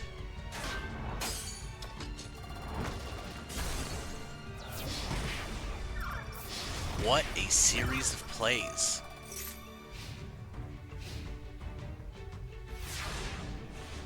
And that's such a big board for Tay to have to navigate around.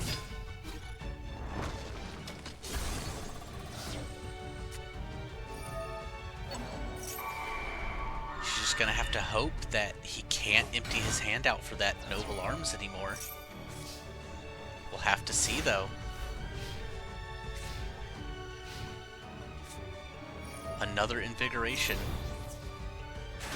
Takes out the Stealth Bird.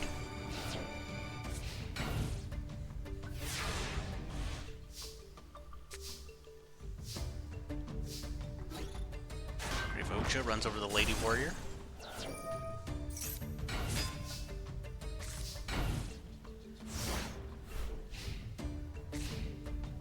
Okay, well. This is very sticky because the obnoxious Celtic Guardian being an 1800 attack.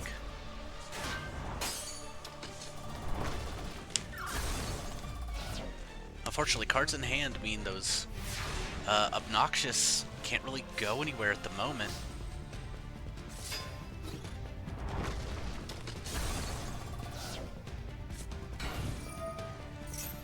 Setting the Des Lacuda. Interesting, maybe hoping to dig into something. But he empties his hand.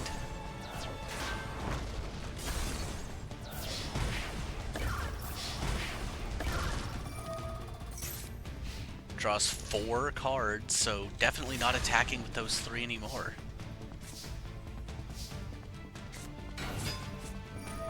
And that's it. Mark is going to take game 1 over Tay. Very successful offense here, as he gets in for 2,200 with the obnoxious Celtic Guardian. We head into game 2.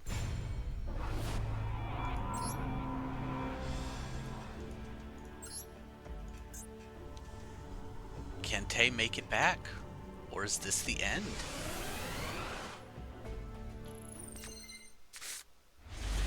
She is getting to go first. Pot of Greed, Needle Sealing, Royal Keeper. Very good opener.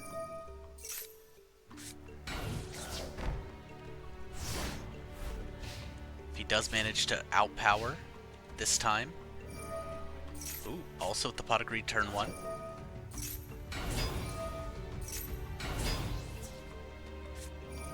There we go with Waboku.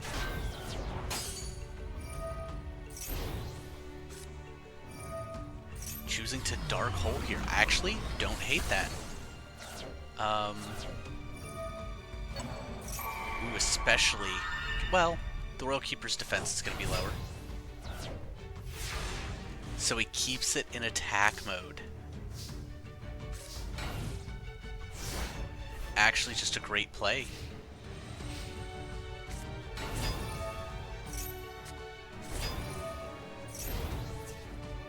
Giant Rat runs over the Deslicuda, 2,400 to the face from the Royal Keeper.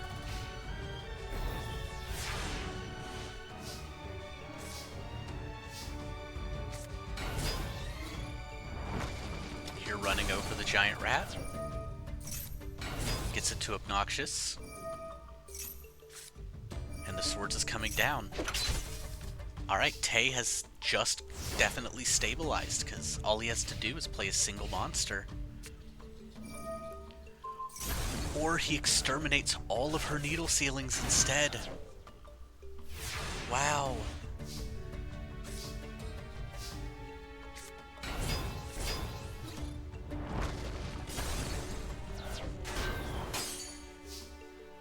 He's gonna have to find a new way. Tay's got to find a new way to deal with this Royal Keeper.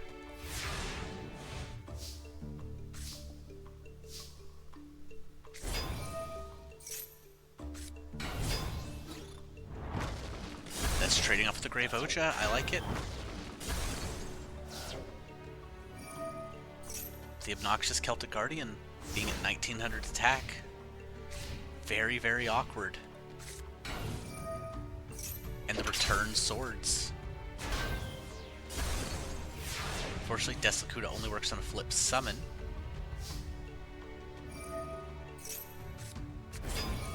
However, she wants that card draw. There's the Fissure. Okay.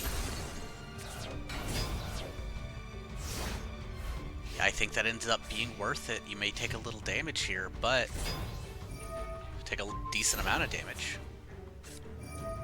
Choosing instead to go after the Wandering Mummy. Okay, now the Giant Rat is a problem.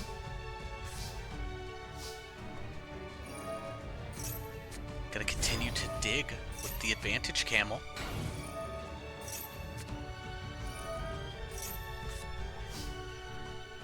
Now that Stealth Bird's a win con, albeit a slow one, she's going to want to keep it protected. Though down to only 3,900 life points.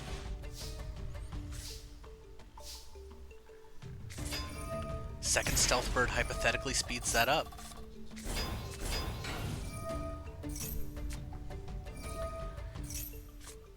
I guess the hope here is to chip away at his life points and hope he can't get over everything in time. Alright, there goes a Wandering Mummy. It's gonna be 2,000 burn this turn.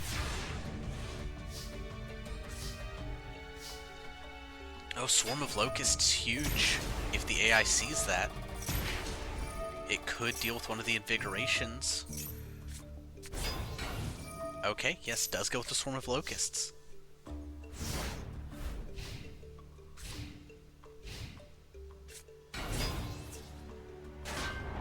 loses the Swarm of Locusts. And the Wandering Mummy. Alright. We got 2,000 burn coming, but, I mean... Okay, Dust Tornado's gonna help.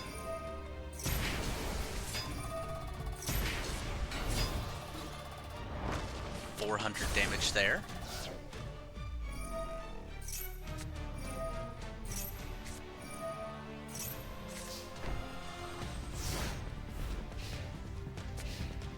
Now, is the AI smart enough to go after the Stealth Bird here? Instead of the Royal Keeper. Ooh, deflected damage. No! Tay takes game 2 with exact lethal on the Stealth Birds.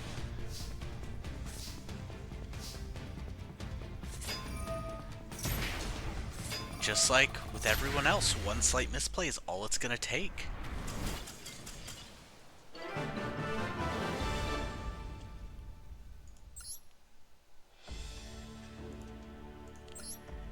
Here we go.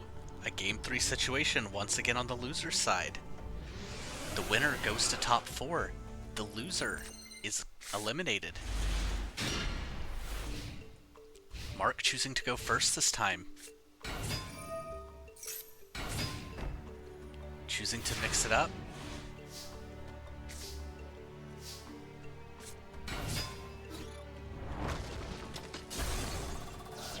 Goboku and Torrential as backups here. Very nice. Losing the Torrential. Only one card in hand.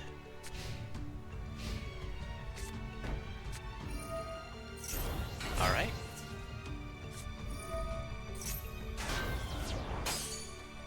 Royal Keeper protected.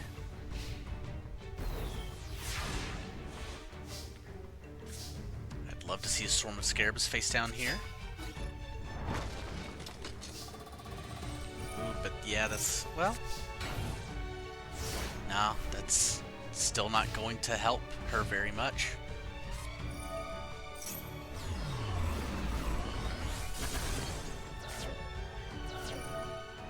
Okay, well, I don't love that Dark Hole.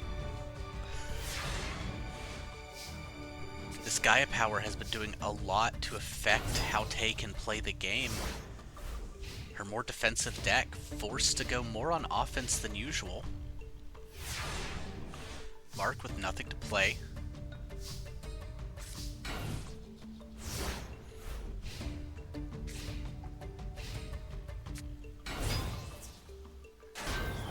There goes the Desakuda.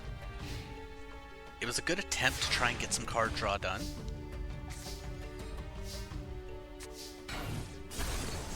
Just kind of sacrificing the Cobra Man here. That makes sense to me. Easily her worst monster.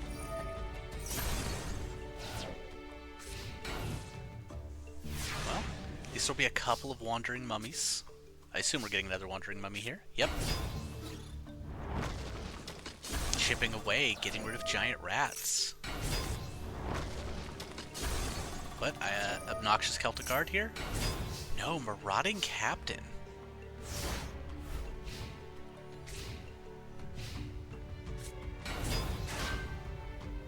Alright, well...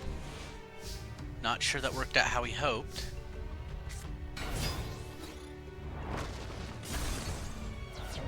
And then time for more running over recruiters.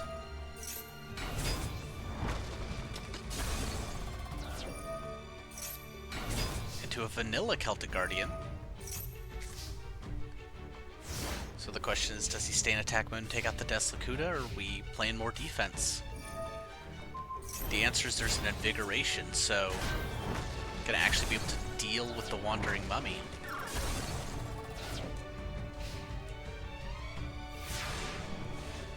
Alright, now what, Tay?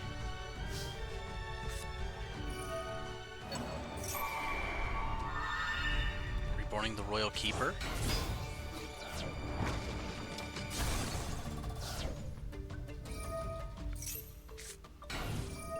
Alright, so the hope... Well, no, she didn't play Swarm of Locusts.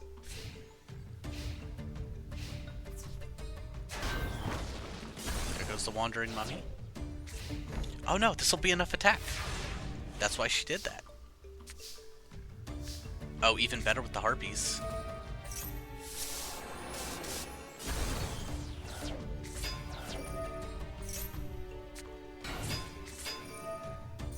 There we go. Tay dealing 2,000 this turn. And gets the Waboku to save potentially the Deslakuta or the Swarm of Scarab, or a Swarm of Locusts.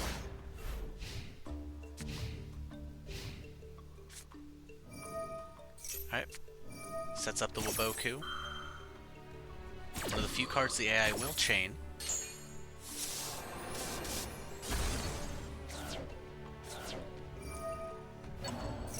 Celtic Guard of Noble Arms. Alright, well, Royal Keeper can't deal with that one.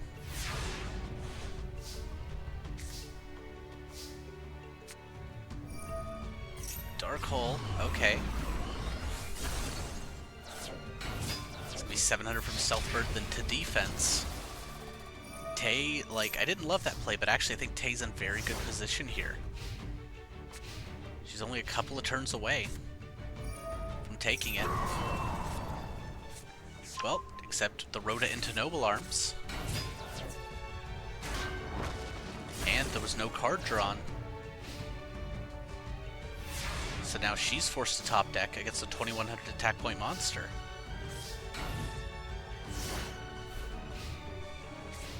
With only 1700 defense. He does Pot of Greed.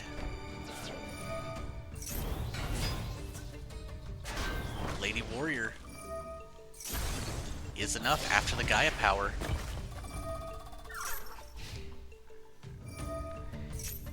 Then he gets to play out the vanilla Celtic Guardian.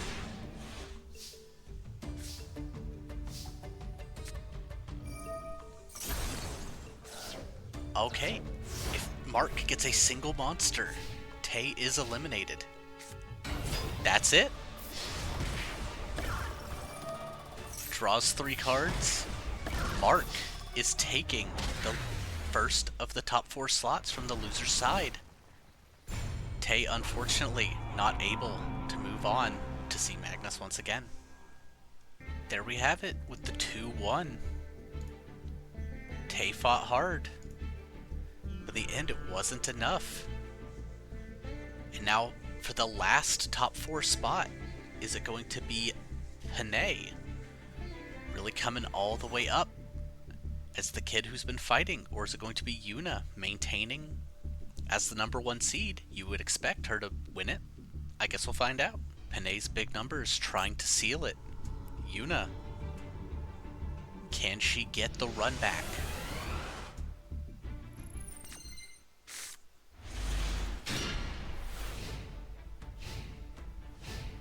She's getting to go first. Emergency call. Just to add a Poison Rose to hand. Tells me she does not have the Nopes in the, or the Rosebud here. Okay, Descendal. Yeah, it's an easy fissure. Getting to set up the Metal Morph as well.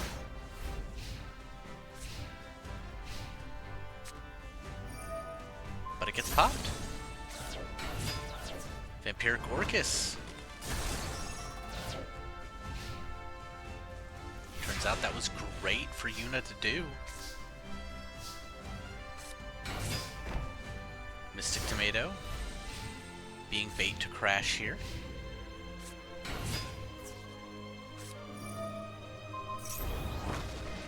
Metallic Tomato trading off for the Vampiric Orcus. Mystic Tomato going into New Doria here, who does get fissured. Panay only with some Harpies. Dekoichi gonna start to draw cards here.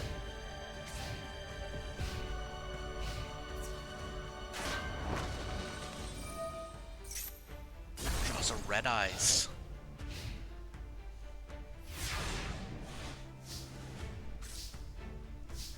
Solemn could maybe do something, but that's gonna be very, very difficult to figure out here.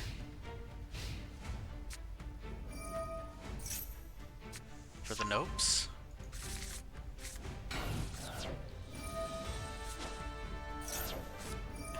Alright.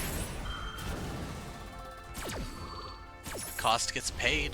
The Rosebud is negated. But that's going to put Panay on a 1-turn clock. Was this the right play for him? We're about to find out. Okay, Giant Germ. If she's still bricking on monsters. Alright. 500 burn to Yuna. And 2 Giant Germs. Plus a Harpies here.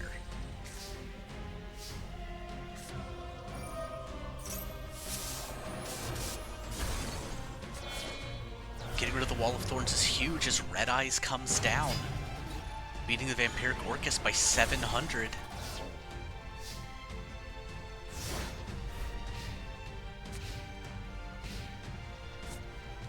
But Yuna has the Dark Hole.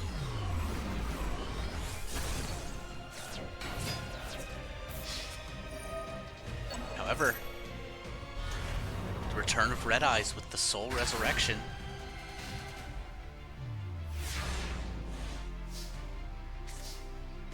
Oof, draws the black metal.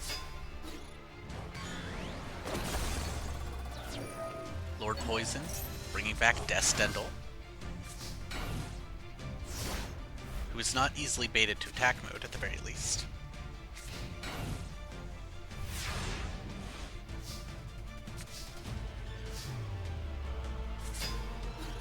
That 1 Giant Germ has turned everything around. Yuna heavily on the back foot.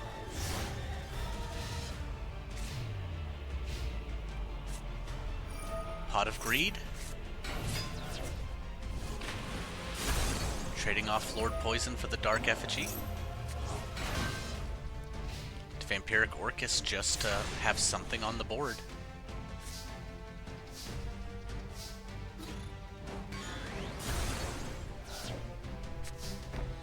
Second Soul Resurrection, in case Red Eyes finally gets destroyed.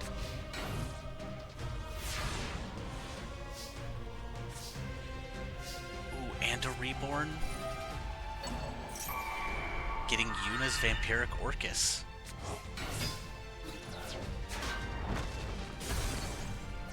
Giant Rat, into the Rat.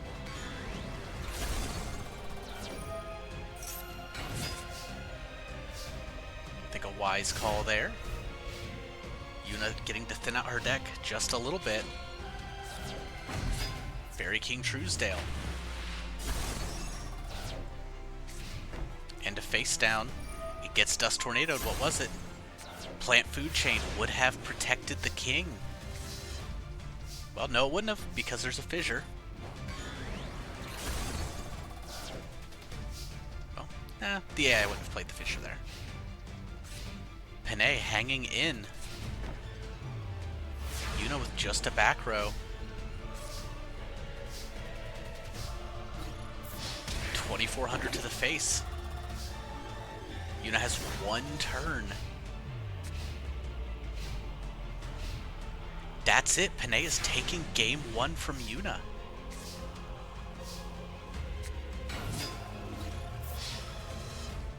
The very rarely seen Inferno Fire Blast animation. As we head into game 2.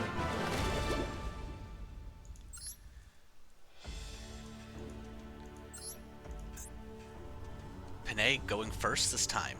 Is Yuna going to be able to come back? Or is she going to drop at the top 4?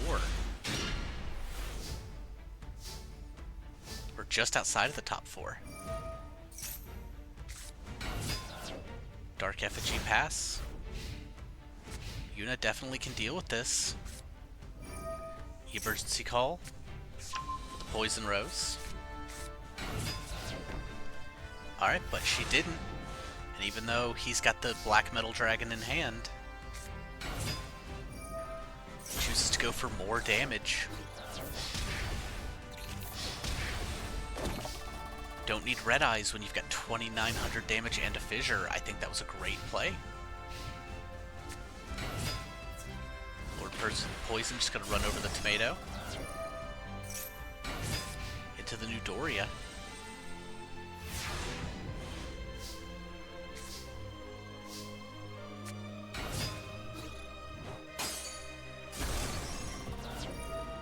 Doria getting rid of the Lord Poison.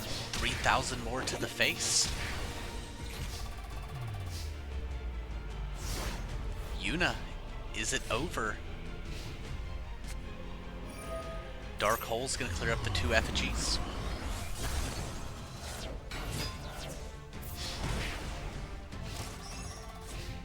Alright, it is up to the rat and the back row to hold this board. Dark Effigy deals 100 damage. The giant rat's gonna go into Descendal. Good play here. Especially if she can't play anything, but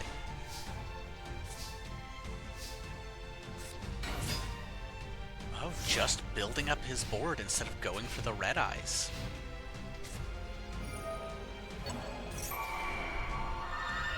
Reborning his Dark Effigy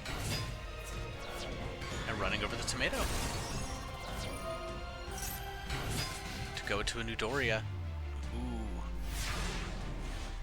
What a good play by Panay here. Gets to just take 300 to get rid of the Descendal. However, playing around the back row in some way, not putting out the red eyes. However, Yuna with not enough life points. I think this is it.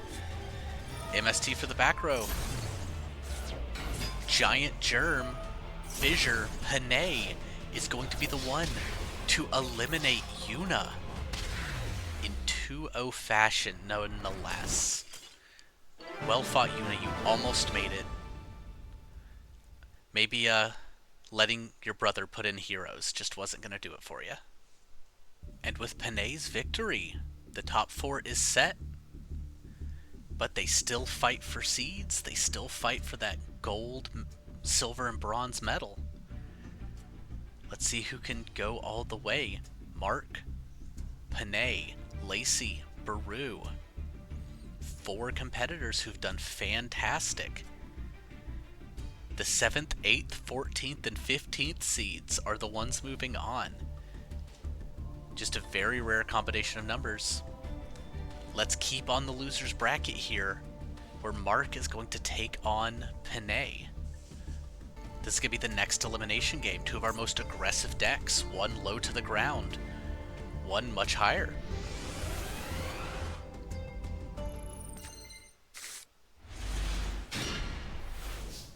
Pot of Greed, Invigoration, Vanilla Celtic Guardian. I think pretty good here. Ooh, Noble Arms. And the AI, I love that the AI is smart enough to boost the one that can always attack. Oh, this turn's gonna be massive. Oh, it's gonna be gigantic. First of all, clearing the back row. Yeah, it does lose the Invigoration, but I don't think that's a huge deal. The other back row was TT, cross out, banishing a new Doria.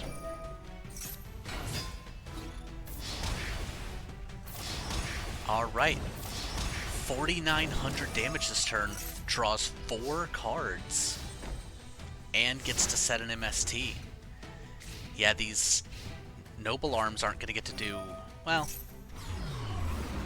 yeah, I guess they're not going to do anything now that the Dark Hole's been played.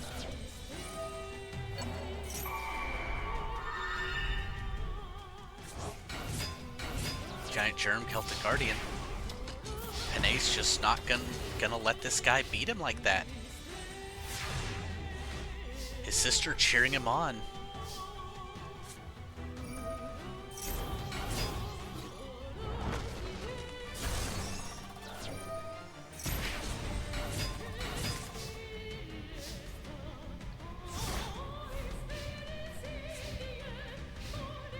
you have any tributes? A soul exchange.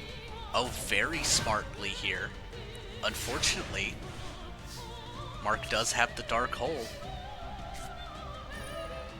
If he didn't, that would have been such a fantastic turn. Mysterious Guard gets in for 13. Panay, do you have a monster? Pot of Greed gives him 2 more shots at it. Dekoichi over by 100. We've seen Panay come back from behind before. There's no counting this kid out. Drops to 600.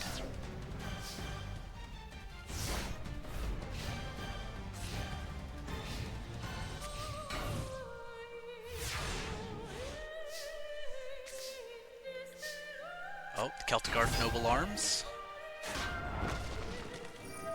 That's going to be it for game 1. Mark fighting to stay in. Can he knock Panay to 4th place here?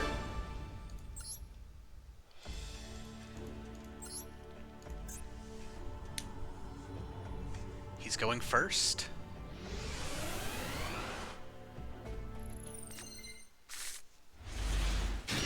Alright, not nearly as explosive of a hand as the first time.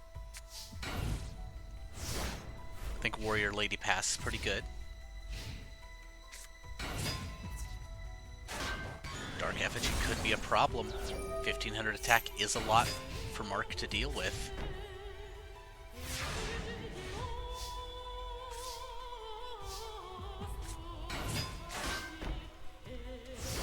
Just a 2100 attack point wall here. There we go, into the Zoa, but the Zoa getting trap hold. And he doesn't care as his Zoa is getting reborn. Gonna run over the Noble Arms now. The Obnoxious is protected here, but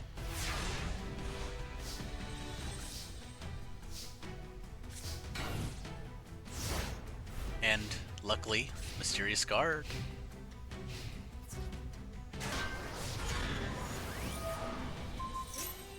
Zoa back to top of deck.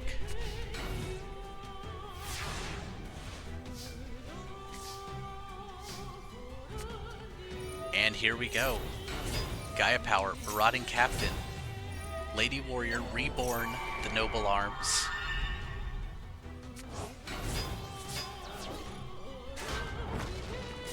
I would say goodbye to the Noble Arms here. But still 3,600 from the Marauding Captain and the Obnoxious Celtic Guardian. Panay, do you have the power to stop this? Not currently.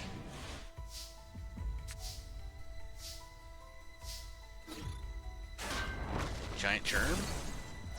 Gonna stem the bleeding a little bit. But has one in hand. Down to just 1,800 life points. Panay needs removal or it's game. There's the Dark Hole.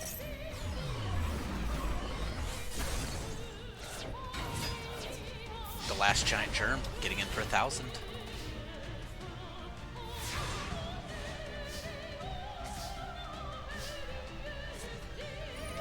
Forced to Dark Hole a single Giant Germ.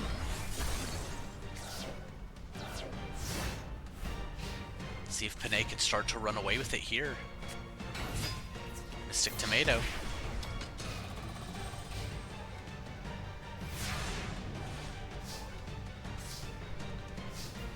Top decking the Pot of Greed when you're in a bad situation. 1,700 attack on the Mysterious Guard.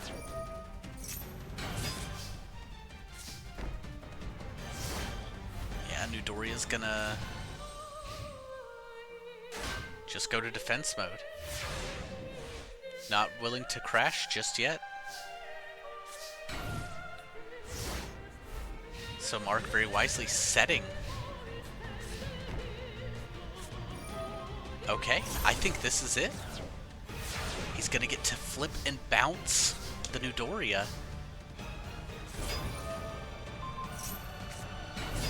that's it. Marauding Captain 1700 Panay has been eliminated and ends in 4th place. Okay. Mark continuing on. Panay, very proudly, going to see his older sister. As we look in the next part of the winner's side, Lacey versus Baru. These two women have been fighting hard. Let's see who can take it. Beast Warriors or Mantises.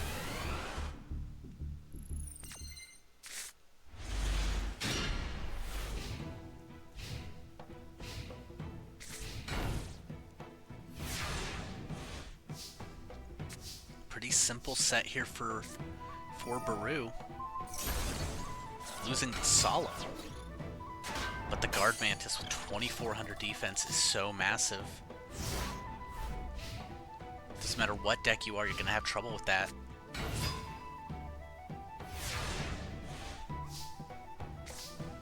Alright, well. Battle Ox attributed for the Neko Gal number 2.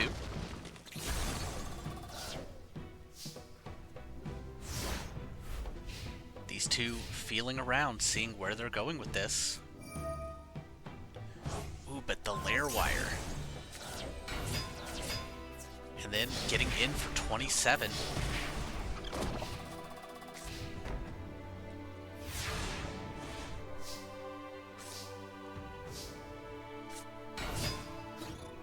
Leotard, gonna deal 1000 damage here. And then put up a Swords. Very nicely done. It saw an opportunity to get rid of the Guard Mantis, and she took it. However, Leotard cannot beat that Garochin Kuwagata. Battle Ox can tie with it at the very least.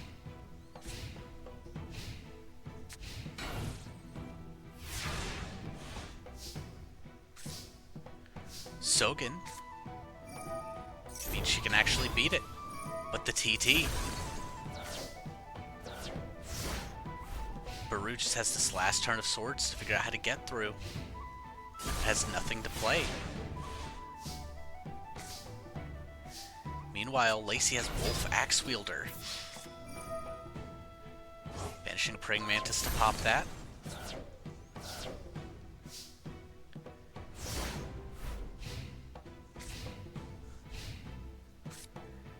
Rising Air Current into the Flying Kamakiri number 2 for 2000 damage.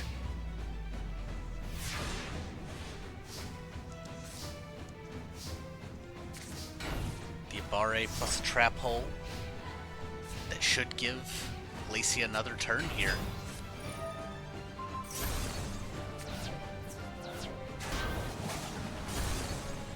Abare taking the sacrifice.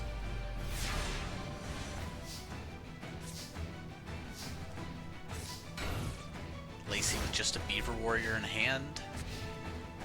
Trying to figure out something. Her faithful Abare once again being destroyed.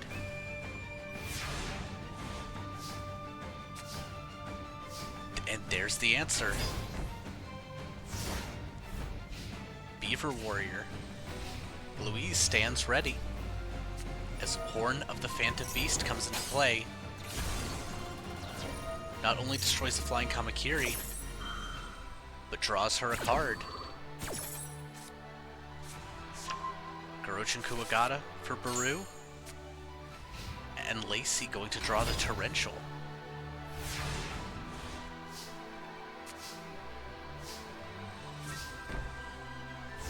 The buffs here, very, very good for Louise. Garochin trading off. Flying Kamakiri number 1, gonna come in. Take Lacey down to 700.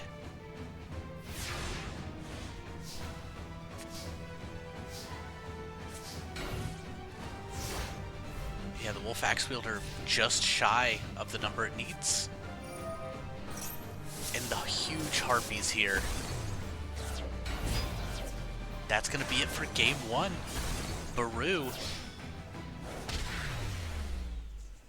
stepping it up. She is one game away from grand finals.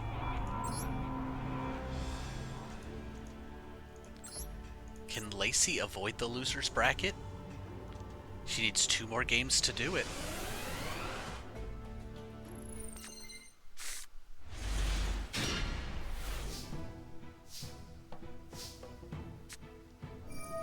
Okay, a Sogan, a Leotar.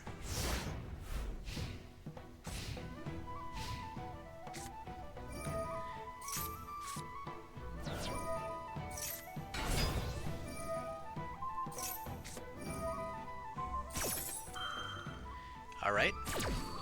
Gonna get rid of the Rising Air Current here. It's gonna be pretty good. 1700 attack is still gonna beat 1500 attack. You don't hate this if you're Lacey. Ooh, and the Cat's Ear Tribe. Yeah, you know what? I think you do Solemn that. I think that was a good call. Just because it causes such a problem on offense. Now, Leotar is still a problem as well, but it's just if Lacey's willing to crash here. Nope. She's just gonna smash and ground. Another Girochin Kuwagata here. Just like that, Baru is down to 2100.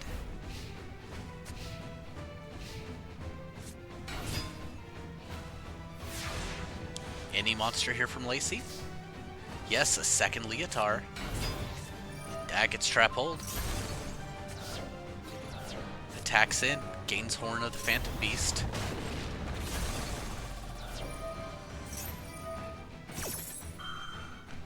The card draw, huge here.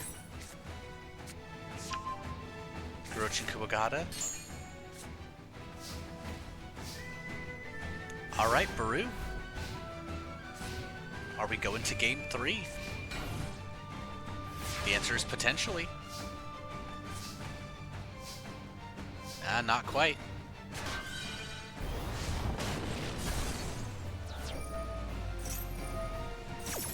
Lacey gonna get her card draw. Flying Kamakiri and Verdant Sanctuary Searches. Praying Mantis. Into the Guard Mantis there.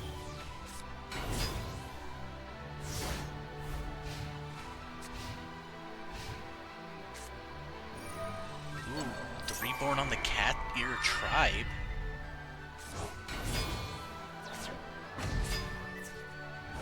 Empress Mantis, interesting.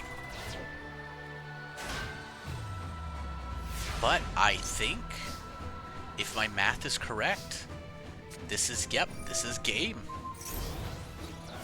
We are going to game 3 on winners semis. This is winners finals, actually. Winners finals, going to the game 3. Lacey going second, maybe in the hopes from Baru that she can set up what she needs. Baru has just been fantastic all of Top Cut. Flying Kamakiri and a set. Very powerful opener here, however. Ooh, Solemn. Okay. We gonna see a Dark Hole in response? We are. And likely a Trap Hole of whatever comes next.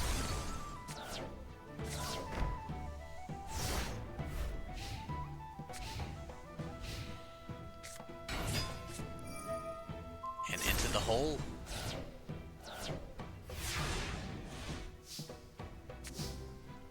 And some more removal. Wolf Axe Wielder.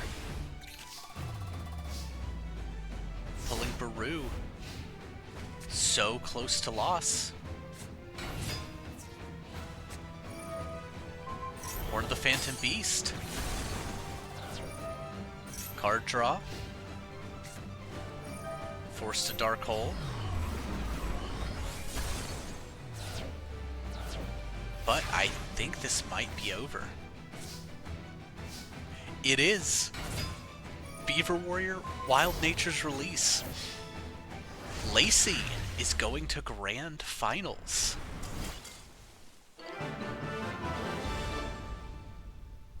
So there we have it. Lacey. 2-1. Now, Picrew and Mark are fighting to take on Lacey in the Grand Finals. Both very capable decks. You cannot assume either of these characters will lose. And just a great opener here. Setting the Guard Mantis, Dust Tornado. But Mark gets a Pot of Greed. Oh, Nobleman. Marauding Captain, Obnoxious.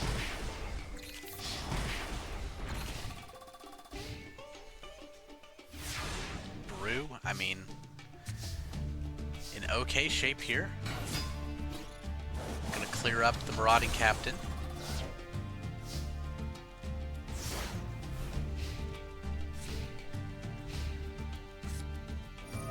Ah, there's the Gaia Power. Lady Warrior going in for the Vanilla Celtic Guardian, who is now going to crash into the Kuwagata.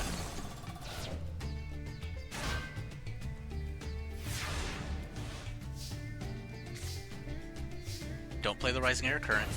Okay, she didn't. She knew she needed to wait a turn so that she could clear the Obnoxious. Tremendous play.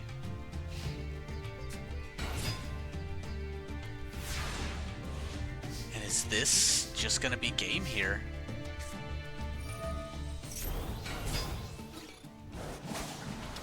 Not quite. Gonna put Mark at 900. Sorry, 1100. I gotta quit trying to do math on the fly. Okay, if it's an Obnoxious Celtic Guardian, he is alive. If it is anything else, we're going to game 2.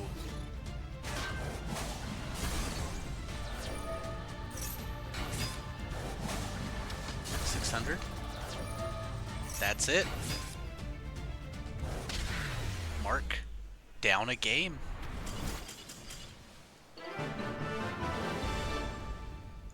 See if he can pull this back. I mean, Picrew can go low to the ground. That's part of what's made her so good.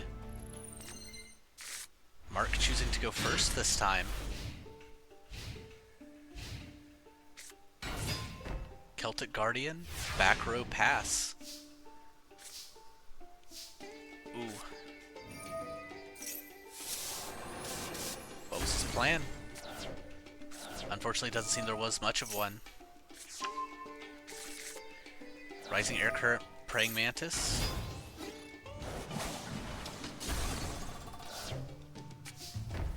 And a Dust Tornado for whatever comes next. I mean, you have to feel good if you're Picrew here. A little less good now since he returned the Harpies.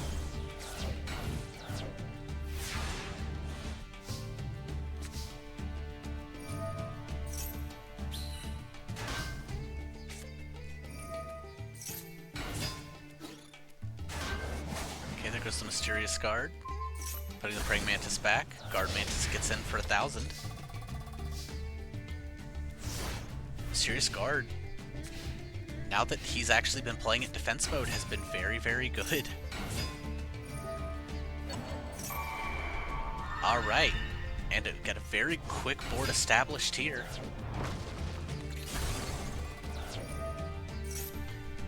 Shuffling in that Praying Mantis. I would love to see Picrew Dark Hole first, but I don't think she's going to. No, choosing instead to just take out the rat. Now there's the Marauding Captain lock.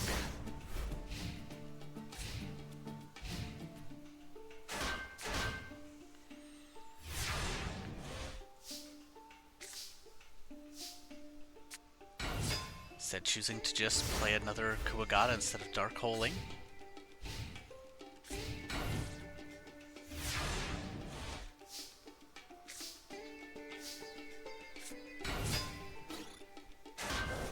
Alright, the Mantis.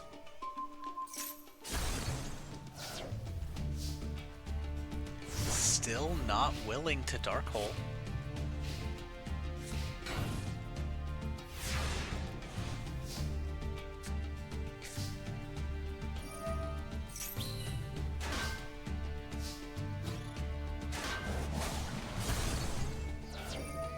See here, the obnoxious Celtic Guardian. Empress Mantis, one of her biggest monsters here.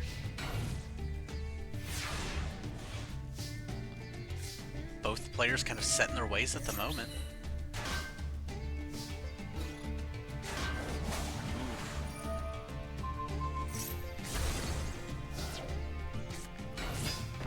Garochin, Settle Airwire.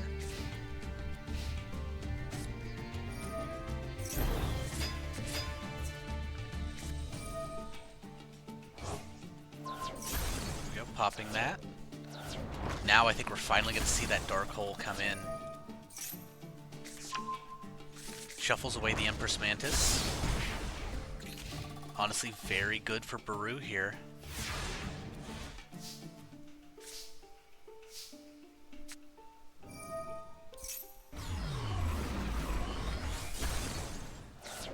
Garochin for 17, gonna get to set Lair Wire. This feels very much in Picrew's favor.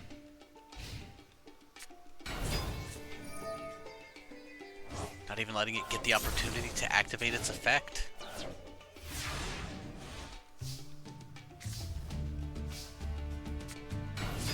Alright. 3,200. Drops Mark to 12. Is this it? That's gonna be it. We are going to get the rematch of Lacey versus Picrew in Grand Finals.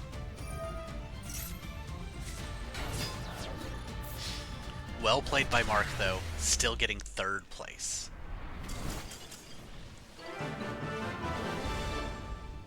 Convincing fashion here. Picrew over Mark. So here we are, Grand Finals. Lacey, who's already beaten Picrew, just needs to beat her one more time to get 1st place. However, if Picrew can beat Lacey twice, she is going to take 1st place. I'm hyped. Let's get back into this rematch. Picrew, with some fire in her eyes, wants that higher seed. Lacey, I mean, you know she's got to be making her family proud right now. Leotard and a face down.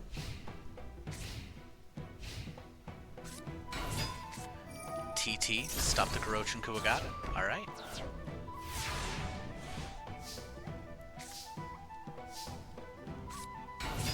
Cat's Ear Tribe gets him for 200.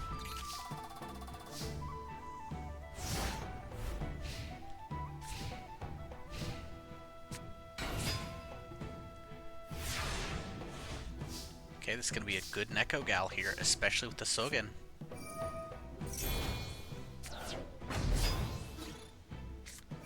Ooh, okay, Dust Tornado. Lowers it to just 200 damage.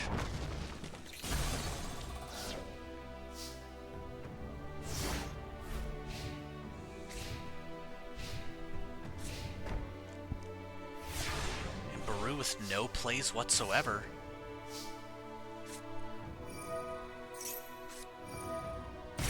Solemning the Sogen. I don't know about that.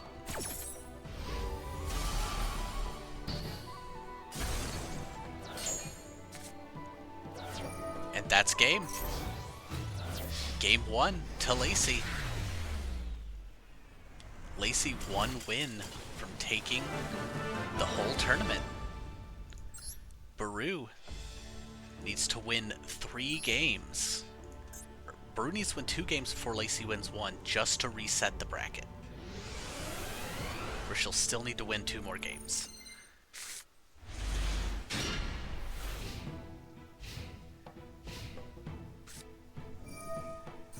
Opening turn Pot of Greed on both sides, huh? However, Lacey's got Harpies.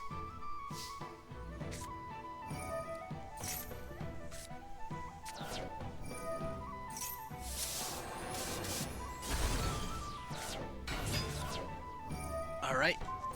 Just gonna use this as a removal spell, deal 950 damage.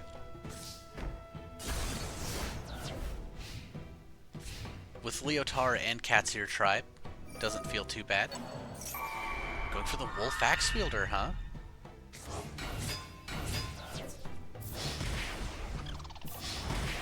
That's gonna be 2650 directly.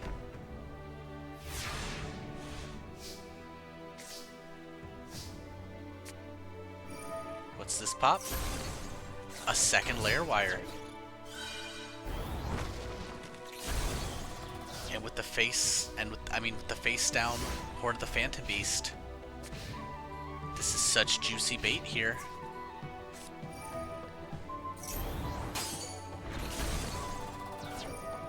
And the card draw.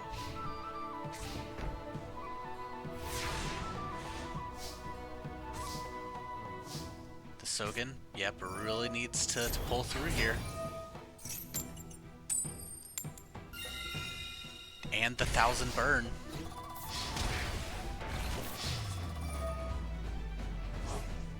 Alright, at least that Lair Wire goes off. But she's now only at 3000 life points, no cards in hand.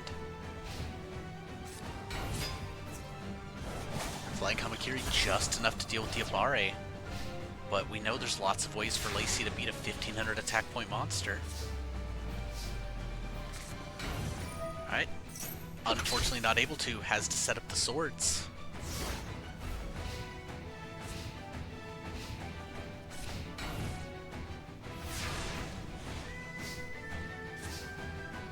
Okay, well, a Reborn. This could be a great way to deal with it. Wolf Axe Wielder. And the Neko Gal number 2.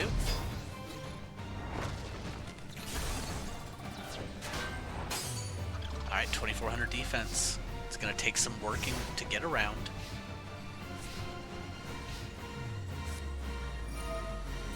Feather dusting here just to make it a little harder.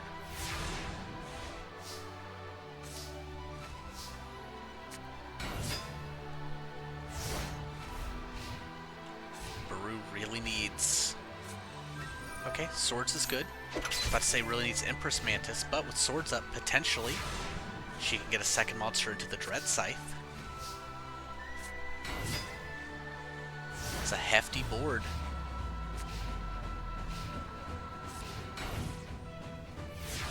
Alright, turn 2 of swords here.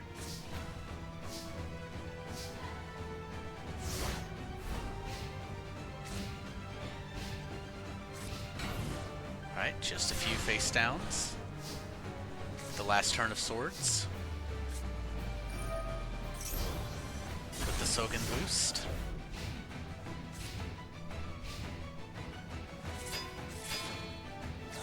There's the Harvester. Able to just overpower the Neko Gal.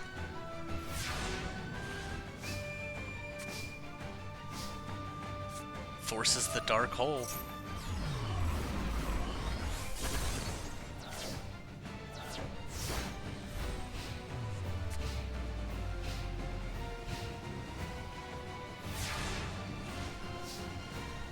Alright. Fire Formation Tanky gets the Battle Ox. Battle Ox is going to be at 2000 attack points. Baru back on the back foot. Potentially her last turn. Is this it?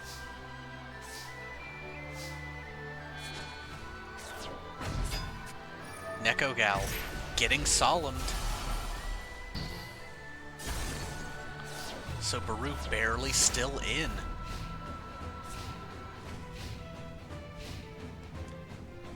Alright. Lacey cannot close it out quite yet.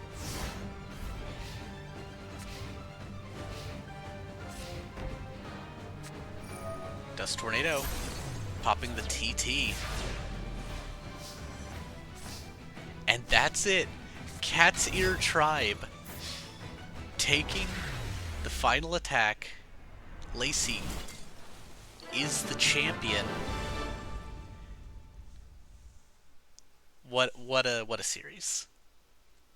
And there we go. Lacey 2-0 over Picrew. Meaning it is over. Lacey in first place, Picrew in second, Mark in third, and Panay in fourth. Yuna, Tay, V, and Renelle just outside. What a great series of games. These four are your representatives for the World Championship, joining Magnus and Damon, and who knows who else is going to be there. I hope you're excited, because I'm very excited for Worlds.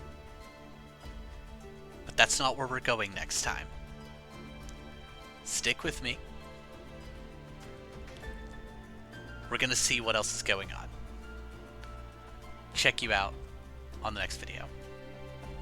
Be sure, as always, go to the description, check out any links, any artists, any Picrews, and I hope you had fun.